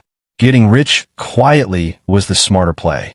He blocked all outside signals from the Pangu, stored both treasures away, and let out a long breath. Glancing toward the bed where Petra slept peacefully, a hint of drool at the corner of her mouth. Then his eyes drifted to the glowing ship advancement card, still hovering nearby. It's about time the Pangu evolved too. The warm light of the captain's cabin felt almost cozy against the quiet hum of the ship. Sarah Vane sat curled at the edge of the room with a cup of tea, watching Kai Dren turn the ancient parchment scroll over in his hands. Curiosity playing on her face. Petra was still fast asleep under the covers nearby, curled up like a contented cat. This is really a legendary grade item? Sarah asked, leaning in. It is. Kai Dren smiled faintly. Time to witness a miracle. He activated it without hesitation, detecting use of the all-purpose ship advancement card, legendary grade. Target ship, the Pangu, level 7. Confirm advancement? Confirm. An indescribably brilliant golden light tore straight through the roof of the cabin and shot into the sky. A grating metallic groan rolled out across the sea. Not the sound of something breaking, but something growing. If the last upgrade had been a renovation, this one was a full reforging. The hull, already 160 meters long, began to swell outward like it was inflating. 200 meters, 250, 300. The Pangu wasn't a ship anymore. It was a steel island floating on the open sea.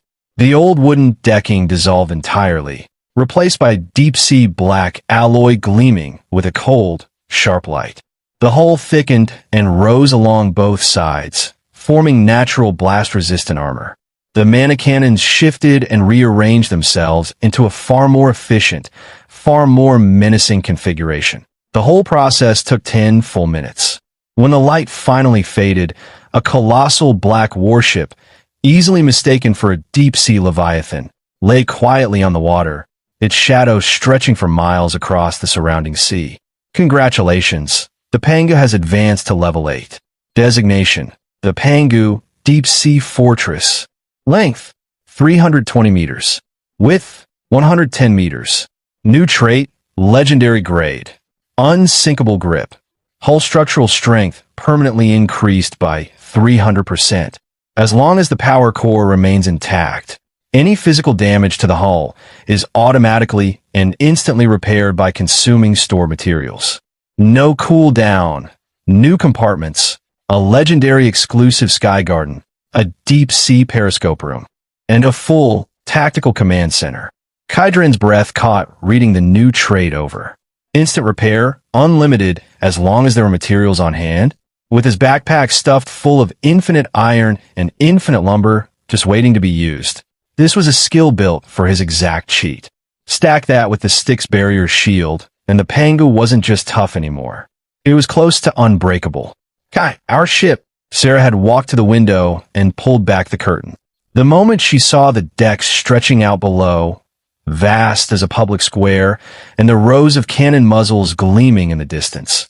The teacup in her hand slipped from her fingers and shattered on the floor. She didn't even notice. This was too much, wasn't it? The next morning, the first dim red light of dawn crept across the new deck, and it wasn't long before startled shouts broke the quiet. Wait, is this real? Where even are we? This deck is huge, I could run laps on it. The crew quarters emptied out one by one, everyone still half in sleepwear.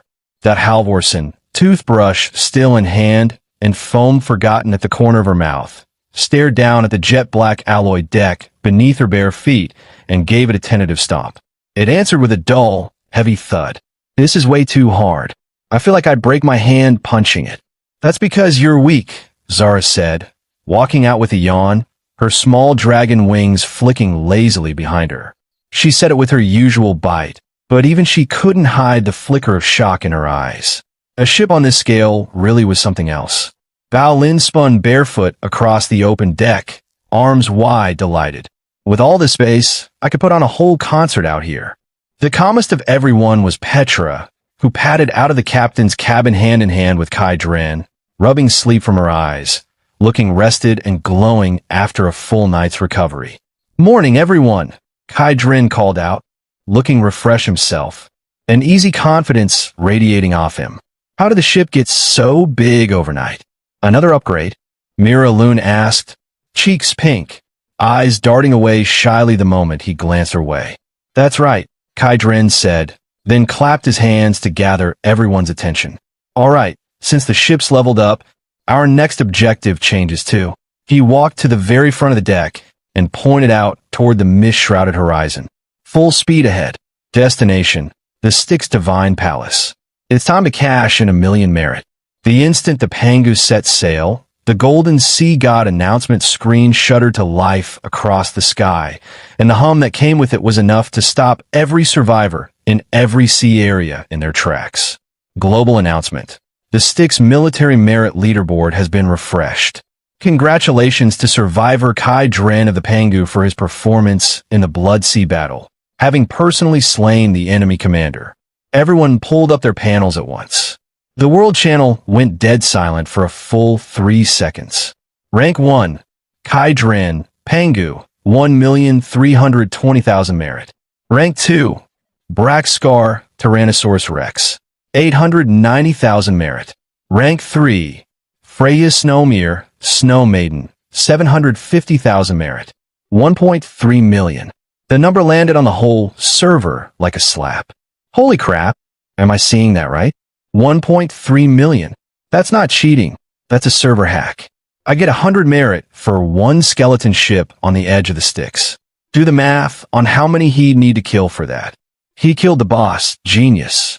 Decapitation strike. Different math entirely. Father Pangu, need a hype man? I'll do the whole 666 thing, I'm good at it. It wasn't just a merit board. The global level rankings shifted just as hard. Rank 1, Captain Alaric, Leviathan, Level 8, Sky City. Rank 2, Captain Kuroda, Ghost Carrier, Level 8. Rank 3, the Pangu, Captain Kai Dren, Level 8, Deep Sea Fortress. At Styx Society headquarters, Garrick was mid-sip on a cup of coffee, admiring the view, when the leaderboard update hit his panel. His hand jerked, and scalding coffee splashed straight onto his tailored trousers. 1.3 million. He barely registered the burn. He'd assumed 5, maybe 600,000 at most.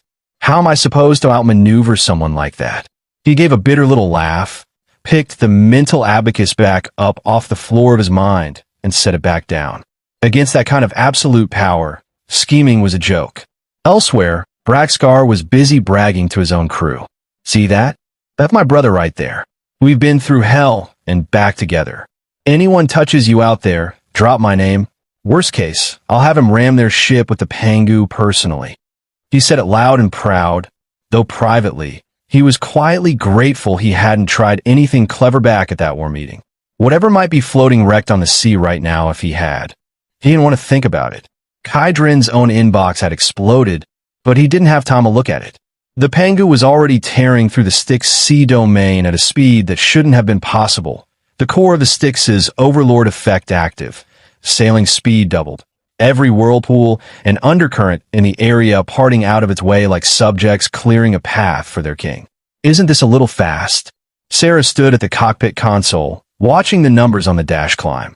At this rate, a 3-day trip becomes half a day. Tell the society fleet behind us to keep up, Kai Dren said from the captain's chair, turning the deep blue core of the sticks over in his hand, its cold surface strangely calming. 4 hours later, the mist ahead finally began to thin, and something breathtaking rose out of the horizon. A black palace floating above a massive whirlpool, built entirely from unknown obsidian. Every stone carved with a ferocious, ghostly face. Ghost blue fires ringed the entire structure like a distant galaxy, radiating an unmistakable chill straight from the underworld. The Styx Divine Palace, the undisputed center of power in this entire sea. Beneath it, a dense harbor of bone ships and ghost vessels sat docked, the local forces' presence unmistakable. When the outsider fleet came into view, over 800 Styx society ships strong, banners flying, the harbor went briefly, completely silent. At the very front, over 300 meters of pure black hull cut through the water like a leviathan wading into a flock of sheep. Is that an outsider fleet? What kind of pressure is that? Is that a level 8 ship? I heard someone named Kai Dren killed the Blood Duke. Could that be him? The local creatures in the harbor whispered among themselves, equal parts wariness and open greed. Kai Dren stood at the bow, gaze sweeping calmly over the ghost-lit ships. Prepare to enter the harbor, he said, flat and even. Then, without warning, the sea around them boiled. Black waves exploded hundreds of meters into the air, and a massive bone ship, wrapped head to stern in pitch-black chains, and easily larger than the Pangu, slid out from the mist and blocked the entrance to the harbor outright. The bow was carved into a colossal bone dragon skull, green soul fire burning in the eye sockets, locked directly on the Pangu. Local ship, Nether Bone Dragon Vessel. Level 9. Affiliation, Styx Guardian Army, 3rd Legion Commander. A Level 9 ship, true Overlord tier power. Under the sheer weight of it, the Level 6 and 7 society ships behind them shook and groaned, several crews dropping straight to their knees, cold sweat pouring off them. That's a local high command. Garrick's voice cut in over the comm, tight with alarm. Brother Kai, don't be reckless. He's giving us a warning shot. Let's fall back to the outer berths for now. Nothing can happen within palace grounds anyway. In the Styx Sea domain, level was everything, and the locals had always looked down on outsiders. The Pangu had made itself too visible, and this was clearly meant as a lesson. Retreat. Kai Dren looked at the arrogant level 9 hull blocking his path, and a cold smile pulled at the corner of his mouth. If this had been yesterday, maybe he'd have taken the detour. But today, he had over 1 million merit behind him. He was the new power in this sea, and he had no intention of proving it by backing down. He stepped forward and raised a single hand toward the massive ship. Overlord body, full activation. Core of the Styx, full effect. An aura even heavier than the level 9 vessel's own pressure detonated outward from him. If the bone ship's presence was a mountain, what came off Kai Dren in that instant was the thunder that split mountains apart. Behind him, the air itself seemed to bend, and the faint phantom of a towering Styx king rose silently into view, gaze fixed on the bone dragon ship. Get out of the way. His voice wasn't loud. With iron will behind it, it didn't need to be. It landed like a thunderclap in the depths of every soul present. The proud level 9 vessel actually flinched back, the soul fire in its skull-shaped bow flickering wildly, as if it had glimpsed something it feared. Dual pressure, bloodline and law both bearing down at once. Under the stunned silence of the entire harbor, the ship that represented the peak of Styx military power slowly, humbly, turned aside and opened a clear channel through. Garrick's jaw nearly hit the floor over the comm Braxcar, actually slapped himself to check he wasn't dreaming. Kai Dren lowered his hand, straightened his collar, and let his expression settle back into its usual calm. Enter the harbor.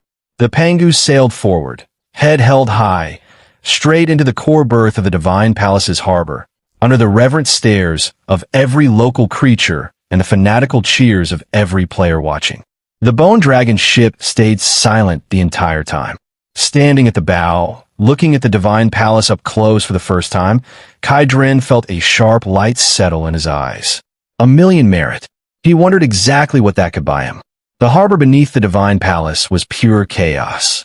The proud local Bone Dragon captains who usually carried themselves like royalty were now huddled quietly on their own ships, watching the colossal newcomer settle into port with something close to awe.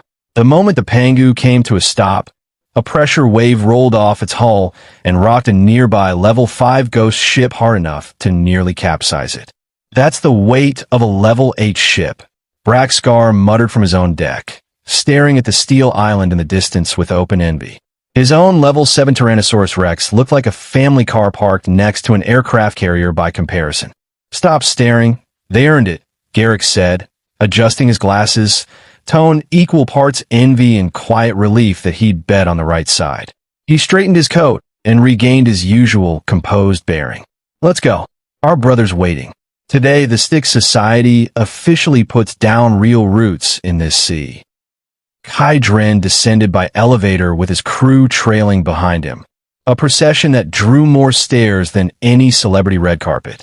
Sarah walked at his side with her usual composed elegance, Zara close behind in her dragon scale gear, expression fierce even at rest, the twins following after, and Petra trailing along at the back, absently nibbling on a small potted plant she refused to put down. Brother Kai, wait up. Braxcar jogged over, clapping him hard on the shoulder. That get lost back at the harbor. That was beautiful. You should have seen that old Bone Dragon's face. Thought his soul fire was going to go out on the spot. Just luck, Kai Dren said with a faint smile, gaze already fixed on the black palace ahead. Up close, the sense of scale was overwhelming. Obsidian pillars pierced the sky, and the gate itself was formed from two massive, snarling ghost skulls. Mouths opened to form the passage inward. Guards armed with bone spears flanked either side, every one of them peak level 7, comparable to Valdrek himself. Just the guards at the door could wipe out a whole survivor team, Sarah murmured, eyes tracking them as they passed. The good stuff's inside. Let's go. Past the gloomy entrance passage, the space opened into a massive circular hall, shaped like an ancient coliseum, a transparent dome overhead showing the churning blood-red sea above. Thousands of colorful bubbles floated at the center of the room, each one holding a treasure, cold-lit weapons, ancient scrolls, strange organic materials, all of it dazzling. Is that a summoning scroll for an epic-grade ghost warhorse? That's a legendary necromancer talent. I've heard of that. And could that be the resurrection cross? One-time use, but that's a whole extra life. The society members who'd followed and were practically vibrating, eyes locked on the bubbles, though no one dared move. At the center of the hall stood a massive crystal stele, red runes flowing across its surface. In front of it stood the undead steward, over 3 meters tall, wrapped in black bone armor, a thick bone book in hand, sweeping the crowd of outsiders with open contempt. Quiet. The single word cracked through the hall like thunder, and everyone felt it in their skulls. Peak level 9, a monster in his own right, just running the exchange counter. If you want to trade, you follow the rules here. The steward's tone was flat and dismissive. Merit or not, UQ. Outsiders left. Locals, right? The left-hand line already stretched to the entrance. The right side sat completely empty. What? Braxcar's temper flared instantly.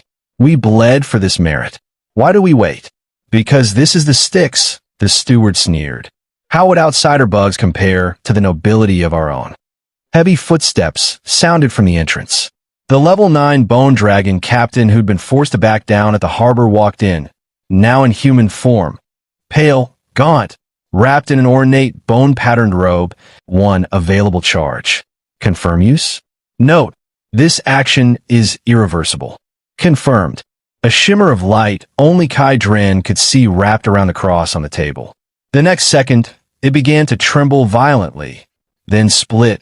1 became 2, 2 became 4, 4 became 8, and within seconds, the entire table, Then the entire room was buried under a dense pile of identical crosses.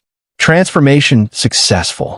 Congratulations, you have obtained Sacred Rebirth Cross, Legendary Grade, X Infinite. Even having braced for it, Kaidrin sucked in a breath at the sight of his inventory slot reading simply infinite. How many lives was that? 1,000,000? 10,000,000? These are all real. Zara picked one up off the floor, stunned.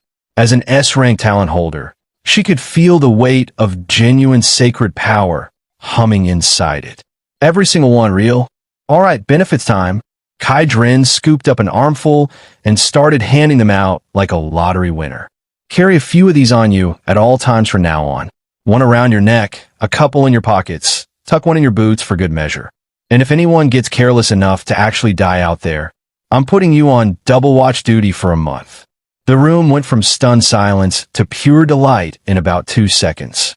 With these, they were all functionally unkillable on this sea. Class monitor, you're incredible. Kira Loon said, more fired up than she meant to let show. Count me in for everything from now on.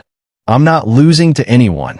Get in line, Kaidrin said, laughing, gently pushing the overly enthusiastic sports committee member back down. All right, we still got business. He turned to Petra, who'd been waiting patiently off to the side, cradling the withered world tree heart like it was the finest meal she'd ever seen, drool nearly at the corner of her mouth. Eat up, She couldn't hold back any longer, biting straight into what looked like solid old wood. It crunched under her teeth like a biscuit, a legendary material, gone in a few happy bites. As she chewed, a wave of green light burst from her, and everyone watched stunned as her whole frame changed.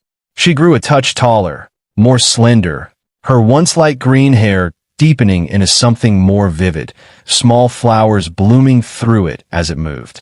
The soft, slightly hollow feeling to her presence solidified into something heavier, more grounded, thick with real-life force. Out on deck, the potted plants scattered around for decoration suddenly surged with growth, vines crawling over the railings. And even here, in a sea steeped in death, a small garden of flowers bloomed across the hull. Your crew member Petra has consumed a fragment of the World Tree Heart. Power restored to legendary. Peak. New ability obtained. Myriad manifestations of nature. Can forcibly sprout plants to fight in any environment. Plant abilities increased by 500% and can command all seaweed and coral within a 10-mile radius. Petra let out a small, satisfied sigh, eyes still bright and clear even as the presence rolling off her now rivaled anything Valdrek had put out. Master, I'm full. Good. I'm glad. Kaidrin rested a hand on her head, feeling genuinely pleased. Counting it up in his head, his team was finally rounding into shape. Tanks, himself, and every companion now walking around with an endless supply of resurrection crosses. Damage, Zara, plus his new skill book. Crowd control, Petra, now at full legendary strength. Strategy, Sarah. Even if Kragos came at them right now, Kaidrin would take those odds. His private messages buzzed. Braxcar, Brother Kai.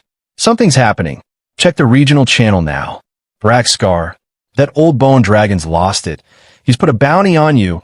Public channel and everything. Kaidrin pulled it up. Pinned at the top, dripping with murderous intent. Level 9 bounty. Whoever brings the Panga's coordinates gets 100,000 merit. Whoever kills Kaidrin gets 500,000 merit and 1 piece of epic gear.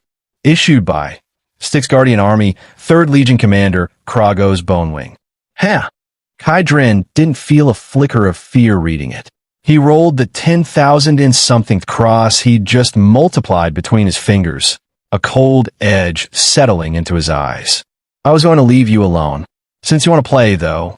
He pulled the treasure map from his coat and tapped one finger hard on the location marked with a skull.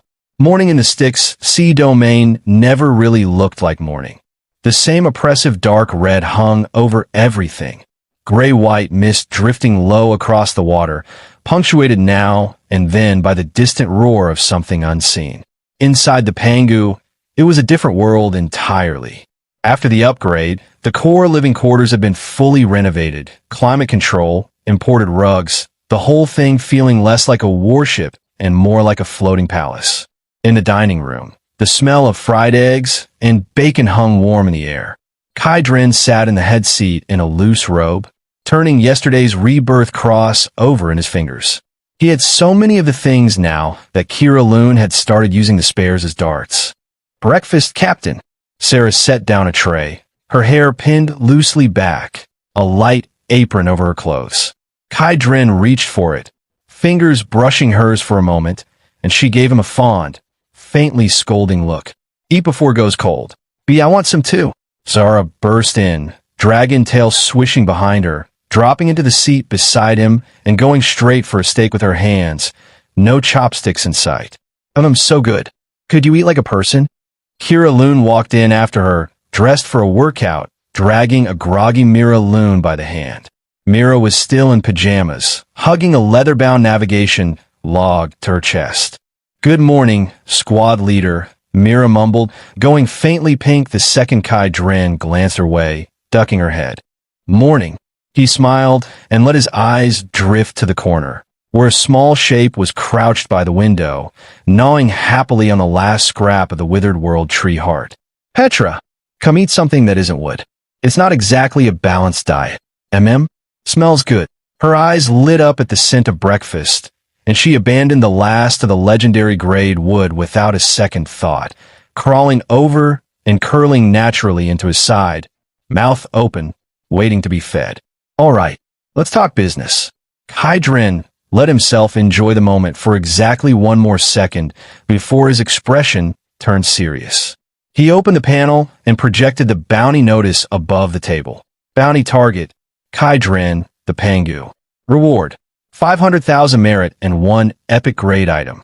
Issued by the Styx Guardian Army's Bone Dragon Legion. The red text looked stained, dripping with intent. That old pile of bones really thinks highly of us, Sarah said, cutting into her breakfast, tone cool. 500,000 merit is enough to drive every native captain in this sea half mad. Plenty of survivors will be tempted too. Tempted? Sure, Kira Loon scoffed, pulling a handful of resurrection crosses from her pocket and dropping them on the table. But do they have the lives to spend trying? True enough. Still, even a harmless pest underfoot gets annoying. Kai Dren took a sip of milk. And a bounty this loud means Kragos has locked onto us specifically.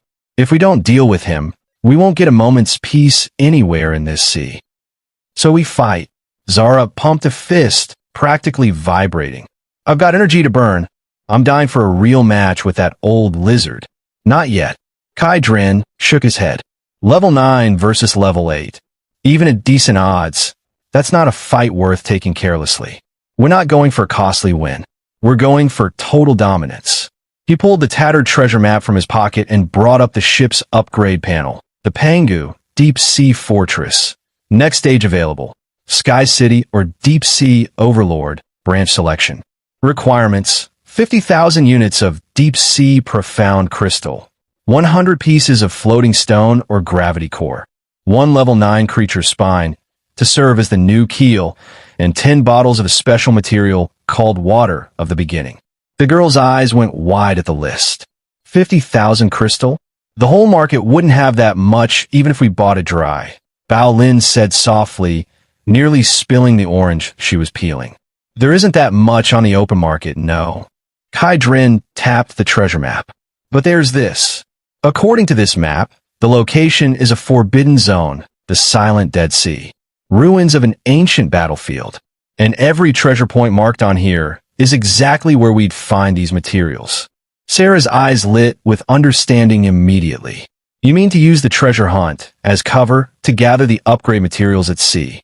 Exactly. And since Kragos wants our coordinates so badly, a cold light flashed through Kai Dren's eyes. We'll give them to him. Let him follow us in, eating our dust the whole way. When the time comes, his spine makes a perfectly good keel. He stood and started handing out assignments. Mira, set our course for the Silent Dead Sea. Hira, check the cannons and shield systems. Top off every storm core we've got. Zara, stop eating and get up to the deck, keep watch. Petra, keep eating your wood. growing up matters. Finally, he looked to Sarah. Sarah, watch the trading market. Buy up anything on our list, whatever the cost. Understood. She stood, adjusting her apron, already all business. Should we sell off a few of the resurrection crosses? They're hard currency right now. Not yet, Kaidrin said. Letting those out into the world would just be funding the enemy. Half an hour later, the Pango let out a deep blast from its siren and cut through the dark red waves like a steel beast, heading for the distant mist. The regional channel had already caught fire. Look at the rankings, the Pangu's moving. That speed has to be 300 knots. Is that even a ship anymore? Bounty's 100,000 just for coordinates. Anyone want to team up and try our luck? Team up to die together, you mean? He just steamrolled a level 8 fortress. You'll be a side dish. Wealth is found in danger, though. What if he's low on energy right now? Greed always found a way. Even with Kaidrin's track record sitting right there in plain view, there were always a few reckless souls willing to gamble everything for a shot at that kind of payout. The Panga hadn't gone 50 nautical miles from the Society's port when Zara's voice came down from the lookout tower. Hey, there's a tail on us. Been following for 10 minutes. Kaidrin was on deck at the time, teaching Bao Lin how to cast a line for the big fish. He raised an eyebrow at the news and walked to the stern, activating weakness insight. Blue light swirled across his vision, cutting straight through the mist behind them, down to a flat, manta ray-shaped shadow gliding silently 3 kilometers underwater. Shadow Ray, level 6 assault ship. Styx native forces.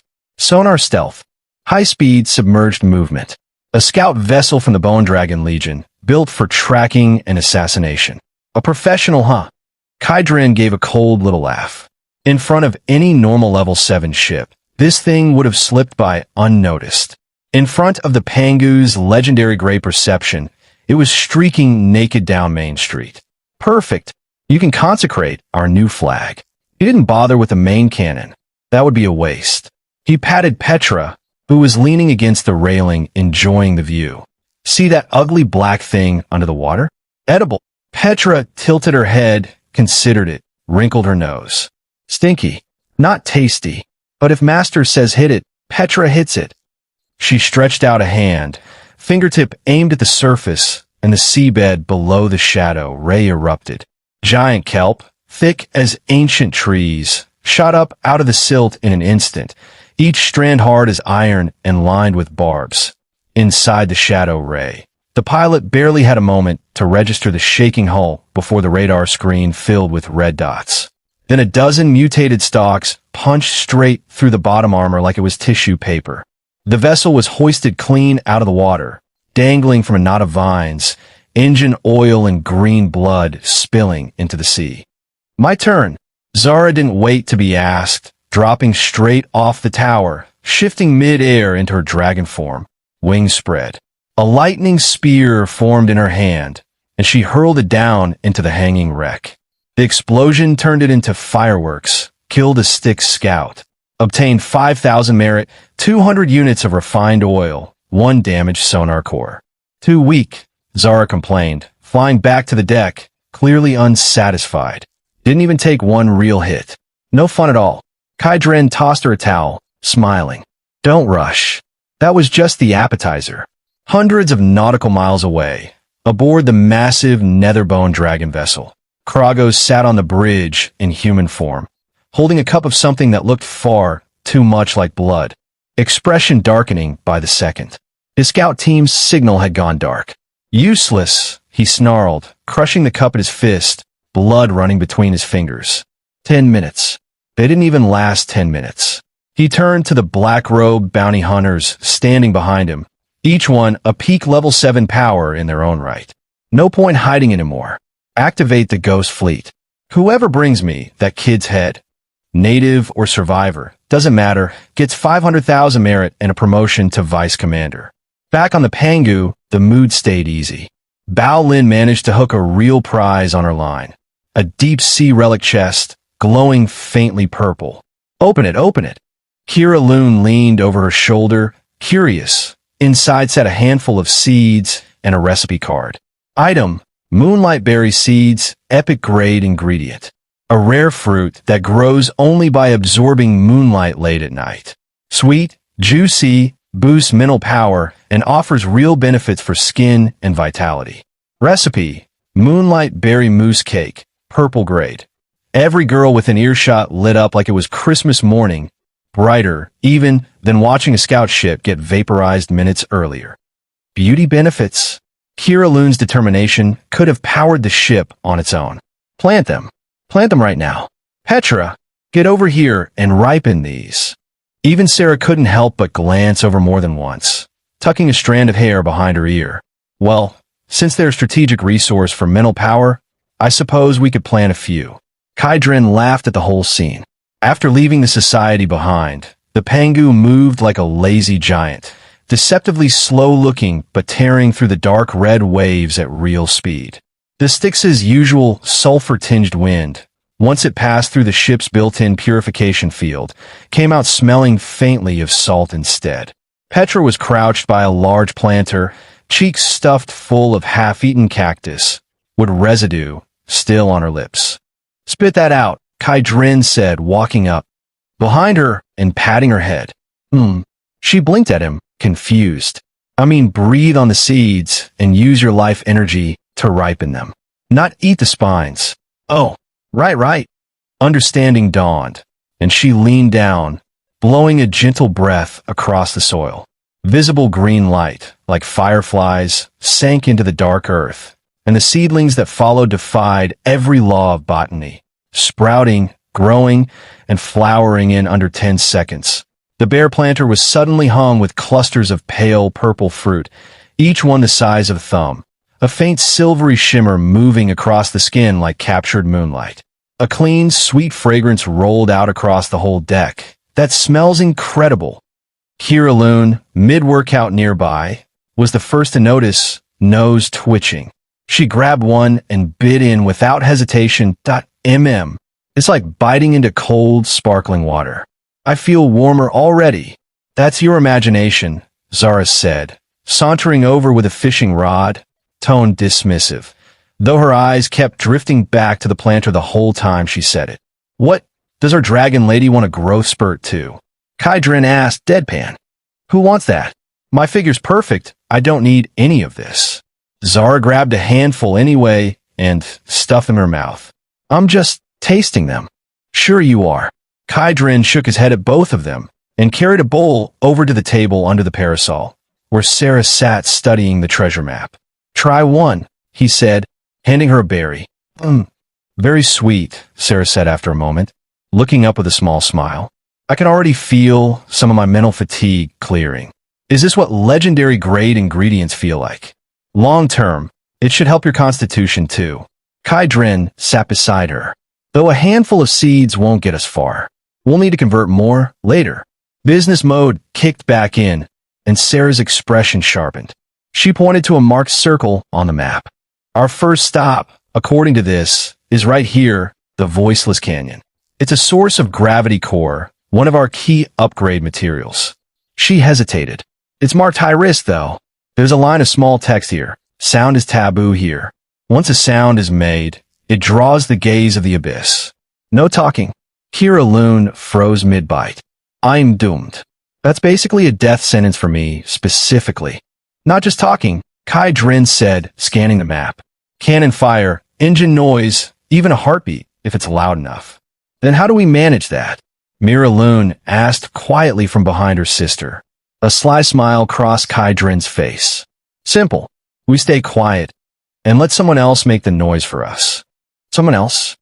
The girls exchanged confused looks. Just then his panel chimed a high-reward bounty discussion detected in the regional channel.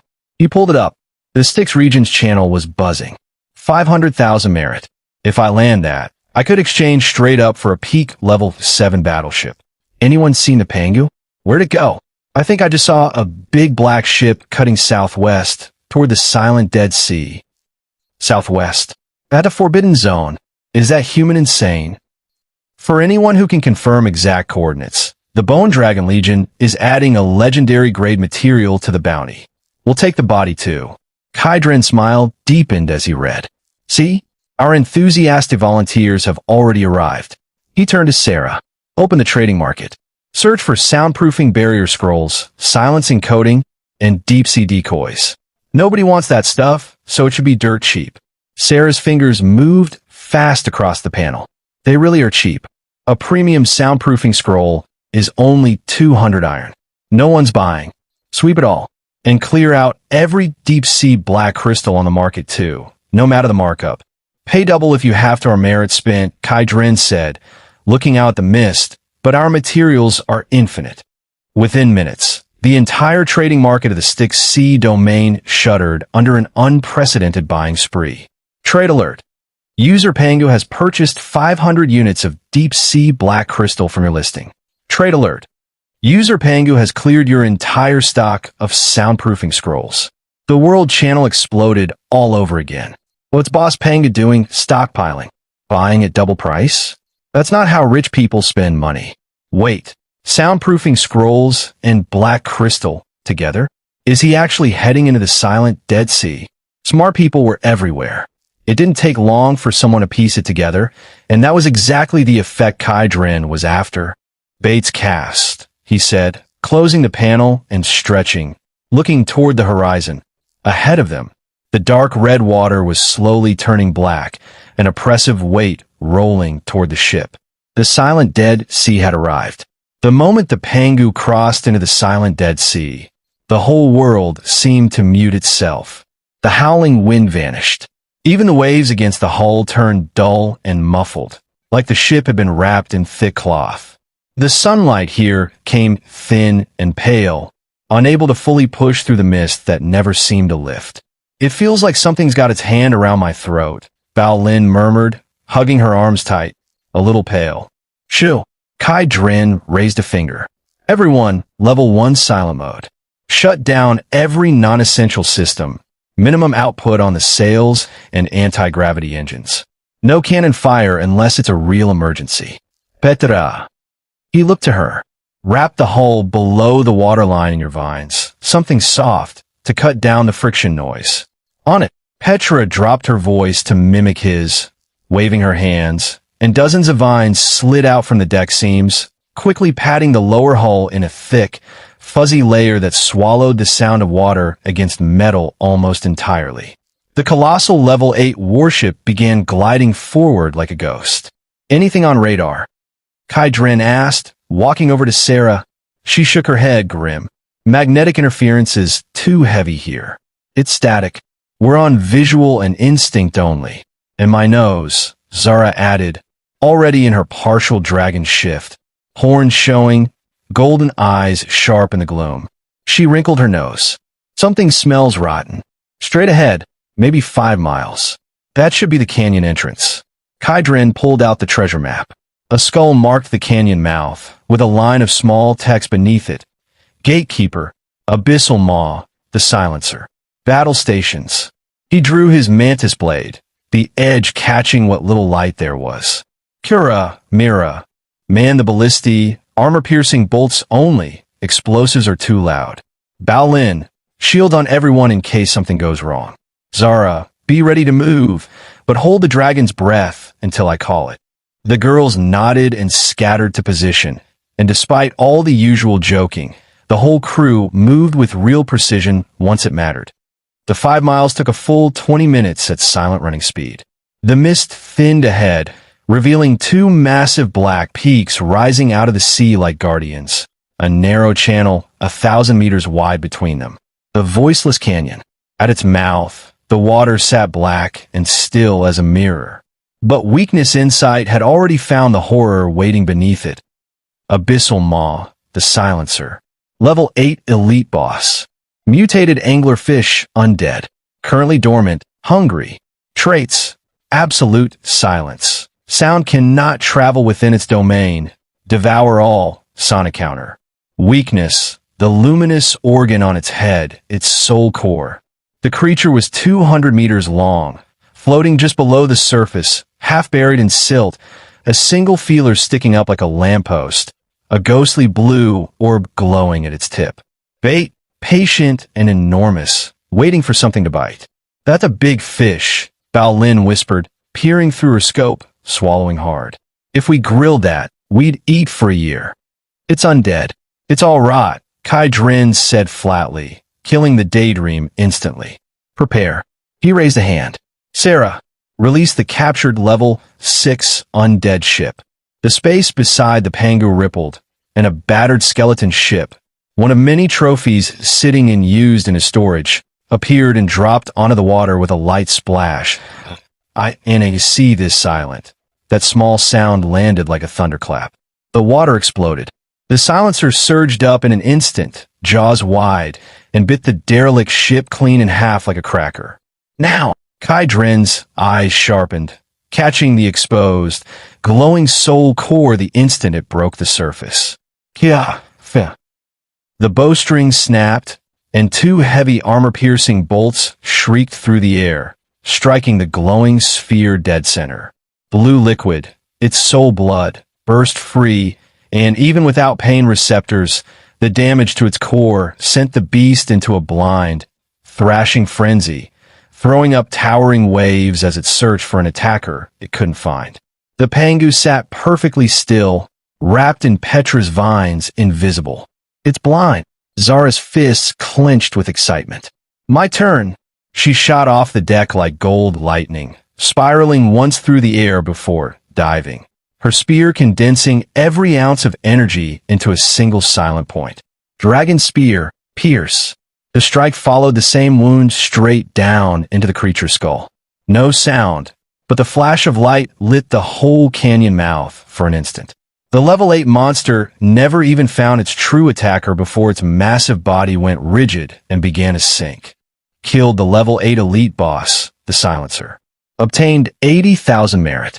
Materials: Gravity Core Fragments X5, Deep Sea Night Pearl X1, Silencer's Vocal Cords, Boss Material X1. Beautiful, Kai Drin said, snapping his fingers. No main cannon needed. A level 8 monster taken down clean, without a scratch on them, on nothing but coordination and bait. Gather the loot, quick. Vines reached into the water and hauled up everything the fish had dropped, along with a treasure chest glowing faint purple. Overlord Body Massivine tentacles hauled the last of the dismembered monster onto the deck, piling glowing materials up in heaps. The fishy smell was strong, but to everyone watching, it might as well have been gold. This pearl is huge. Bao Lin knelt beside the night pearl, basketball-sized and cold glowing, eyes wide with delight. That'd make a great lamp for the cabin, Kai Drin said, walking over and ruffling her hair fondly. He picked up the last item from the pile, a grayish, rubbery-looking thing still faintly twitching. Item: Silencer's Vocal Cords, epic-grade material. Though the original body is dead, the cords retain muscle memory. Infused with energy, they can mimic any sound heard and play it back at 10 times the volume. Note: if you hear your own name called in the middle of the night, don't answer, even if the voice sounds like someone you loved. A slow, meaningful smile crossed Kai Drin's face. Good stuff. Suha, put this away and have Petra work up a few speakers with it while she's at it. I want to prepare a little sonic feast for our friends behind us, and have Mira adjust the NAV chart. We're not taking the middle waterway. We're hugging the rock wall on the left. Sarah checked the chart, frowning slightly. That's a gravity anomaly zone, marked as a multiplier field. Even with the upgraded hull, the crew might struggle. It'll be fine. I know what I'm doing. Okay, Dren's Gaze Sharpenet. In a place called the Silent Dead Sea, the most dangerous corners tend to be the safest ones. And the richest gravity core deposits should be exactly where nobody wants to go. Half an hour later, the Pangu slipped into the long, narrow, voiceless canyon proper. Black rock walls rose on either side, disappearing into a sliver of gray sky far overhead. The pressure was immediate, oppressive in a way that had nothing to do with sound. The sturdy hull groaned faintly, metal straining under an invisible weight. Ugh! Kira Loon, mid-stretch on deck, staggered like someone had dropped 10 barbells on her back. What kind of hellhole is this? Gravity field, Kai Drin said, walking over, entirely unbothered. His overlord body treated the extra weight like nothing worse than a workout. Nearby, Miraloon had sunk into a chair, breathing hard, clearly struggling the most out of anyone. I can't. I think I'm going to pass out, she managed. Kai Dren crossed over and set a hand on her shoulder. A warm current flowed from his palm into her, and the crushing weight on her chest eased almost instantly. Thank you, squad leader.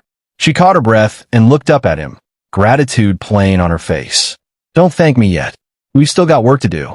Growing out of the rock wall ahead, strange crystals hovered just off the surface, the space around them rippling faintly like heat haze. Item, gravity, or rare material.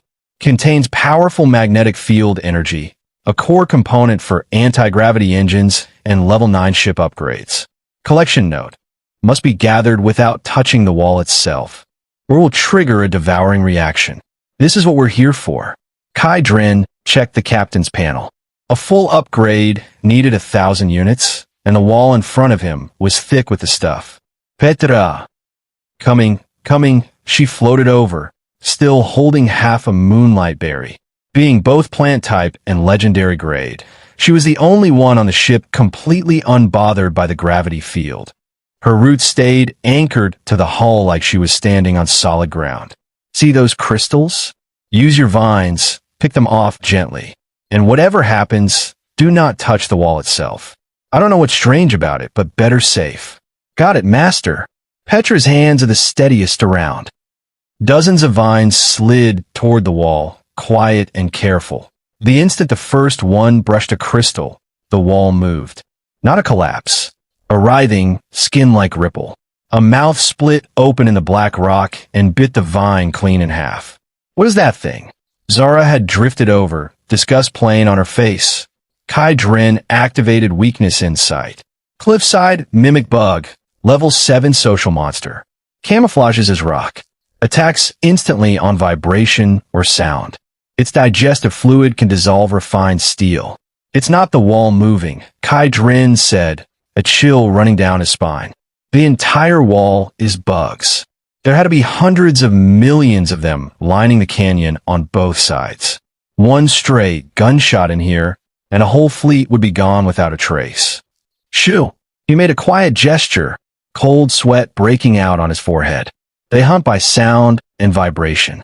Petra, gentler this time, coat the vine tips in pollen instead. Let the scent knock them out before you touch anything. Okay. She took a steadying breath, and small pink flowers bloomed at the tips of her vines, releasing a sweet, heavy fragrance. This time, when the vines approached, the bug went slack and drowsy instead of attacking, and the ore came free easily. That's more like it, Kai Dren said, relaxing slightly. As long as they didn't disturb the swarm, this whole canyon was a treasure trove. Kira, Mira, don't just stand there. Come turn this winch. The sails are loose. You're kidding, Kira Loon groaned, but hauled herself upright anyway, dragging the heavy crank across the deck step by step, gritting her teeth against the extra weight. Use some muscle, Kai Dren called, watching from the side. Humph. Never seen a hard worker before? She shot back, breathless, glaring at him with more heat than sting behind it. Not one working this hard in this. Much gravity, no. He tossed her a water bottle, which she caught and drained in one go. You owe me for this, Captain, she added between gulps, only half joking. Add it to my tab, he said, and she rolled her eyes, though a small smile slipped through anyway. Off to the side, Mira Loon watched the exchange quietly, twisting the hem of her sleeve, feeling something she didn't quite have a name for. Time ticked by. In just under 2 hours, the Panga's hold had over 800 units of gravity or stockpiled, closing in fast on the upgrade threshold. Then Sarah, who'd been monitoring the radar, went suddenly still. She hurried over, tablet in hand, red dots swarming across the screen, pouring into the canyon at speed. They're here, she said, voice steady but heavy. The main Bone Dragon force. 3 level 8 battleships in front, at least 10 level 7s behind. No stealth, no silence. You can hear them for miles out. Kai Dren let go of the winch handle and clapped his hands together, the last trace of humor draining from his face, replaced by the cold focus of a hunter watching his prey step into the trap. Finally, he glanced once at the still dormant walls on either side, then at the black mist ahead. Everyone, prepare. Stop collecting. Activate the stick's barrier. Switch to absolute silence. Petra, bring out those speakers you made. Time to play our guests a little tune. He pulled the silencer's vocal cords from his pack, along with a small pile of explosives and lures. Zura. She dropped down from the mast, already buzzing with anticipation. Take this with you. He handed her a small, dangerous-looking time device. Throw it into the middle of the biggest bug nest you can find up ahead. Then get out fast. Her eyes lit up. Oh, I like this plan. She flapped her wings and slipped into the mist without a sound. Kai Dren turned to look behind them, where the sea was already lit up with distant firelight, the growl of engines and shouting captains carrying faintly across the water. Their arrival, we found them, don't let him get away. So what if it's the Dead Sea? We outnumber him 100-1. Kai Dren pulled a washed moonlight berry from his pocket and popped it in his mouth, sweet juice bursting on his tongue. Tosa! A slow smile spread across his face. It's certainly going to be cold. Question is who exactly ends up on the plate. A sudden, deafening blast of cannon fire cracked through the canyon from behind. Some overeager captain, hungry to be first, had fired straight in a mist trying to flush out their trail. Akati was like striking a match in a room full of gas. The dead silent canyon woke up all at once. Hundreds of millions of rocks along both cliff faces slowly opened their eyes. Warning cascade lit up the Panga's panel. High decibel noise source detected. Gravity fluctuating violently. Biological colony destabilizing. Every alert silent. Just red light flashing across the console. The Pangu itself sat dark and unmoving, tucked against the rock wall, wrapped head to hull in vines 0.5 nautical miles back. The massive Allied fleet came barreling in. At the front, a Level 8 battleship called the Bonebreaker. A smoking skull mounted at its bow, its captain an undead knight in black armor bellowing orders over a loudspeaker loud enough to shake loose gravel off the cliffs. Fire! Clear this mist for me. He has to be hiding in here somewhere. Hundreds of cannons fired in unison, tearing the darkness apart. Before that volley could even land, a low, scraping rustle rose behind it, quiet at first, like rain on leaves. Then it swelled into a downpour. Then a roar. The night captain froze and looked up. It was the last thing it ever saw. The cliffs weren't rocks anymore. They were a black waterfall pouring down. A Level 7 airship at the top of the formation vanished into the swarm in 3 seconds flat.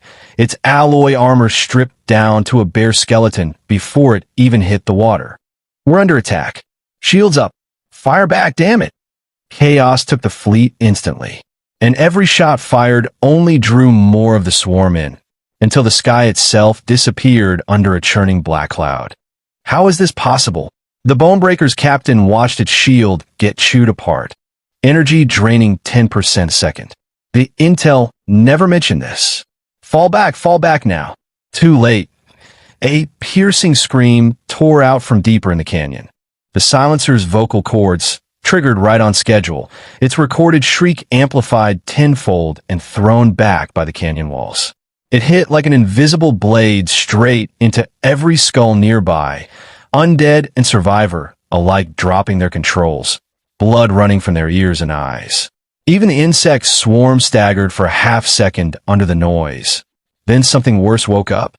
The water below exploded, and enormous abyssal giant crabs began climbing out, drawn by the sound and the falling bodies, pincers the size of cranes snipping ships clean in half from underneath. Insects above. Crabs below. A sonic trap dead ahead. The voiceless canyon had turned into a full-blown slaughterhouse, and there was no way through in any direction. Tucked safely away, Kai Dren watched the notifications roll in. He hadn't landed a single kill himself, but he'd built a trap, and the system credited him 50% assist on every single one that assisted kill.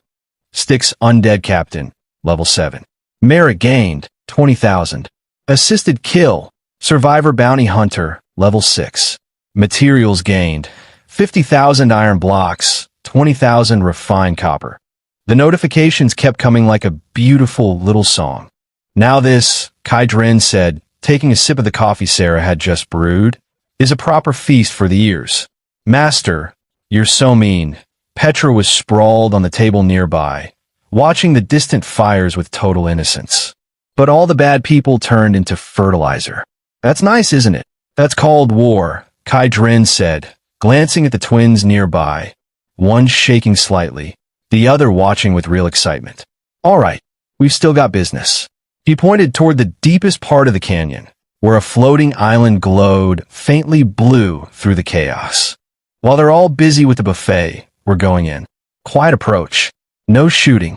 The Pangu's engines hummed faintly, and under cover of the massacre unfolding behind them, it slipped deeper into the mist like something that had never been there at all. Behind them, the fleet that had sworn to bring back Kai Dren's head had become fertilizer for the Dead Sea. Only the bounty notice remained, still pinned to the World Channel, looking more than a little ironic now. Deep inside the silent Dead Sea, the firelight fell away behind them, and the horrors of Death Canyon started showing their true depth. Gravity's climbing. Currently at 8.5 times standard, Sarah said, watching the numbers flicker on her tablet, her hand trembling slightly against the console.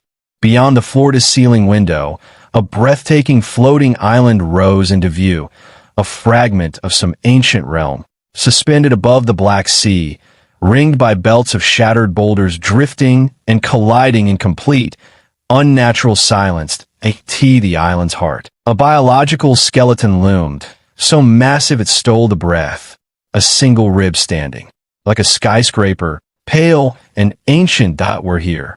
Kai Dren's voice cut through the quiet of the cabin. Prepare to disembark. Aside from Petra, who was pressed curiously against the glass, unbothered as always, the rest of the crew wasn't doing well.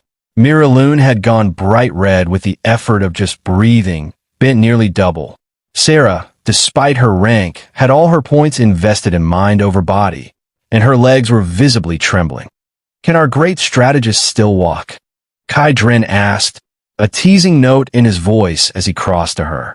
My constitution's only 45, Sarah admitted, biting her lip, still trying to hold onto her usual composure.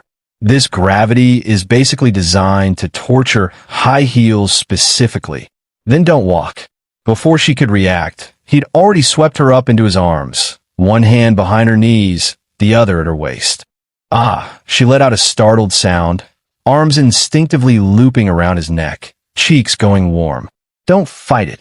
It's faster this way, he said simply, already moving toward the exit. Hey, Kira Loon's voice cut in, indignant.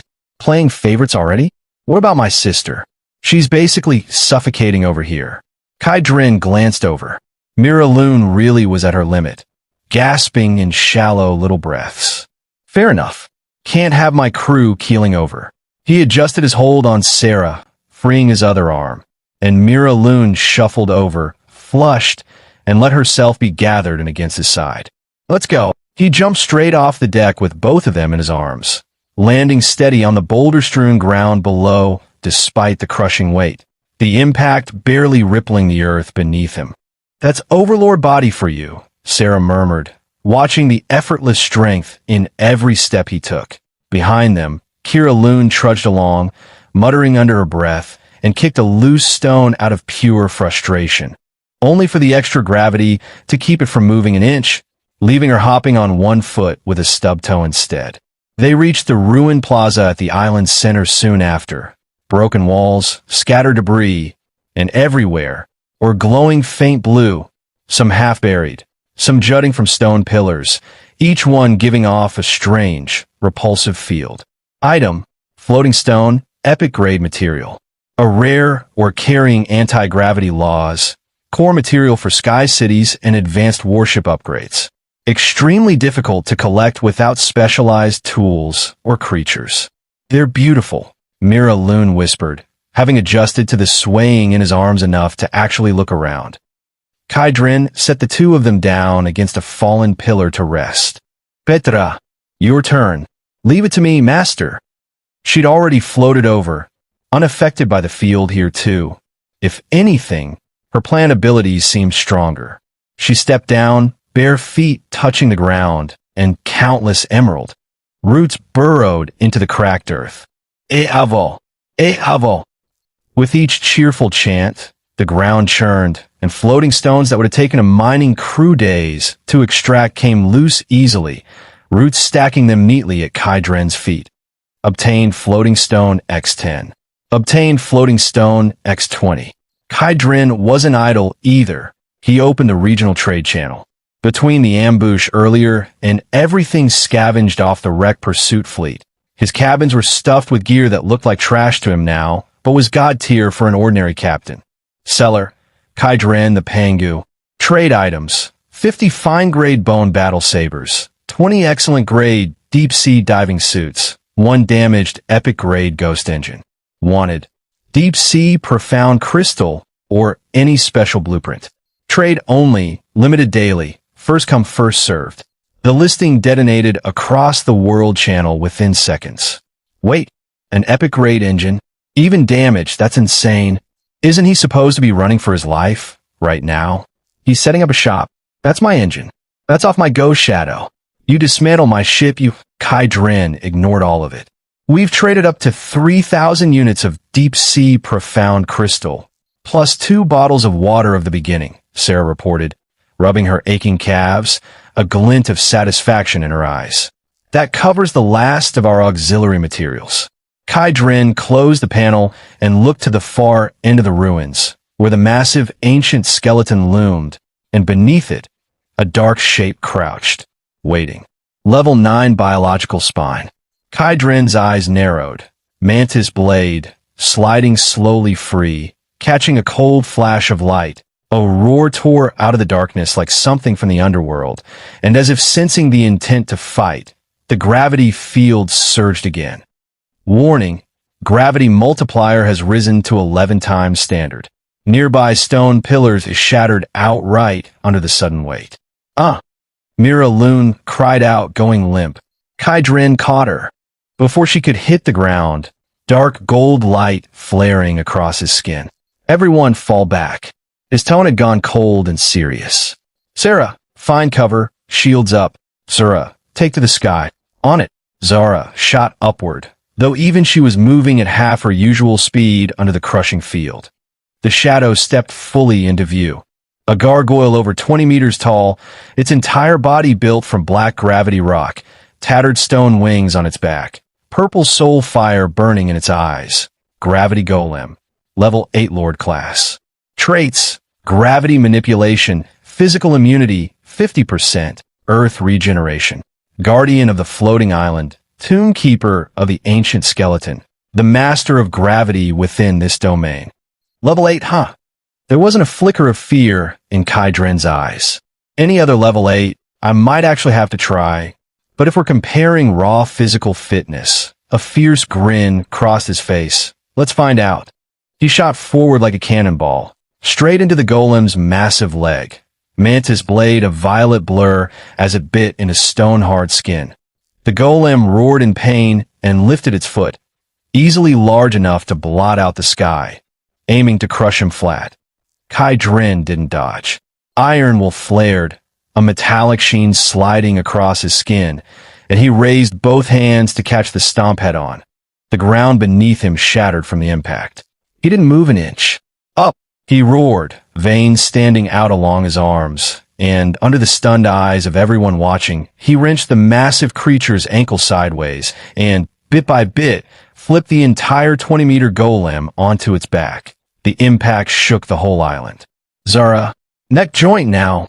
Roger. She'd been waiting for exactly this. Lightning condensed around her spear as she dove, momentum turning her into a falling meteor. Thunder Dragon. Sky-falling strike. The spear punched clean through the golem's exposed neck joint. Lightning burst outward, and the purple soul fire in its eyes went dark for good. A few minutes later, Kai Dren sat on the golem's shattered head, turning its gravitational core over in his hands, while nearby, beneath the ancient skeleton, Petra's vines slowly worked the thickest bone free. Item: Ancient Dragon Whale Spine, Level 9 Legendary Material. Keel Material. Grants a ship the pressure of a true deep-sea overlord. That's everything, Kai Dren said, letting out a long breath, dusting himself off. He jumped down and held both hands out again to the two waiting women. Since we're here, we're not leaving empty-handed. I'll carry you both back. This time, Kira Loon didn't hold back at all, grabbing his arm and pressing close before her sister could even move. My turn first. That move back there was pretty impressive. A rare softness slipped into her voice. Tonight, you owe both of us a real reward. Don't think you're getting out of it. Kai Dren raised an eyebrow, mood lifting despite the ache in his arms. Get in line. Both of you.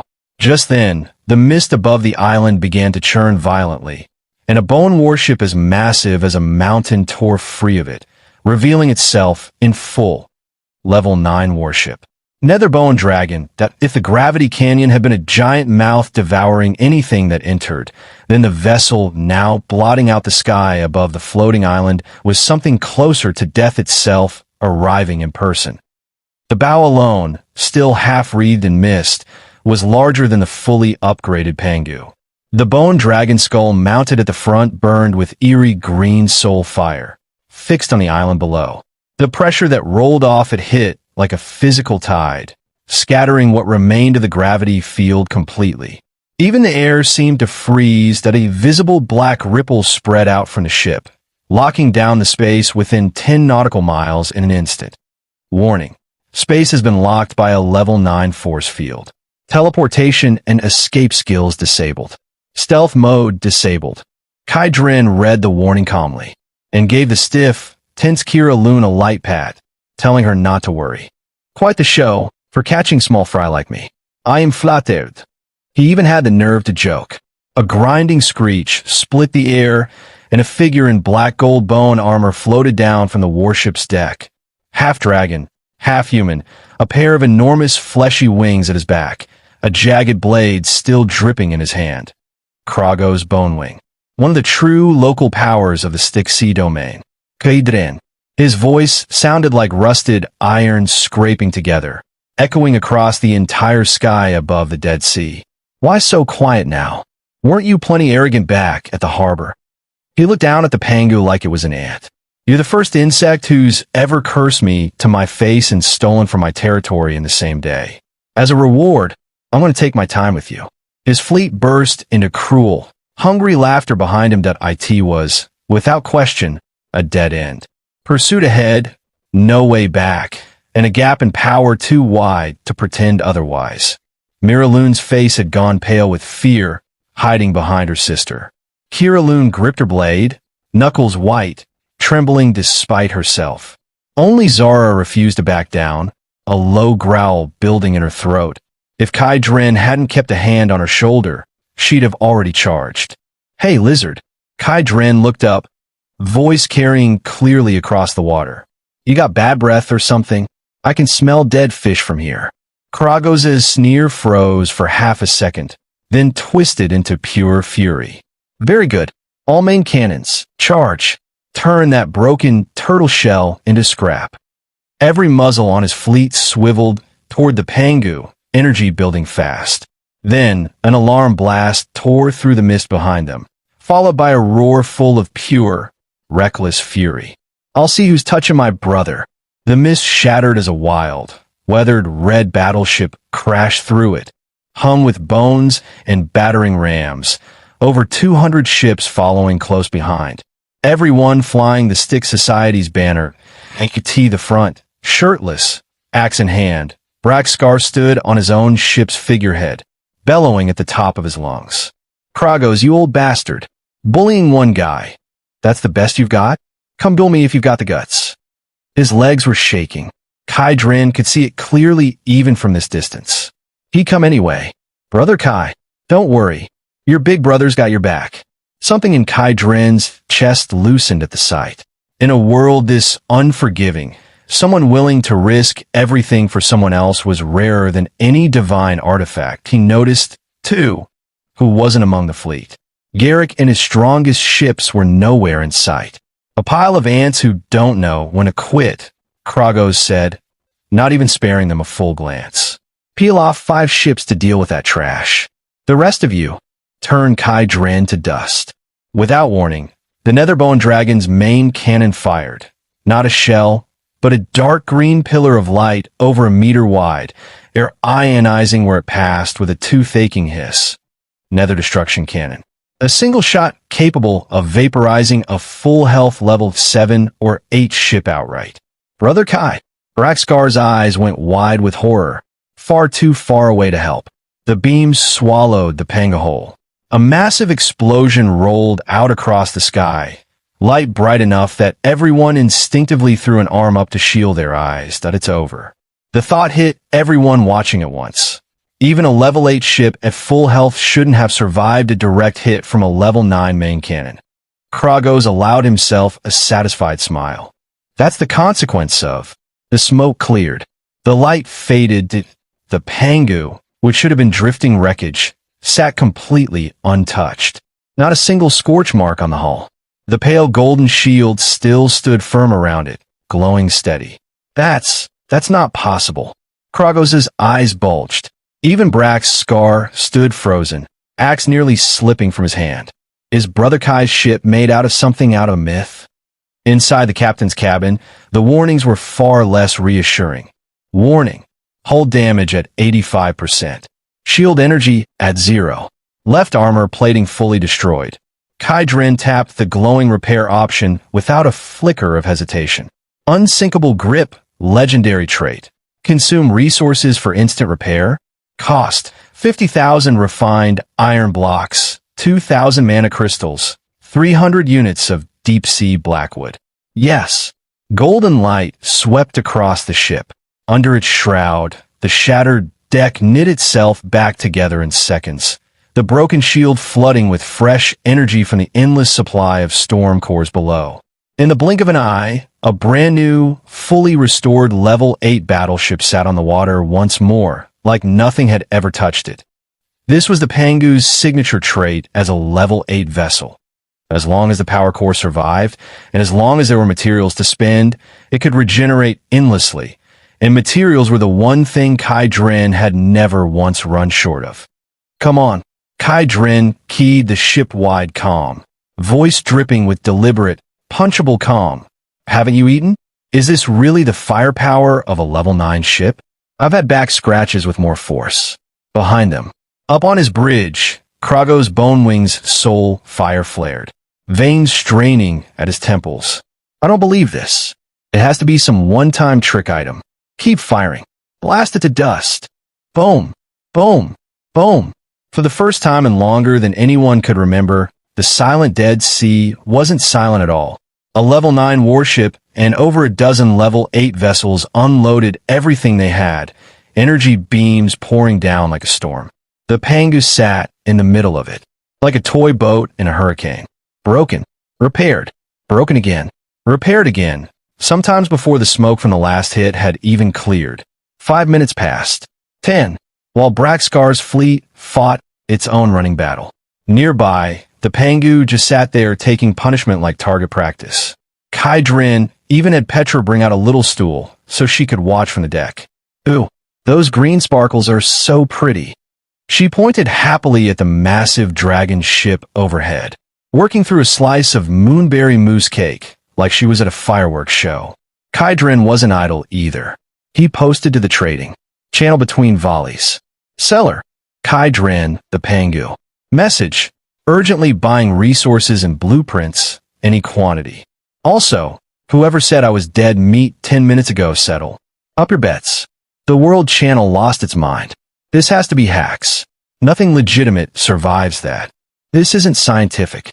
That shield's absorbed, what, 5 million points of damage by now? Where's the energy and materials for that many repairs even coming from? Up above, Kragos was breathing hard, eyes bloodshot. Even a level 9 warship's power didn't come from nowhere.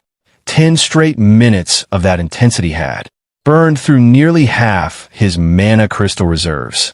1 million merit worth of resources gone, and that junk. Heap below was still glowing gold without a single. Mast down. Commander, his adjutant said, trembling. Our reserves are under 40%. If we keep this up. Shut up.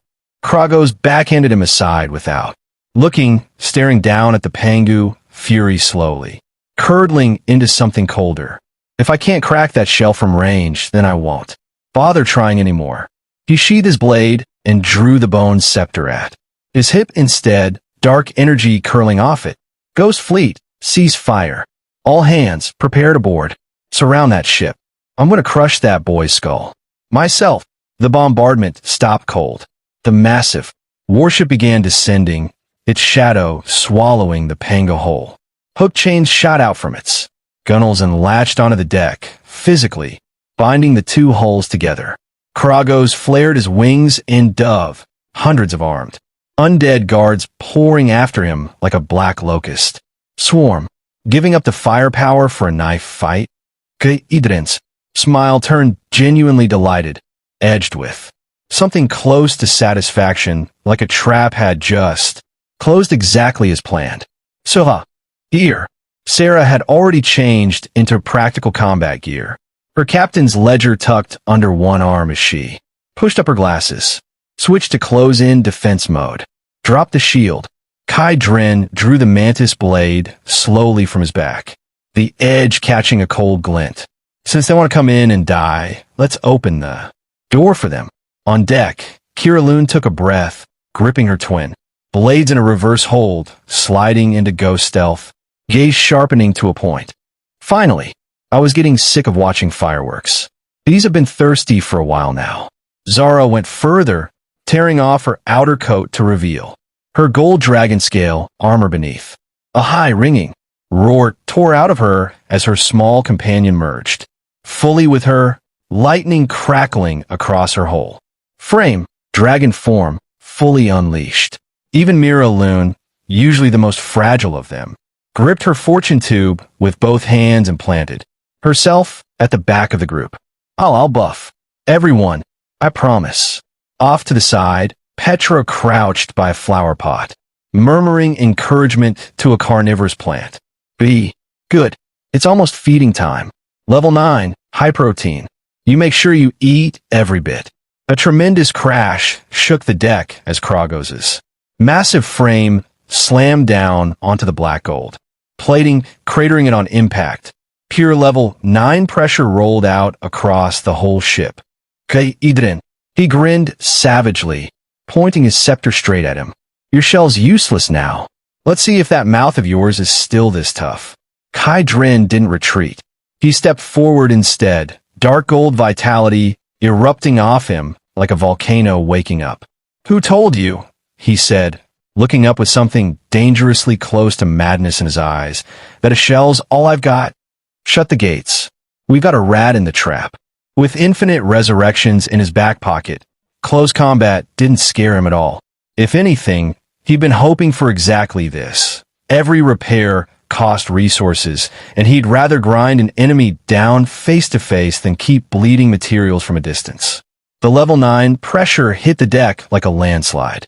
The moment Kragos landed, the sturdy black gold plating allowed a series of tooth-aching creaks, the sheer weight of his presence thickening the air itself. Cough. Kiraloon, closest to him, doubled over, blood trickling from the corner of her mouth. Level. Suppression. A straight-up crushing of life tears, no? Skill required.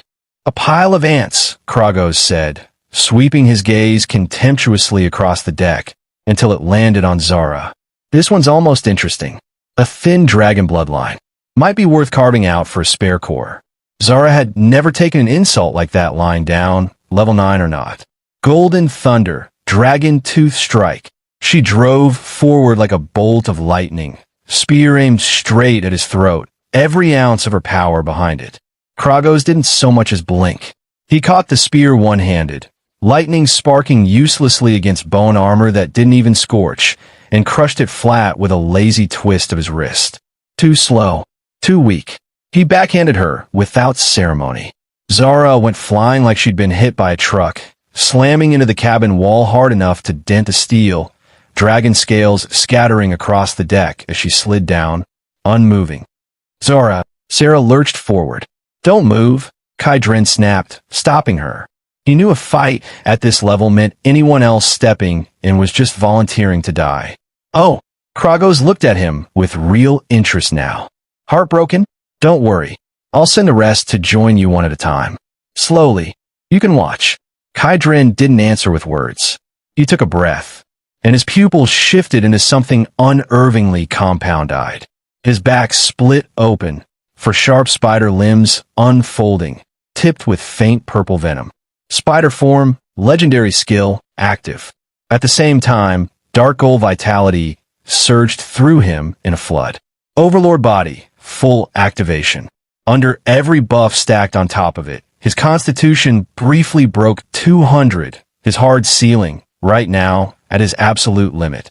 Somewhat interesting, Kragos said. Still not enough.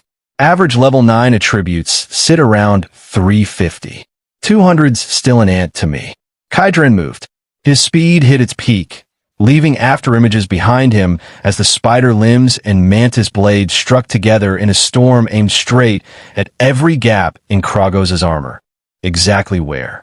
Weakness insight told him to hit, but even landing every strike clean, the defense underneath was absurd. A blade sharp enough to cut. Steel like butter, barely scratched pale white marks. Into the bone. Are you trying to give me an itch? Kragos laughed. Cruel. And didn't bother dodging a single hit.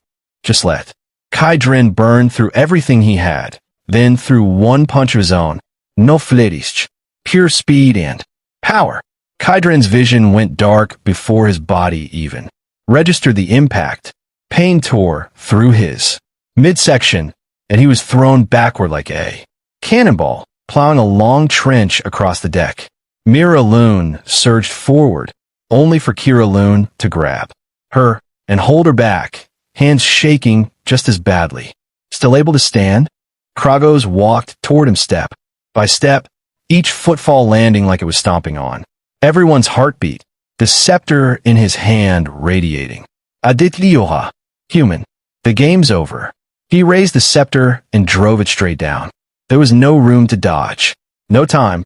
It punched clean through Kaidrin's chest and pinned him to the deck, blood pooling out fast, staining the black gold. Plating red. His body twitched once, and the light drained out of his eyes. For a moment, the whole world seemed to hold its breath. Out on the water, Braxcar watched it happen. Through his own ship's viewport, and went pale as a sheet. No, impossible. He can't. He tried to force his way through the enemy ships still blocking him, roaring, but he couldn't break through in time. The public channel went dead silent. Every spectator who'd been treating this like a show suddenly had nothing to say. Dead?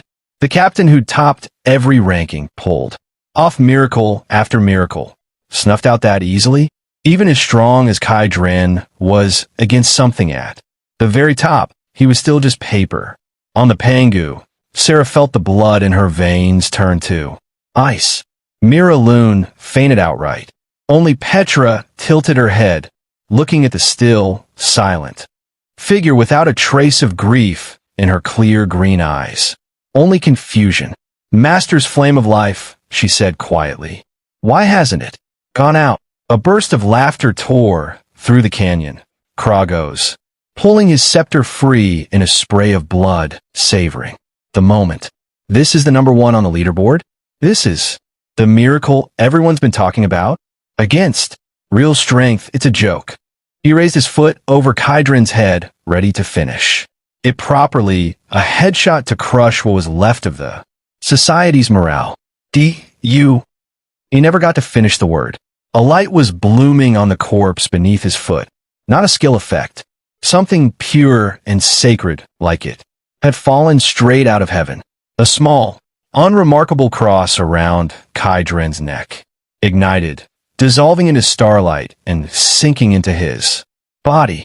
The wound in his chest, the ruined organs, the blood he'd lost, all of it reversed in defiance of every law of biology and knit itself whole again. Item consumed. Sacred rebirth cross. Effect. Instant. Resurrection on the spot. Full status, all negative. Effects cleared. Kaidrin's eyes snapped open. No confusión, no dace. Just cold, accumulated intent. Old man. His voice was calm enough to be Unsettling. Are you done laughing? Kragos, in the aftermath of his own gloating, was exactly as relaxed as he'd ever get. It was the exact window Kai Dren had traded a life to buy. He lunged, mantis blade already sheathed, a small black sphere in his hand instead, a legendary grade item he'd bought at a punishing price on the trading market. Void collapse thunder, one-time use. Detonates a small pocket of space for massive true damage, ignoring defense entirely. He grabbed the descending leg and jammed the device straight into the gap in Kragos' thigh armor. The explosion went off at 0 range. No fire, just silent, total annihilation. Even a level 9's defense meant nothing against true damage detonated point. Blank, Kragos' leg below the knee vanished in a wet, bloody mess, and both of them were thrown clear by the blast. Kai Dren landed half mangled and still somehow laughing. That felt great. Again, the light flashed. A second cross burned away, and every injury on him healed at once. Full resurrection. Dead silence swept the battlefield. The Ghost Fleet, Braxcar's crew, everyone. Instant résurrection. No cast time. No warning. Kragos stood on one leg, staring at the man, calmly rolling his neck back into place.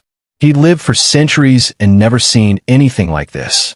He'd only ever heard of one of those crosses changing hands. Surprised, Kai Dren dusted himself off, cracked, opened a bottle of water, took a slow drink, and then, casually like he was holding jelly beans, pulled a whole handful of crosses out of his coat. Let me introduce myself properly. Kai Dren. I'm not particularly gifted. I just happen to have a lot of lives. He held up one finger. That was life number 1. I've got 6 more right here. Curious whether you can get through all of them, Commander. For the first time, the thought of retreat crossed Kragos' mind. Level 9 or not, thick health pool or not. That pool still had a bottom. It was already bleeding out through a missing leg. Meanwhile, this level 8 upstart across from him seemed happy to trade lives for damage all day long. It wasn't a fair fight. It wasn't even really a fight. It was a mugging. Not attacking again. Kaidren surugid reactivating. Spider form. Fine. I'll come to you. He turned and called back over his shoulder. Sera, don't just stand there. Hit the speakers. Play. Something festive. Sarah blinked, tear tracks still drying on her face, then let out a startled laugh at the absurdity of it. Relief hit her like a wave. Yes, Captain. Moments later, over the wreckage-strewn blood-soaked battlefield, the Panga's massive speakers started blasting the most cheerful, over-the-top victory music imaginable. Something you'd expect at a lottery win, not a duel with a level 9 lord. Against that ridiculous, joyful backdrop, Kai Dren charged the undead lord again like a total lunatic. Come on, old man. If I let you walk off this ship alive today, you can call me a liar for the rest of my life. They collided again. This time it wasn't a slaughter. It was a war of attrition. Kai Dren didn't defend at all. He traded hit for hit life. 4 wound. Break a rib? Fine, he'd stab back once. Blow his head off? Fine, he'd bite back the second he woke up. In 1 minute, he died 3 times. In that same minute, he opened 5 new wounds deep enough to show bone on Kragos' body. The once untouchable commander was being forced back again and again, his soul fire starting to flicker unevenly. He was scared, genuinely scared. Even at level 9, a mad dog that couldn't be killed, couldn't be crushed, and specifically went for the same wounds twice. Anyone would be. You madman.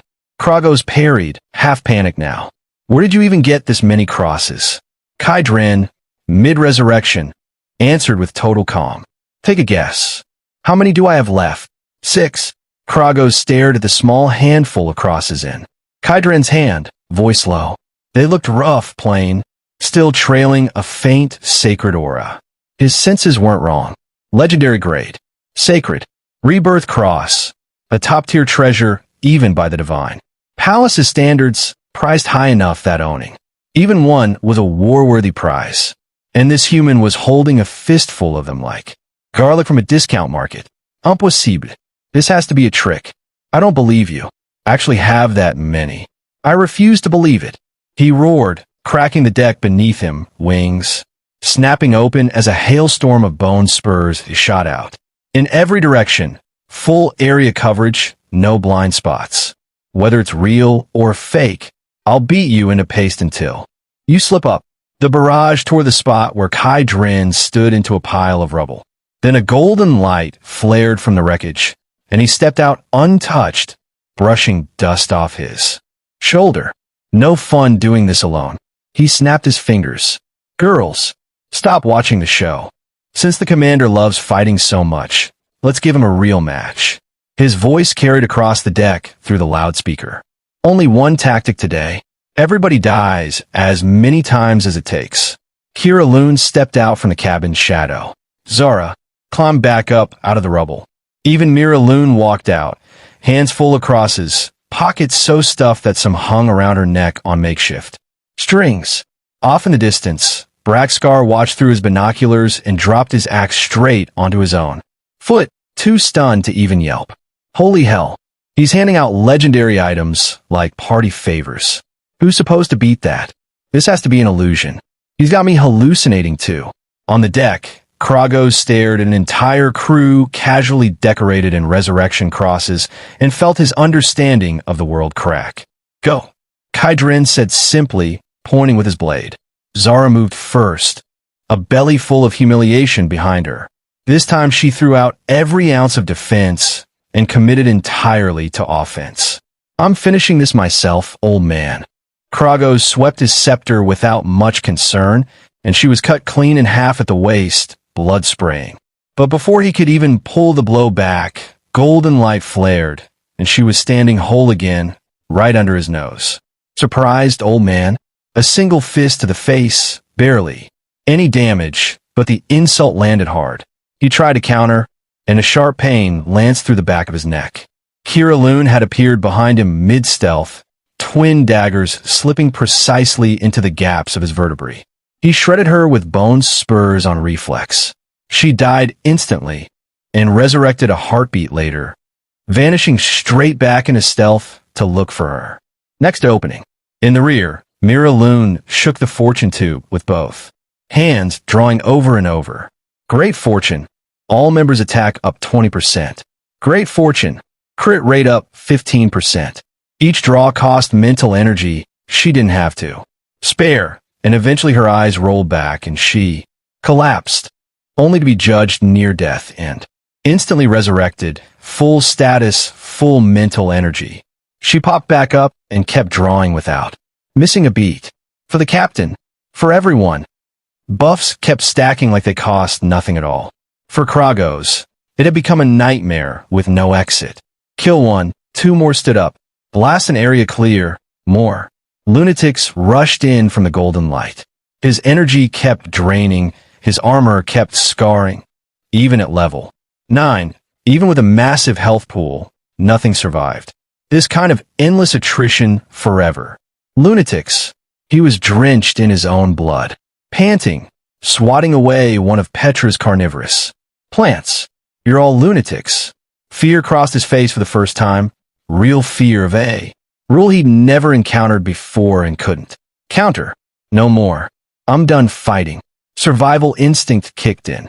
He had to get back to his own ship, raise shields, and run as long as he made it back. None of these lunatics could catch him. Ghost Fleet, cover me. He stomped off the deck and soared toward his own warship, running. Kai Dren, who'd been watching the whole thing from the edge of the deck like a spectator, spat out a grape skin and looked up, eyes cold. Petra closed the door. Petra, who'd been crouched in a corner of the whole time, hands pressed flat to the deck, looked up with a sweet, innocent smile. Okay, master. Bad uncle wants to leave without paying his tab. Not allowed. Myriad manifestations of nature activate. The whole canyon shuddered.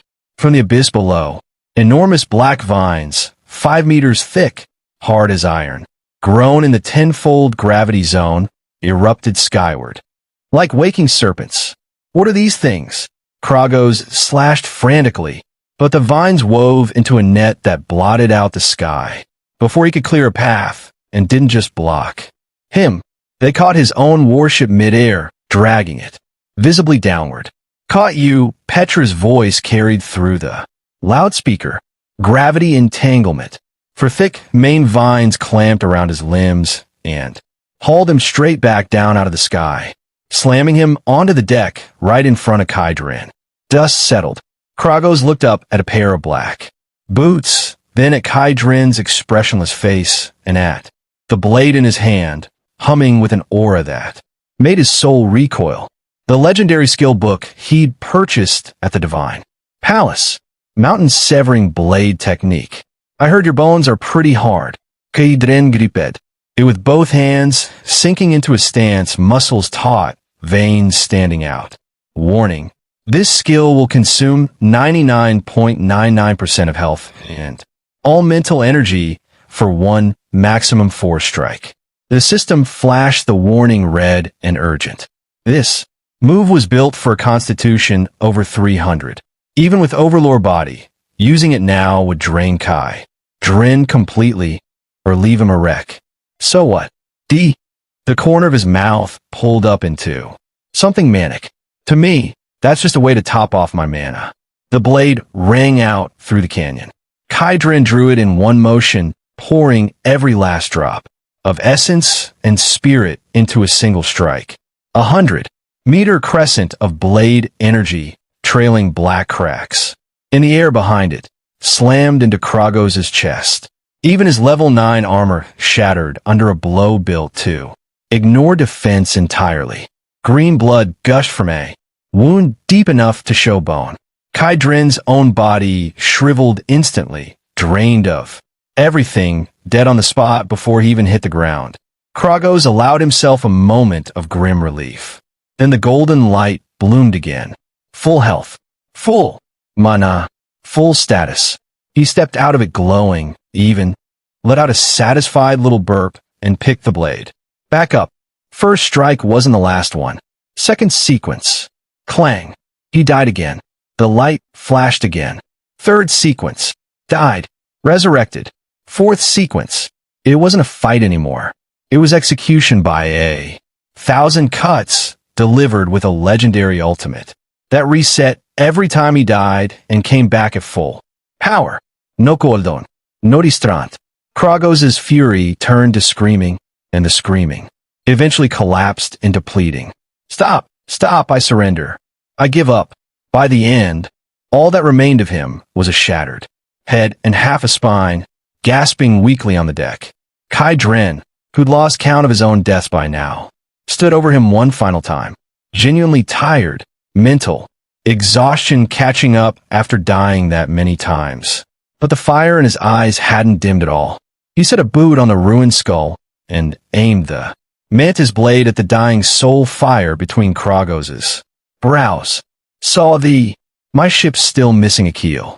A faint cold smile. I think your spine will do nicely. No. The blade fell. It found the core of the soul fire dead center, and centuries of undead life went out at once. Congratulations to Kydrin, captain of the Pangu, for slaying the level 9 lord, Kragos Bonewing.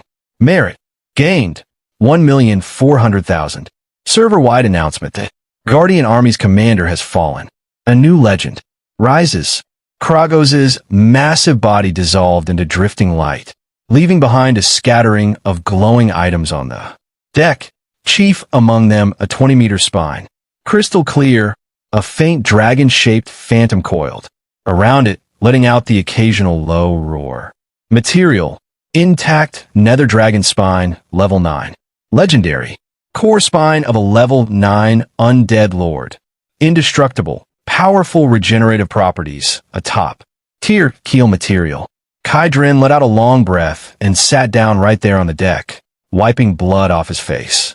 Finally, done. Nearby, the now masterless Netherbone dragon warship hung tangled in Petra's vines like a dead fish, its crew dissolving into black smoke as their contracts broke with their commander's death.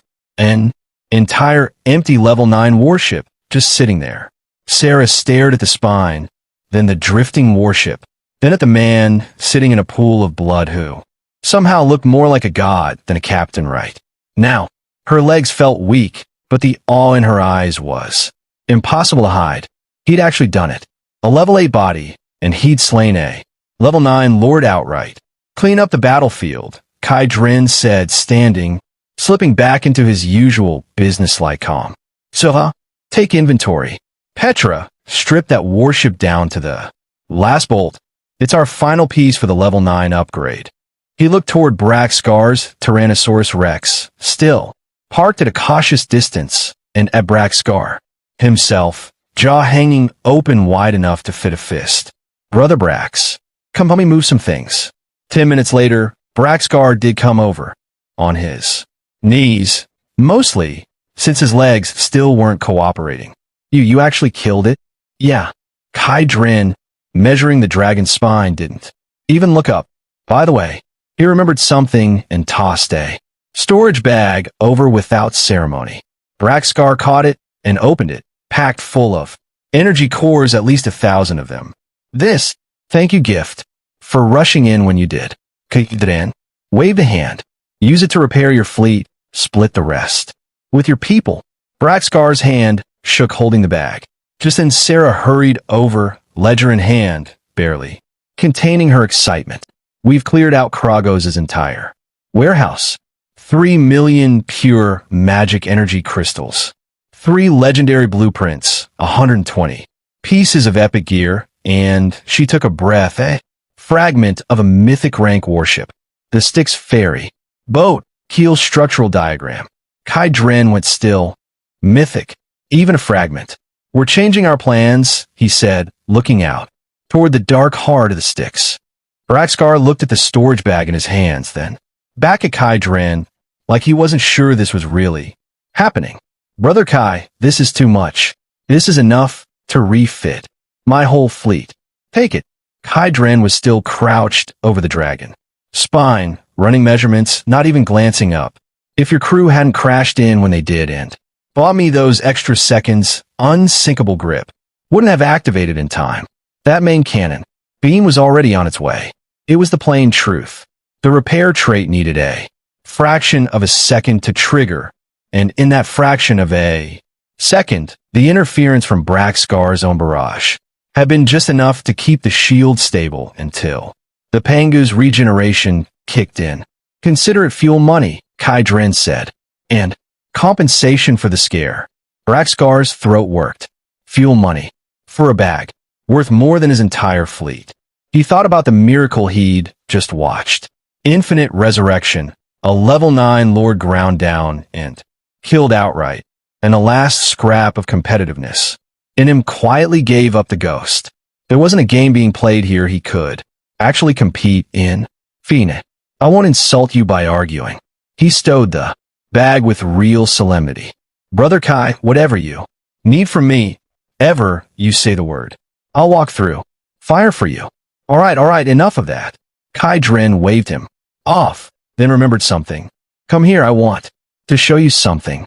Sarah walked over as he said it, holding a tattered, obsidian black blueprint that radiated an ancient weight even from a distance. Captain, Guild Leader Brax. She bowed slightly and handed it over. My analysis says this is bigger than either of us can guess. Kai Dren took it, ice cold to the touch, patterns etched into it, complex enough to make his eyes swim. Mythic grade warship fragment, Styx ferry boat, keel structural diagram, quality, mythic incomplete. One of the structural pieces of the vessel legend says, the Lord of the Styx uses to guide souls. Collecting every fragment might allow the reconstruction of that mythic ship. Note, when you stare into the abyss stares back. Perhaps you could become the new abyss. Mythic, even his breathing caught reading it. This wasn't just a ship anymore. It represented actual authority. Holy hell. Braxcar, reading over his shoulder, went pale. That's mythic rank. Sarah, can you trace the other fragments? Kai Dren asked immediately. She shook her head, expression serious. No, whatever laws are packed into this thing are too dense for my talent, to fully decode. But it mentions the Lord of the Sticks and guiding souls specifically. ED. Guess the rest of it ties directly into the deepest secret of this sea.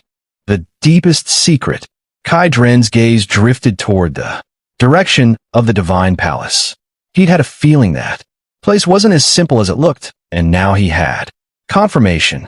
We're changing the plan, he said, stowing the blueprint. Step 1. Get the Pangu to level 9. Step 2. Go back to the divine palace and clear the exchange list properly. Step 3. Find every other fragment of this ship. Braxkar's blood was already up. Count me in. Brother Kai, I want to see what a mythic ship even looks like. Kai Dren glanced at him and smiled. Sure. Just don't slow us down. Never. They set to work. Petra's vines dismantled the wrecked warship piece by piece, feeding everything useful into the Pangu's hold. Zara and Kira Loon cataloged the mountain of captured gear, neither of them quite able to close their mouths at the pile of epic grade items. Kai Dren, Sarah, and Mira Loon headed to the power core room. Every material for the level 9 upgrade was finally in hand. Kai Dren looked at the massive, dragon-coiled spine resting in the chamber and took a deep breath. Let's begin. He pressed his hand to the panel and selected Warship Advancement. The moment he confirmed it, the entire power core room turned into a miniature sun. Blinding gold light erupted from the core furnace, and a surge of energy tore outward with the Pangu at its center, forcing the black waters of the silent Dead Sea aside in a vacuum zone over 1,000 meters wide. Miles away, Braxkar's whole fleet caught the shockwave and got shoved back over a dozen nautical miles before anyone could steady the wheel. What in the hell? Braxkar gripped the rail, staring at the golden ball of light dyeing half the sky. Is that an upgrade? Or is he ascending? Inside the light, the Pangu was in the middle of a full metamorphosis. The dragon spine melted down into a stream of black light and wove itself directly into the keel. Metal groaned and twisted as the hull expanded. Before everyone's eyes, 320 meters becoming 500, with climbing from 110 to nearly 200. Dragon scale patterns rippled faintly across the black gold decking. The cannons on both flanks reorganized into something thicker, more brutal. Read now in wisps of black ghost fire. Congratulations, the Pangu has advanced to level 9. Designation: the Pangu, Nether Dragon Soul Form. Hull length: 500 meters. Width: 180 meters. Hull strength: 1,200,000. Shield strength: 800,000. Core trait 1. Unsinkable grip, legendary. Core trait 2, new. Nether Dragon Soul, legendary. Your warship has fused with the soul of a level 9 lord, gaining part of its authority. Effect 1, active. Nether Dragon's Breath consumes energy to fire a world-piercing beam from the bow. 1 hour cooldown. Effect 2, active. Ghost Shuttle. The hull enters a ghost state for 10 seconds, immune to physical attacks, and able to pass through solid obstacles. 30-minute cooldown. Effect 3, passive. Dragon King's Majesty. The ship carries the inherent pressure of a level 9 lord. All lower-level creatures nearby have their stats suppressed on approach. Kai Dren's smile spread reading it. Strong didn't cover it. Unsinkable grip guaranteed survival. Nether Dragon Soul gave him burst, escape, and suppression all in 1.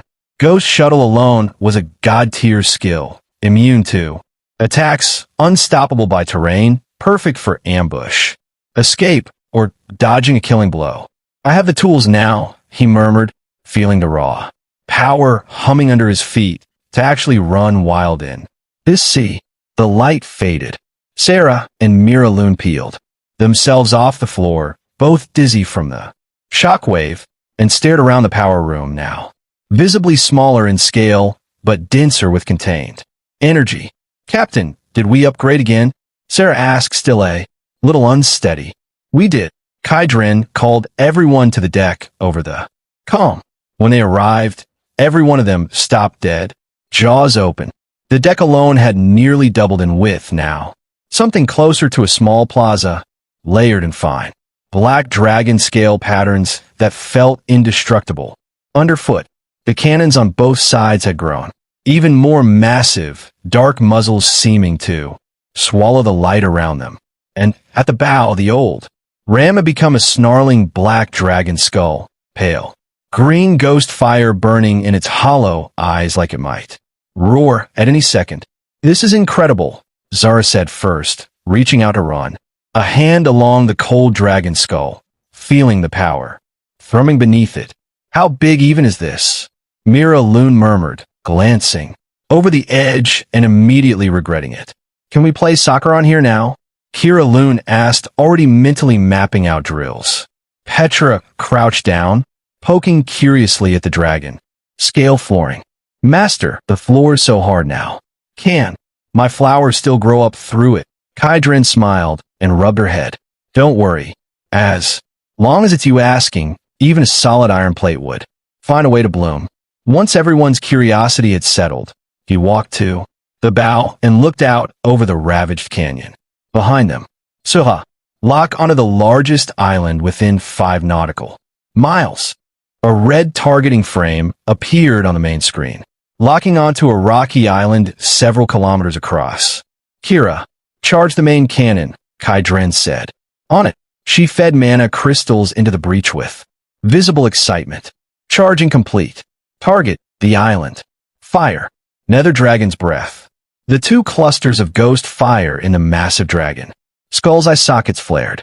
A vortex of black energy. Particles gathered rapidly in its mouth, and the next second, a roar that sounded like it came from the deepest hell tore through the sky. A beam over 10 meters wide, black and wrapped in nether lightning, tore free from the dragon's mouth. Wherever it passed, the air split and space itself seemed to bend. It struck the island in an instant. There was no explosion. No thunderclap. The island simply dissolved, melted away like snow under direct sun, decomposing into base particles and drifting off, leaving nothing behind but a bottomless void and a slow-churning vortex of inrushing seawater. The deck went completely silent. One shot had erased an entire island. Is this really what a level 9 ship can do? Suha murmured. No, Kaidrin said, shaking his head. That's what one shot from a level 9 ship can do. Here's something more fun. He pointed toward a treacherous field of reefs not far off. Suha, activat Gustschitter. Set full speed, straight through. Captain, that terrain's far too complex. We'll run aground, she started, alarmed. Trust me. She hesitated only a second before committing. Yes, Captain. The moment she engaged the skill, the Pangu's massive hull went transparent, ghost-like, a mirage, stretched across the water. It surged forward at full speed, straight into the reef field. The girls flinched, bracing for impact. It never came. The hull passed through solid rock without so much as a ripple, and 10 seconds later, the Pangu came out the other side, fully solid, completely intact. Still think we're running aground? Kaidrin asked, turning back to a crew that was shaking their heads in unison before he'd even finished the sentence. All right, new ship testing's done. He clapped once. Sarah, what's the World Channel saying? Since the announcement, it's been non-stop. Every major guild leader's been messaging you, including Garrick Mald. Garrick. Kaidren gave a short, dismissive laugh. Ignore him. A fence-sitter's not worth keeping close. He looked out toward the dark heart of the Styx, no longer mysterious to him at all. Target, the Styx divine palace. His voice carried across the whole ship. We've got almost 3 million merits sitting unused. This time, I'm clearing the shelves. A clear dragon's roar split the air as the level 9 Pangu turned and sailed out of the silent Dead Sea, mountain-sized and completely unbothered about being seen. No stealth this time. The full 500 meters of Dark hole cut across the water in the open, the dragon. Skull at the bow burning with ghost fire and radiating. Level 9 pressure. Everything in the water scattered. Ahead of it, deep-sea monsters that would normally circle a smaller ship for a meal instead fled without. Looking back, Dragon King's majesty at work. Passive level. Suppression, better than any radar in a sea this. Dangerous. This is amazing, Kira Loon said, watching level 7. And 8 monsters that used to demand real caution now. Bolting like they'd seen a ghost. It used to be them. Being careful. Now the roles had flipped. Captain, fleet detected 3 nautical miles ahead. Roughly 30 ships, local force flying black sail. Colors, Sarah reported over the comm. Black sail. Kai Dren raised an eyebrow. He had a vague memory of the name, an undead pirate group, with a nasty reputation for looting. They're blocking the route. Go around. Why would we go around? He walked to the bow, watching the fleet arranged in. The distance, a cold flicker in his eyes. Sarah, ship-wide loudspeaker. Ready. Hello, friends. His voice carried clean across the water to every black sail deck. You have 10 seconds to clear out. Otherwise, you'll deal with the consequences. On the pirate flagship, a tall, one-eyed, undead captain, wreathed in resentment, went from startled to furious in the span of a breath. Never heard of you. Some human wants to play. Tough on my water. He laughed sinister. Surround. That ship, boys. Time this thing learns the rules of the sticks. He didn't rate them a threat at all. 30 ships, 3 of them level 7. What was one oversized boat against? That? More than 30 vessels spread out and closed in. Around the Pangu. They're surrounding us, Sarah reported. Expected. Kai Dren's expression didn't change. Good. Chance to see what our new hardware can really do. He pointed at the closest level 7 ship. Kirmain. Cannon. Front left, their flagship. Regular round. No. Need for the dragon breath. Got it. She'd been waiting for this. Charged. Fire. A single cannon roared. A huge shell wrapped in black. Energy streaked across the sky. Dead accurate. Shields up now, the pirate captain screamed. Panicked. As a faint blue barrier snapped into place. Around his ship. It didn't matter. The shield, strong enough to shrug off. Multiple rounds from an ordinary level 7 cannon. Cracked apart under a single hit and shattered like glass. The shell punched straight through the hull and detonated, splitting the 100-meter warship clean in half. Total silence swept the battlefield. Every remaining pirate stared at the sinking flagship, then at the untouched colossus that had done it in one conventional shot. One shot to kill a level 7 warship outright. That wasn't level 8 power. That wasn't even close. Run, someone screamed, and the remaining fleet exploded into panic, turning to flee in every direction. A little late to think of that, Kai Dren said with a small cold smile. Zara, Petra, give them a taste of what they had planned for us.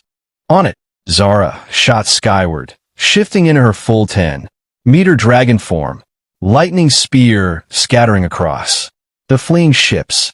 Around the Pangu, enormous black kelp burst from the water and dragged ship after ship, straight down into the depths. 10 minutes later, the sea had gone calm again. Only floating wood and wreckage marked that anything had happened at all. Merit refreshed. 300,000. Kai Dren glanced at the number and nodded. Not much, but even a mosquito had some meat on it. Keep going. Destination, Divine Palace. Half a day later, the Black Palace rose back into view, suspended above the dark heart of the Styx. The harbor was still busy, several level 8 and even level 9. Local ships anchored inside, but the moment they spotted the Pangu bearing down on them, dragon, skull glowing, every one of them scrambled. That's the ship, the one that killed the bone dragon. Commander, clear the channel now. Even the local level 9 giants retreated quietly rather than risk provoking it. Under 100 wary, awed, curious stares, the level 9 Pangu sailed into the very heart of the harbor. Kai Dren stood at the bow, hands behind his back, Calm. Let's go. He turned to the crew behind him. Time to shop. When Kai Dren stepped off the ship with Sarah, Thra, Petra, and the rest of the crew in tow, a ripple of gasps swept the entire port. That's really him? He looks so young. Every one of those women has a serious aura around them. The gold one's a dragonkin, right? And the green, haired one. I swear I felt something sacred just from looking at her. Local and outsider captains alike watched the procession with equal parts envy and disbelief, especially when they spotted Braxcar, one of the society's own strongest fighters, trailing along deferentially in Kai Dren's wake. Kai Dren ignored all of it and led everyone straight into the familiar exchange hall. The room went quiet the moment he crossed the threshold. The level 9 undead steward, who'd once looked at outsiders with open contempt, dropped whatever business he'd been handling and hurried over on short, scurrying steps. Honored guest, it is my privilege to serve you again. I was ignorant to have offended you before. Please forgive this humble one. Get up, Kai Dren said, unbothered. In a world that respected strength above everything else, there wasn't much point dwelling on old slights. Thank you, sir. This way, please. The VIP exchange area, reserved for the highest authority only. Past the main hall, a smaller, quieter, far more luxurious room opened up, a second crystal steel at its center glowing brighter than the one outside. Kai Dren pressed his palm to it. Player, Kai Dren. Merit, 2,785,000. Sticks C domain. Contribution ranking, first. Authority level, supreme. Even the steward gasped, having served here for centuries without ever seeing a number like that. Let's begin, Kai Dren said, eyes already scanning the exchange list. With supreme authority, the list stretched far beyond what he'd seen last time. Legendary skill books, blueprints, materials, all of it. And near the very bottom, a handful of items glowing red. Mythic rank. His pulse jumped. He locked onto one immediately. Mythic consumable. Source of divinity. Exchange. Cost. 800,000 merit. A trace of primordial power. Stripped from a deity. Can help a legendary grade creature break through its ceiling with a chance of advancing to mythic rank. This was it. This could make Petra the first crew member in the world to reach mythic tier. Exchange. He didn't hesitate. 800,000 merit vanished, and a soft, breathing orb of white gold light appeared in his palm. Master. Petra, standing behind him, stared at the orb with a longing she couldn't hide. She could feel exactly how much that light wanted her. Not yet. I'll give it to you back on the ship, Kai Dren said gently, and turned back to the list. Nearly 2 million merit. Still in reserve. He kept moving. Legendary skill book, Void Walk. 450,000 merit. Short. Range teleportation through the void. That fixes my mobility gap. Exchange. Legendary equipment. Godslayer's Ring. For 100,000. Merit. 10% chance on hit to deal defense. Ignoring true damage. Doubled against divine beings. Practically built for me. Exchange. Legendary blueprint. Titan grade magic engine. 350,000 merit. Boosts a warship's sailing speed by 200%. The Pangu's going to need a proper engine after this. Last upgrade. Exchange. He kept going, buying anything that caught his eye. Without a second thought, the steward and Braxcar, both going progressively more than watching. Hundreds of thousands of merit vanish at a time. That was merit. Most captains never saw a million of it in their whole careers, and Kai Dren was spending it like pocket change. Soon he was down to his last 300,000. Backpack stuffed with glittering legendary items. Phew. He let out a long, satisfied breath. Spending money this freely was genuinely fun. Just as he was about to call it, his eye caught something gray and unremarkable in the corner of the list, a tattered parchment map, priced absurdly low. Unknown item. Ancient era nautical chart. Incomplete. 100 merit. Salvage from some forgotten wreck, covered in symbols nobody's decoded. Might hide a secret. Might just be scrap paper. 100 merit. Cheap enough not to matter either. Way. Might as well. He exchanged for it on a whim. Exchange successful. Ancient nautical chart. Incomplete. This item resonates with mythic warship fragment. Styx ferry boat. Map information partially completed. New item. Styx ferryman's secret passage map. Quality, mythic special. Records the hidden route to the true core of the Styx divine kingdom. Note, follow in the footsteps of the dead, and you will find the stairs to the divine throne. Kai Dren went completely still, staring at the map, now glowing gold. In his hand back on the Pangu, the first thing Kai Dren did was gather the whole crew in the captain's cabin. Under a room full of curious eyes, he brought out the softly glowing source of divinity he'd exchanged for at the palace. Petra, come here. She practically skipped him, staring at the orb like it was the most delicious thing she'd ever seen. Open up. She did, the same way she had for every other magical treat he'd ever fed her, and the orb dissolved on contact into a pure, warm current that spread through her. Her whole body shuddered. An overwhelming, sacred aura erupted outward, filling the cabin in an instant. She lifted off the ground, hair drifting without wind, each strand catching gold light, and behind her a phantom lotus of pure light slowly bloomed into being. Her domain ability triggering entirely on its own. Golden vines burst from the Pangu's deck and grew at an impossible rate, strange, beautiful flowers blooming across them within seconds, until the whole ship looked like a garden floating on the sea. And it didn't stop at the hull. The vines reached down into the black water of the Styx itself in a moment. They touched it. The Dead Sea began to glow with something like life again. Strange plants sprang up from the seabed. Blackened, corrupted fish began shedding their sickly markings, colors returning. This wasn't simple plant growth. This was rewriting a law, life overriding death, wholesale. This is... Sarah trailed off, along with everyone else, too stunned to finish. Petra's presence kept climbing, faster and faster, until it broke through some invisible ceiling and settled into something entirely new. Global announcement. Congratulations to Kai Dren's crew member Petra for absorbing the source of divinity, breaking her limits, and becoming the first crew member in the world to reach mythic rank. The world channel fell into stunned silence all over. Again, Kai Dren pushing his ship to level 9 had already broken everyone's understanding of what was possible.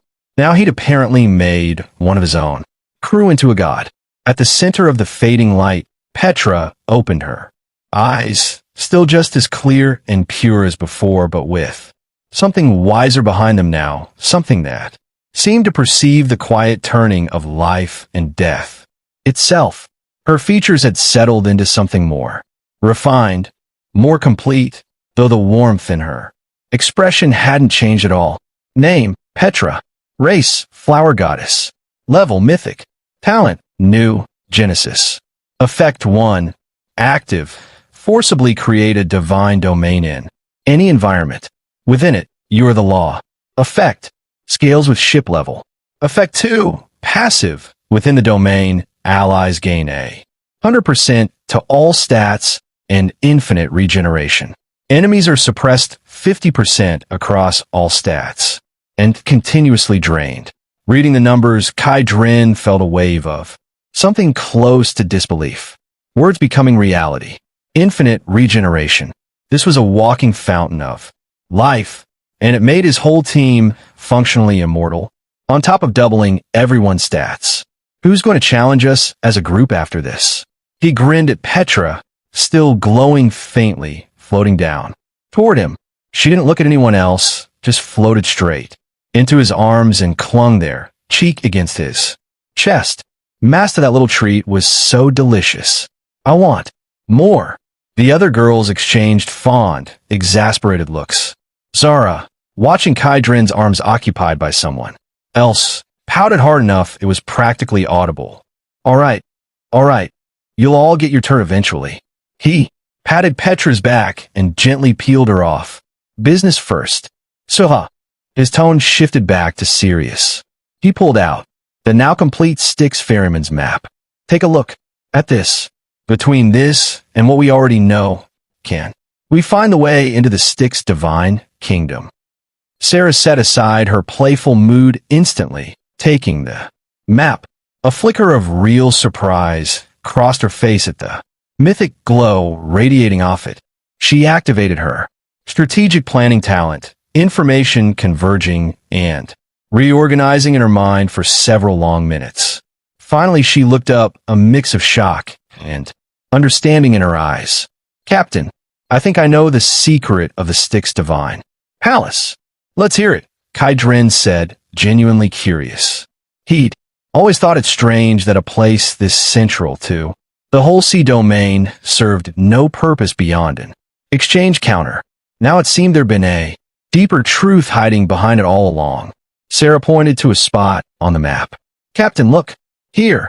Based on this and my analysis, the Divine Palace itself isn't really a building. It's more like a giant portal. Or maybe a key. Kai Dren raised an eyebrow. The true core of the palace isn't that exchange steel we've been using. It's a massive hidden energy hub. Underneath the whole structure, one connected to every ley line in the Styx sea domain. And the core of the Styx we already have is the only thing that can activate it.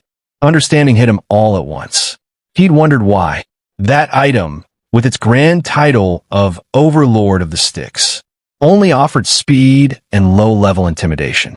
Now it was obvious. Its real purpose was the palace itself. So if I activate that hub, I control the whole divine palace. In theory, yes. Serait expression sobère. But that's also the problem. According to the inscriptions on the map, that energy hub doubles as a seal. A seal on what? On the true entrance to the Styx divine kingdom. Activating the hub is the same as breaking that seal. We might get access to the realm the legends describe, and we might also release whatever's kept inside it. Whatever's sealed inside.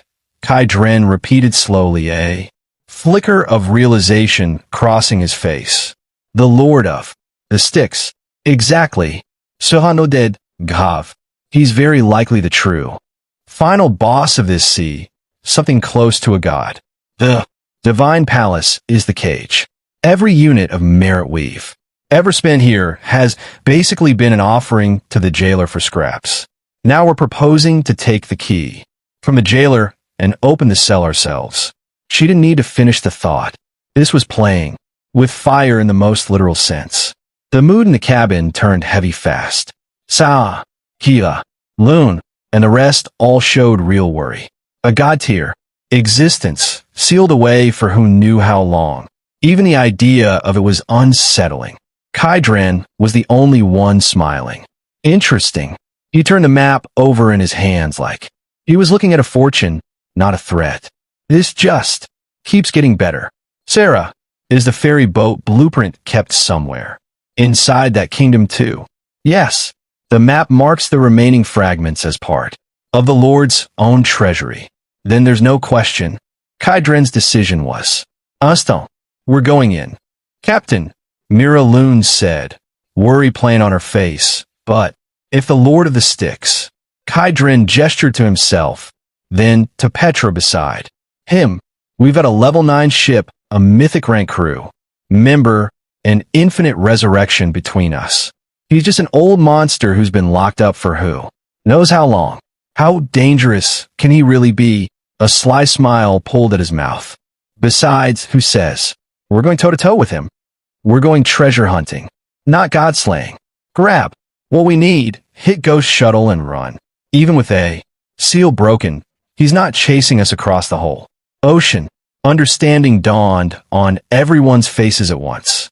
Right. They had a skill built specifically for ignoring obstacles and immunity to attacks. Grab the loot and go. And there was nothing anyone could do about it. The worry drained out of the room fast, replaced by genuine excitement. I love this kind of plan, Zara said, cracking her knuckles. When do we go? Kira Loon added, already impatient. Now. Kai Dren stood, a sharp light in his eyes. Strike. While it's hot. Target. The Styx Divine Palace. This time, we're not just clearing the shelves. We're prying the front door open. Half an hour later, the level 9 Panga docked again, under the same reverent stairs. Kai Dren brought only Sarah and Petra this time, walking straight into the now empty VIP hall. The steward greeted him with his usual bowing. Eagerness. Honored guest, welcome again. What would you like to exchange for this time? Kai Dren ignored him and walked to the center of the hall, closing his eyes, tracing the pull coming from the core of the Styx in his pocket. It didn't take long to find what he was looking for, the location of the hidden hub buried beneath one ordinary-looking floor. Tile. Right here. He raised a foot to stomp it, and the steward's expression collapsed into pure panic, rushing to block him. My lord, you mustn't. This is forbidden ground. My master sleeps beneath it. No one is permitted to approach. Oh, Kai Dren looked at him, half amused. And if I insist, then you'll have made an enemy of the entire Styx. When my lord wakes, he'll grind your bones to dust. The steward's threat came out shrill with fear. Kai Dren answered by bringing his foot down anyway. The tile shattered under the impact, revealing a bottomless, black, churning opening. He looked once at the terrified steward, then pulled the core of the Styx from his coat, and without a flicker of hesitation, threw it straight into the hole. The instant the core vanished into the dark, the entire Divine Palace, no, the entire Styx domain, began to shake. The earth groaned. Ancient pillars in the hall cracked, dust raining from the ceiling. Out at the harbor, the Black Sea surged violently, ships tossing like toys. What's happening? Is it a quake? A tsunami? No, it's coming from the palace. Terror swept the whole domain. Kai Dren stood calmly at the edge of the opening, feeling the same power that ran through the core of the Styx, rising up from beneath the earth to meet it. A pillar of black light shot skyward, enveloping him. The core and the buried hub fused together. Completely. An aura of absolute authority swept out from him. Across the entire sea in that instant. Global announcement. Player Kai Dren has successfully fused with the core hub of the Styx Divine Palace. Temporary title obtained. Acting Lord of the Styx. Title effect. Within the Styx Sea domain, you receive partial authority over the sea itself. You may temporarily command the palace's defense, teleportation, and offensive functions. Your orders carry the weight of Styx law. Note, congratulations. You are the new warden. Kai Dren felt his awareness stretch out across the entire domain, every drop of water, every heartbeat of every creature in it, suddenly within reach. He could see the massive city-scale seal beneath the palace, and at its center, a colossal stone door bound by black chains, radiating dread. So this is authority, he murmured, clenching a fist, thrilled despite himself.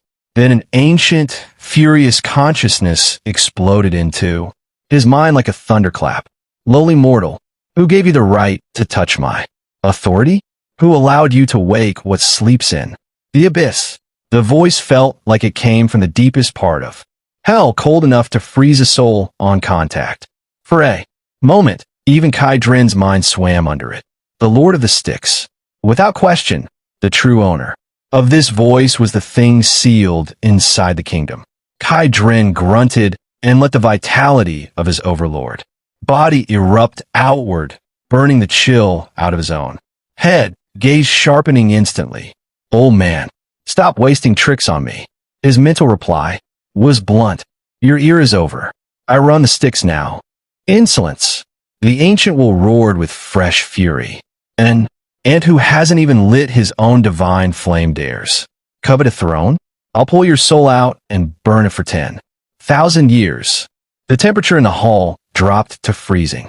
Black, mist boiled up from the opening, condensing in the air into an enormous, featureless ghost face, two hollow sockets burning with flame that looked capable of swallowing anything whole. Sarah and the steward both went weak-kneed just standing near it. Kai Dren didn't so much as flinch. He turned to Petra. Instead, handle it. Okay, master. She looked up, meeting the massive ghost face with calm, clear eyes, and blew a single gentle breath toward it. Genesis activated. No dramatic effects. No violent burst of power.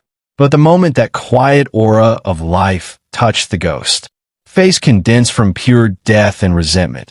It began to hiss and smoke like acid on hot iron, its form twisting and destabilizing violently. Life divine power.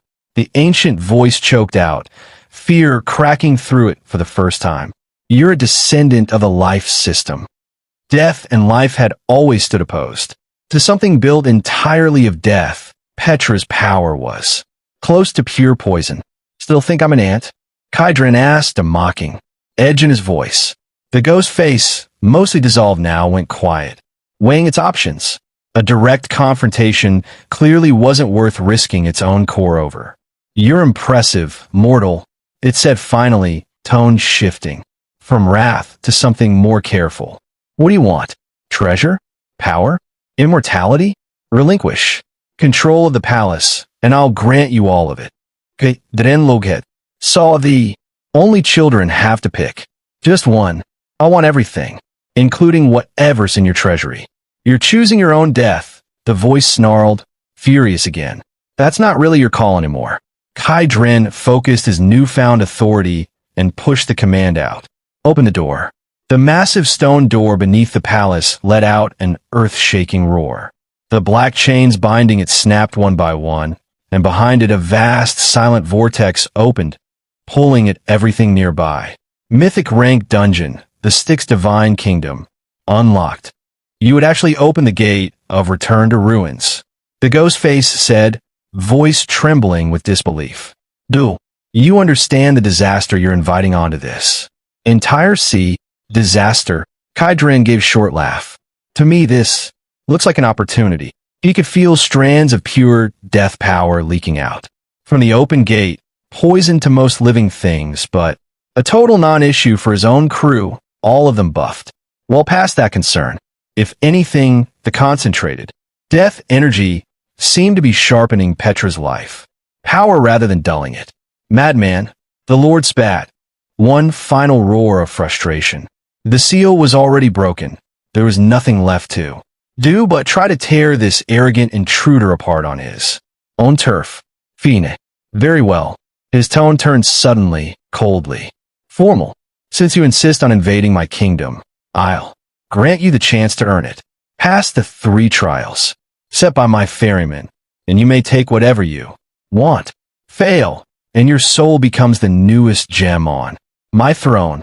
With that, the ghost face collapsed into black smoke and vanished back down into the opening. Trials. Kai Dren rubbed his chin. This lord wasn't a mindless brute, after all. He knew he couldn't touch them out here, so he wanted to draw them onto his own ground and beat them with rules instead of force. Interesting. Rather than fear, real excitement lit his eyes. This was exactly the kind of challenge he liked best. Sarah called Braxcar and his people to the palace.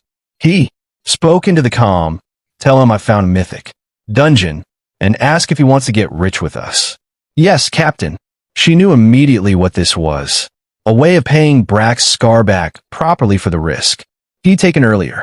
The rewards from a mythic rank dungeon were beyond anything an ordinary crew could hope for a lifetime, and Kai Dren didn't forget debts.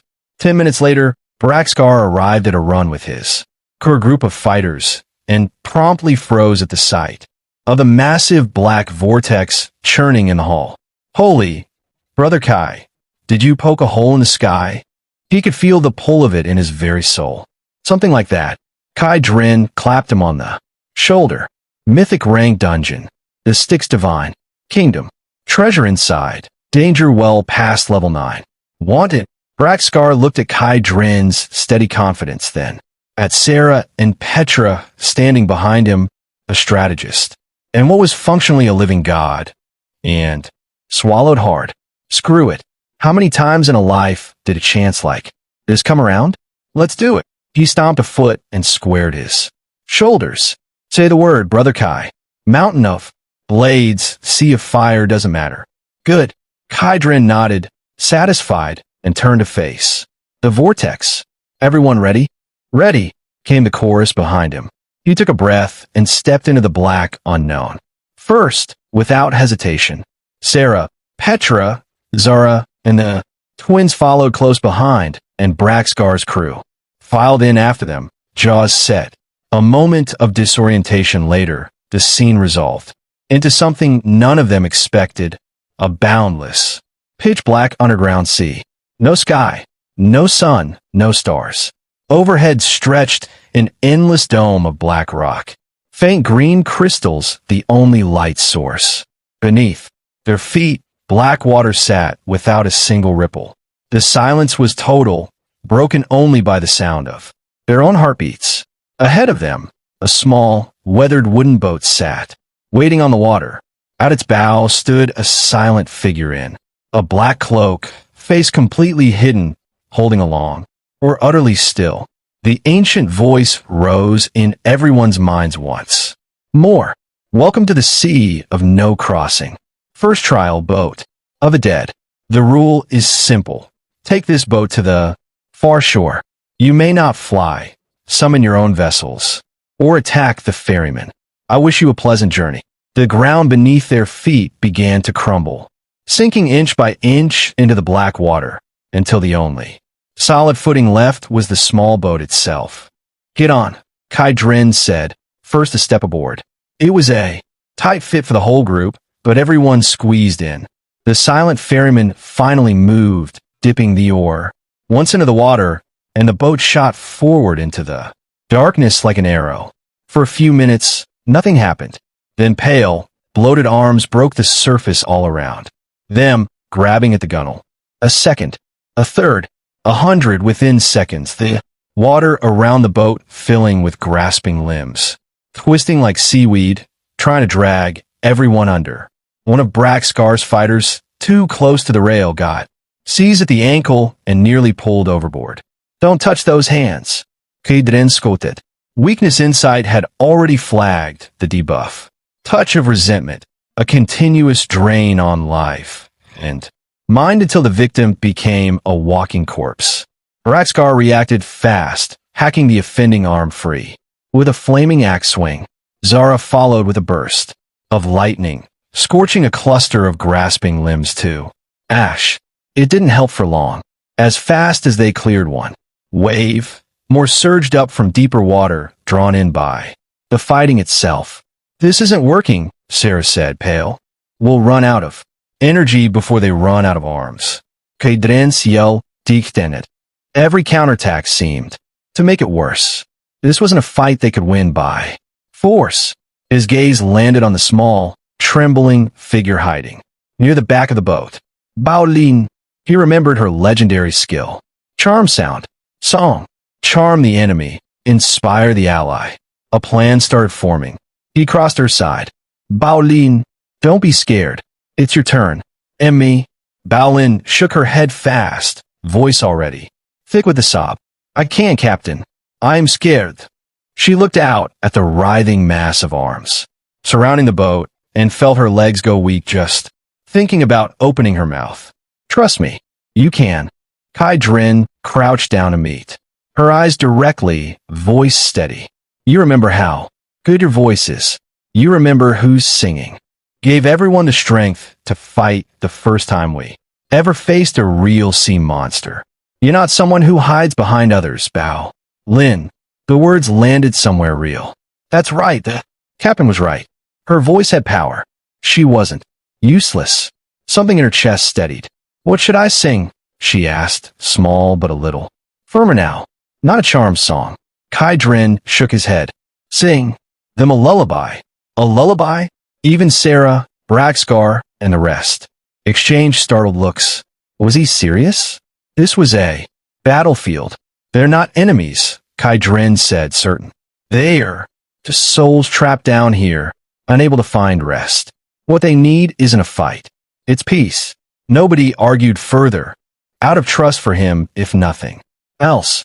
Bao Lin closed her eyes, forcing the horror around the boat out of her mind, and reached instead for something gentler, a soft, half-remembered melody, the kind a parent might hum to settle a restless child to sleep. No grand notes, no dramatic swell, just something simple and warm. The moment it left her lips, carried by the power of her skill, something shifted. The arms that had been clawing at the boat slowed, stopped. They hung in the water instead, quiet almost, listening. The resentment radiating off them began to soften and dissolve. It was working. Everyone watched, stunned, as Kai Dren allowed himself a small, satisfied smile. His bet had paid off. These souls had been trapped down here for longer than anyone could guess, and violence had only ever fed their pain. What they needed was exactly what Bao Lin was giving them. Keep going, he said gently. Let them know they haven't been forgotten. She nodded and kept singing, more invested now, pouring real feeling into every note. She wasn't just performing anymore. She was reaching them. More and more arms went still. Some even began to glow with soft points of light. Purified souls, finally released. The boat glided on through the quiet forest of stilled hands, and no one on board dare make a sound, afraid of breaking whatever fragile, sacred thing was happening. By the time Bao Lin finished the last note and opened her eyes, the water around the boat had gone completely calm. Where the arms had been, countless small points of soft white light drifted instead, scattering across the black water like stars. They gathered into a ribbon of light, circled the boat once, as if in thanks, then rose and dissolved against the dark dome above. You have purified the vengeful spirits of the Sea of No. Crossing, completing a hidden condition. Reward, 500,000 merit. Your crew member Bao Lin has developed a new ability during this trial. Charm Sound Song has evolved into Soul's heavenly music. Effect 1. Your singing doubles an effect on soul type creatures, whether charming or purifying. Effect 2. Your singing meaningfully raises the mental energy ceiling of nearby allies, with a small chance to help them intuit mind-related skills of their own. Kai Dren nodded, pleased with the haul. 500,000 merit was a nice surprise on its own, and Bao Lin's skill had just jumped a whole tier. Ahead, a point of light finally broke the endless dark. An island piled high with massive white bones came into view. They'd reached the far shore. The boat docked. The silent ferryman gestured them off with a small, courteous bow. The moment everyone stepped onto the bone island, the ancient voice returned. Congratulations on the first trial. As a reward, you may take one relic from this island. But be warned, every relic here carries the obsession its owner held in life. Choose poorly and you die. The ancient voice, carrying a note of grudging surprise this time, echoed across the field of bones as points of light began to surface across the massive piles of remains. A rusted crown set with dim gems. A broken greatsword etched with runes. A crystal ball with something like a nebula churning inside it. Dozens of glowing objects lay scattered among the giant skeletons, each radiating old, desolate power.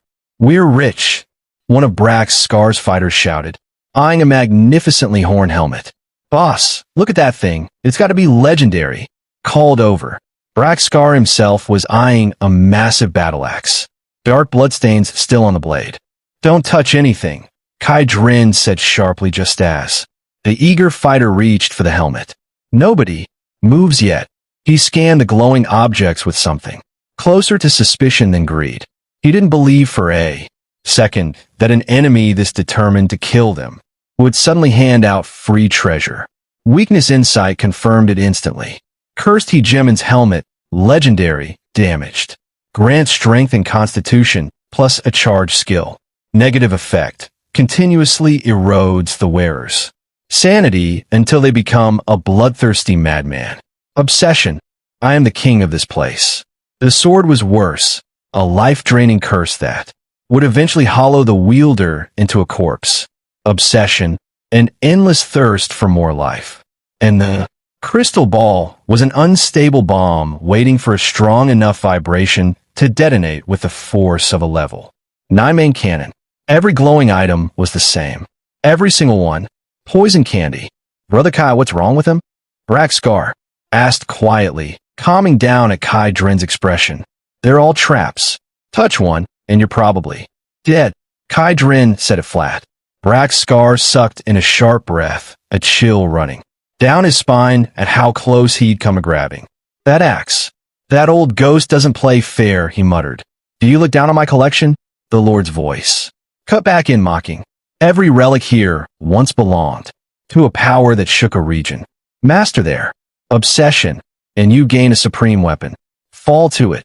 Instead, well, that's simply your own weakness. It wasn't a reward. It was a gamble with a soul as the stake. So what do we do, Captain?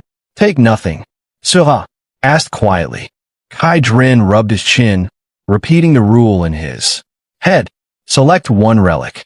His gaze drifted off the glowing items entirely and onto the massive dull bones forming the island itself. An idea took shape. Who said the relic had to be one of the glowing ones? He walked into the pile of bones, running a hand along. A rib as smooth and heavy as jade.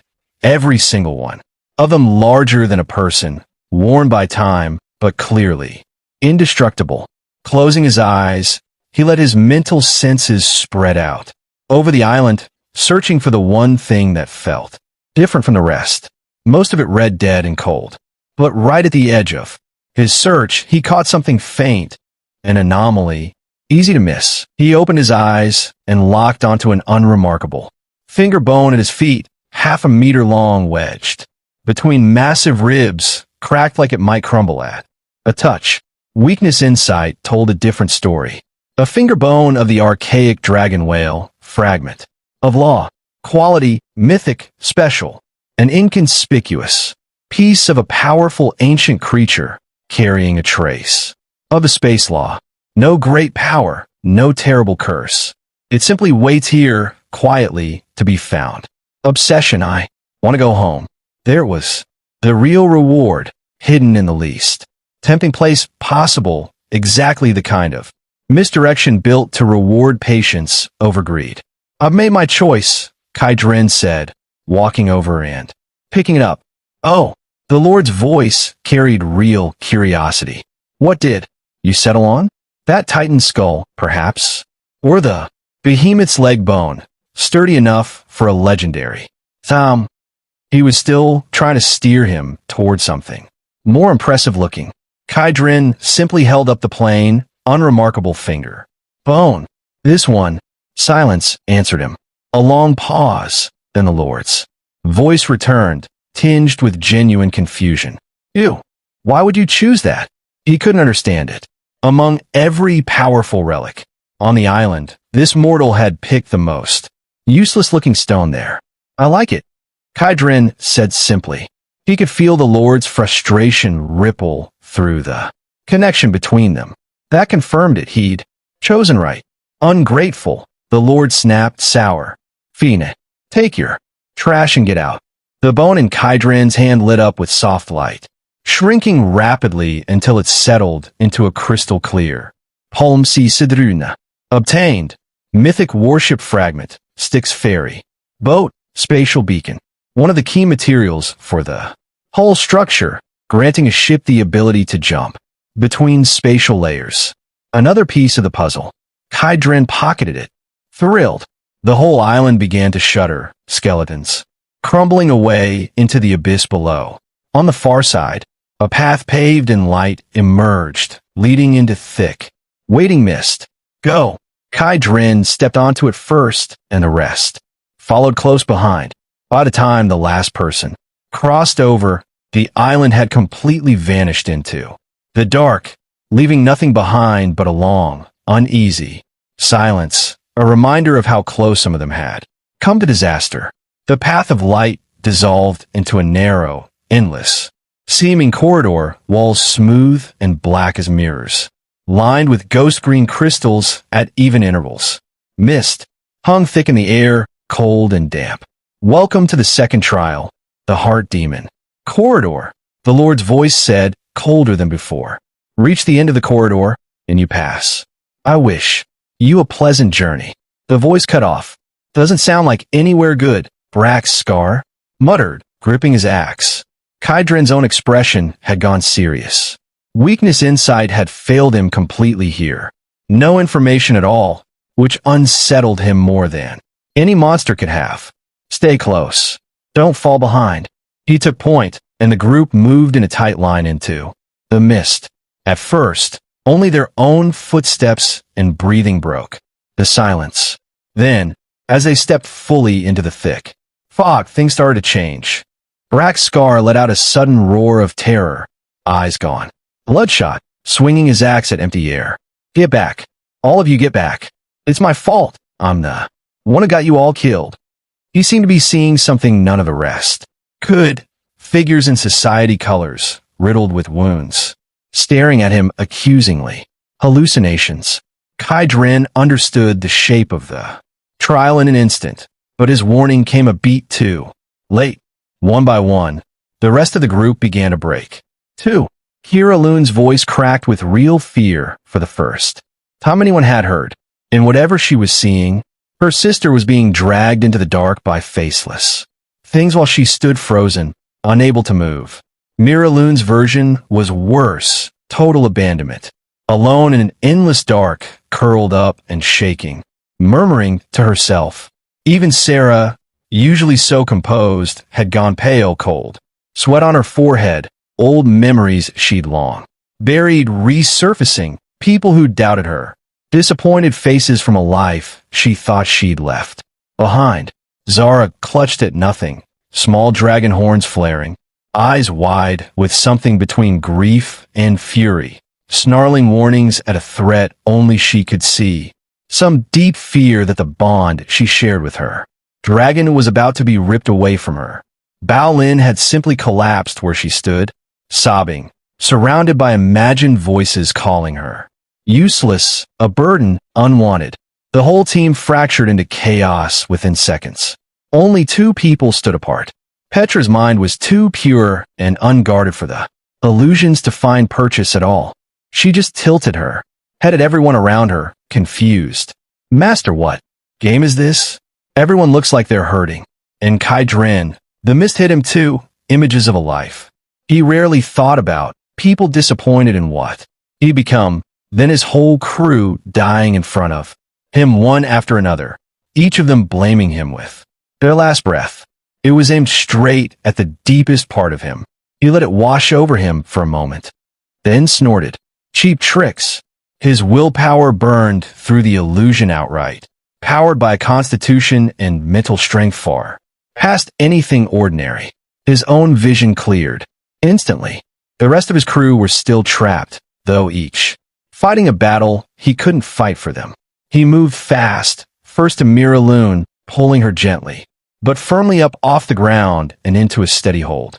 I'm here, he said quietly, close to her ear. Look at me. I'm not going anywhere. His voice and the reality of his presence cut slowly through the illusion of abandonment around her. Little by little, her shaking eased. She blinked up at him, dazed. Squad leader. Kaidren wiped the last of the tears from Mira Loon's cheeks, his touch gentle. It's all right now. None of that was real. She stared up at him, the warmth of his hand and the solid reality of him slowly outweighing the cold despair the illusion had left behind. Awareness cleared in her eyes, and a beat later, realizing exactly how she was standing, her face went scarlet to the tips of her ears. Thank you, squad leader, she mumbled, ducking her head. Stay behind me. He let go, keeping one hand briefly on her shoulder for steadiness, then turned to Kira Loon, still lost in her own frenzy. Kira, wake up. He caught her flailing wrists and held them firm. She was strong, but nowhere close to his level, and she couldn't break free. Let go. I have to save my sister. Your sister's right behind me. She's fine. Everything you're seeing is fake. Are you really going to lose to a parlor trick? That landed. Kira Loon's struggling slowed as her eyes found Mira Loon, safe and worried, standing just where he said. The illusion cracked visibly against that reality warring in her mind. Kai Drin pressed a hand to the back of her neck, sending a clean pulse of calming energy through the contact, and the chaos in her eyes burned out at once. She staggered, drenched in cold sweat. You almost fell for it, he said simply, letting go. He moved through the rest of the group the same way, grounding Brack's scar out of his frenzy, pulling Sarah back from whatever old wound the mist had reopened, until only Bao Lin and Zara were left. Zara's case was dangerous to approach directly, half feral with lightning crackling unpredictably around her. Bao Lin was curled into herself entirely, drowning in imagine contempt. One at a time is too slow, Kai Dren muttered. The mist at the corridor's end was thickening, growing stronger the longer this dragged on. He crouched in front of Bao Lin. Look at me. She lifted her head, trembling. Captain, I'm useless. Nonsense. He cut her off flatly. Who saved this? Whole team back on that boat. That wasn't nothing. That was something only you could do. We need you again, he said, softer now. Sing. Something that gives people courage. Reach Zara. Reach everyone. Pull them out of this. Can I really do that? You can. You're the one voice on this ship that can. Shatter something like this. I believe that.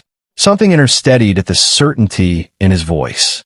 She wiped her eyes, took a breath, and reached for something different this time. Not comfort, but strength. Memories of laughing with her crewmates, of Sarah's kindness, of teasing matches with the twins.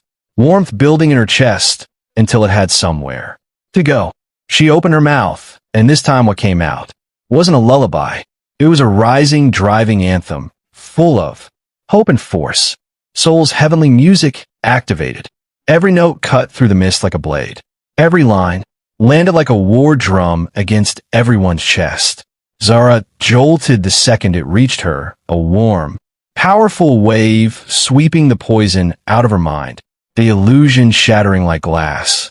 Bao Lin, she said, staring at the girl she'd always written off as the weak one, something complicated crossing her face. She hadn't expected it to be Bao Lin's voice that pulled her free. The song kept building, and everyone's spirit rose with it, right as the thick mist at the corridor's end began to churn violently, as if enraged by the sound.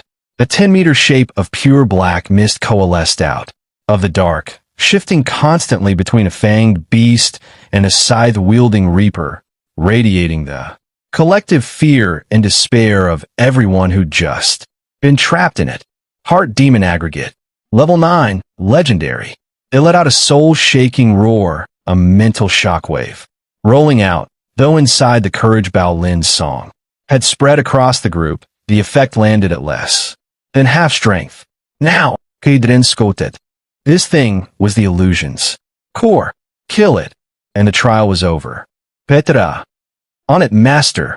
Golden light bloomed outward from her, a domain of pure life filling the dark corridor bright as day. The heart demon shrieked the instant the light touched it, smoke pouring off its body like it had been doused in acid.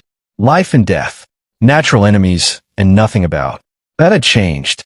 Zara, Kia, Kaidrin called. Zara surged skyward, shifting fully into her 10-meter dragon form, condensing a massive spear of lightning and fire, judgment in every line of her as she hurled it down at the monster. At the same moment, Kira Loon vanished from where she stood, reappearing behind the creature in total silence, driving her dagger straight into the pulsing black cord at center, caught between the strike from above and the blade from behind. The heart demon didn't even manage a scream before it was completely erased. With its death, the entire corridor began to crumble. The mist cleared, the illusion broke, and a path forward opened up, alongside a pool of clear, glowing spring water. Congratulations on passing the second trial. Reward: Soul Spring. The corridor dissolved entirely, replaced by a wide, circular stone chamber. At its center sat a pool carved from white jade, filled with crystal-clear water, a soft, moonlit mist drifting above it, flecked with gold light. Just standing near it, everyone felt some of the mental exhaustion from the corridor start to lift. "Is that the Soul Spring?" one of Braxgar's fighters asked, eyeing it with open longing. That illusion had left real scars, the kind of pain that lingered in the mind longer than any physical wound. Several of them started forward eagerly. "Wait!" Braxgar's voice cut through, sharp with tension. "Boss, something's off." He shook his head, talent, screaming a warning he couldn't quite name. The pool looked harmless. It didn't feel that way. The Lord's voice returned, edged with mockery. "Sharp instincts. Shame you're too cowardly to use them. This Soul Spring is my gift. It cleanses the soul, heals what the trial damaged, and permanently raises your mental energy ceiling. A treasure countless undead would kill for. Are you really going to walk away from it over baseless suspicion? Permanently raise mental energy." That got everyone's attention. It was the single hardest stat to grow, and one of the most valuable. A few faces started to waver. Even Sarah looked tempted. Her own talent scaled directly with mental capacity. Kaidren didn't buy it for a second. He never trusted a free gift, and especially not one from an enemy's own territory. Weakness insight confirmed the catch immediately. Contaminated Soul Spring, legendary, special. Soaking cleanses soul damage and permanently raises mental energy by 20 to 50 points. Hidden negative effect: the water carries a trace of the Lord's own will. Alongside the benefit, it plants a seed of adoration deep in a user's soul, over time growing into total, devoted loyalty to the Lord of the Sticks. A leash dressed up as a reward. "Well, decided yet?" The Lord pressed, impatience creeping into his tone. "Petra." Kaidren turned to her instead of answering. "What do you make of this water?" She leaned over the pool and sniffed at it like a curious puppy, then wrinkled her nose. "It's dirty. Smells like rotten bugs."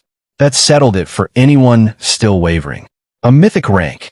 Flower goddess's instincts weren't wrong. The Lord let out a burst of laughter. "Ridiculous, taking the word of a little girl. Fine, then forget the gift entirely. Who said we don't want it?" Kaidren cut in. "Petra, clean it out for me." "Okay, master." She reached down and touched the water with a single finger, and gold divine light erupted from the contact. The calm pool boiled instantly, black threads of wool forced up out of the water, writhing and struggling against the wave of pure life pouring into them. Death against life, and it wasn't close. The threads dissolved like ash, hissing into nothing. "No!" The Lord's voice roared, furious. "You dare destroy my will inside my own kingdom." "You made it too dirty," Kaidren said, unbothered. "It was disgusting. I just had my crew member wash it out." The Lord had no answer for that. His hold over the spring was gone completely, and the water itself transformed in front of everyone, clearer, brighter. The mist above it shifting from pale moonlight to warm gold. Petra has purified the Soul Spring. Quality upgraded. New effect. Sacred baptism significantly heals mental trauma and permanently raises the mental energy ceiling by 50 to 100 points, plus a new passive, greatly increased resistance to mental control. Not just the curse gone, the benefit itself had grown. "Well, enjoy it properly now," Kaidren said, smiling at the group. One by one, everyone settled into the spring to recover, letting the warmth soak the fatigue and lingering fear out of their minds. Braxgar's crew gave the women a respectful distance without needing to be asked. For a while, the stone chamber, filled with quiet, relieved sighs, and the occasional delighted laugh. Kaidrin's own mental energy climbed from 198 to 298 by the time he stepped out, and one by one, everyone reported the same. A real Pelmanongal. No strings attached this time. At the far end of the chamber, a massive archway of bone and rock slowly rose into place. The path to the third and final trial had opened. Past the archway lay a coliseum so vast its far walls disappeared into haze, black volcanic stone. Underfoot, old blood grooves worn into the surface. Empty stands ringing the arena, and high above it all, a throne built from massive bones, hanging in open air. "Welcome to my Colosseum," the Lord said, all trace of playfulness gone now, replaced with cold, focused hostility. Having been outmaneuvered twice, his patience for games had run out. This is the third trial, the final one. The rule is simple. His voice rolled across the empty arena like a verdict. Survive. You will face my elite legion across 100 waves. In the final wave, my strongest champion enters personally. Defeat him, and you earn full access to my treasury. Fail, a low, cold laugh, and your corpses join my legion. Forever. Dozens of massive iron gates around the arena's edge groaned open, red eyes lighting up in the dark behind them. The first wave surged out, thousands of skeleton soldiers, rusted blades and cracked shields, soulfire, burning in empty sockets, charging in a ragged, endless tide. "That's a lot of them," Braxgar said, scalp prickling. "Formation." Sarah's voice cut through, calm and immediate. "Brax, hold the front line. Kira, take the archers in the back rows. Zara, Petra, prepare for wide area clearing. Balin, Mira, support and buffs." Everyone snapped into position without hesitation. "All right, brothers. Let's show them what the society's made of." Braxgar roared, leading his fighters straight into the tide rather than waiting for it to arrive. They've been sidelined through the first two trials and were more than ready to finally swing something. Bone shards flew. For low-tier fodder, even a few hundred well-equipped fighters cut through them like grass. But there were simply too many each wave. They cleared replaced twice over from behind. "We can't keep pace like this," Sarah said, frowning. "Leave it to me." Zara had been waiting for exactly this. She shot skyward, shifting fully into her 10-meter dragon form midair. Feel the dragon's wrath, small fry. A pillar of lightning and fire, 5 meters across, tore down into the densest part of the skeleton tide. The explosion cleared a crater's worth of enemies in a single blow, evaporating them outright. Braxgar's men stared up at her, feeling faintly ridiculous about all the hacking they'd just done. "Not finished yet," Petra said, unwilling to be outdone, and with a wave of her hand, her golden domain surged outward. Thick thorn vines tore up through the volcanic rock, tearing through the remaining skeletons or spearing them and lifting them high. In under 5 minutes, the first wave, tens of thousands strong, was completely wiped out. Merit gained. Kai Dren watched the number scroll past, arms crossed, not having lifted a finger yet. His crew had grown enough to handle this on their own. His job was to save his own strength for whatever waited in wave 100. The waves kept coming, hour after hour. Armored warriors with archer support, skeletal knights on bone, horses, zombies casting curses, lumbering abominations, swarms of gargoyles by the 50th wave, each type tougher and stranger than the last. Petra's domain was the backbone of the whole fight. As long as everyone stayed inside it, they had near infinite stamina and health regeneration, turning the whole team into something that simply didn't tire. Physically, Zara handled wide clearing. Hiralun moved like a ghost, picking off whatever elite threatened to break the line. Serait Simonet de quoi? Troops soaked hits and bought time in the thick of it. Balin's ongoing song kept mental energy topped off. And buff cycling. Miraloon's fortune draws were hit or miss, but the occasional lucky Pull gave the whole team a real edge. Kai Dren stayed at the back, stepping in only when a level 8 elite broke through the line, ending each one clean and fast. As long as the captain was there, nobody was really afraid. By the 99th wave, 3 peak level 8 skeletal hydras brought down through sheer coordinated effort. A fragile quiet finally settled over the arena. Everyone was running on fumes.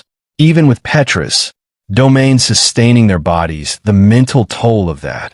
Many hours of combat couldn't be erased so easily. Kira Loon slumped against Mira Loon, both drenched in sweat. Zara had reverted to human form, pale and breathing hard. Is that finally it? Sarah asked, leaning against Kai Dren's leg, voice hoarse. He shook his head, gaze fixed on the massive bronze gate at the far end of the arena, the one that hadn't opened once through all 99 waves. No, the main course is just starting.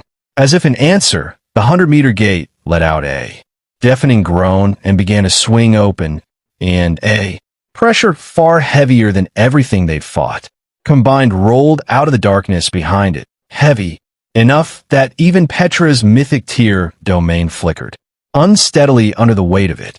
A figure emerged slowly from the dark, riding a massive, hideous bone dragon, clad head to foot in black armor, a greatsword burning with black flame, held loose in one hand. He wasn't especially tall, but every step he took landed like it was pressing directly on everyone's heart, breath catching in their throats without meaning to. Pure suppression, built entirely from level and life tier. Level 9 at its very peak. Close enough to the next realm that it barely counted as the same tier anymore.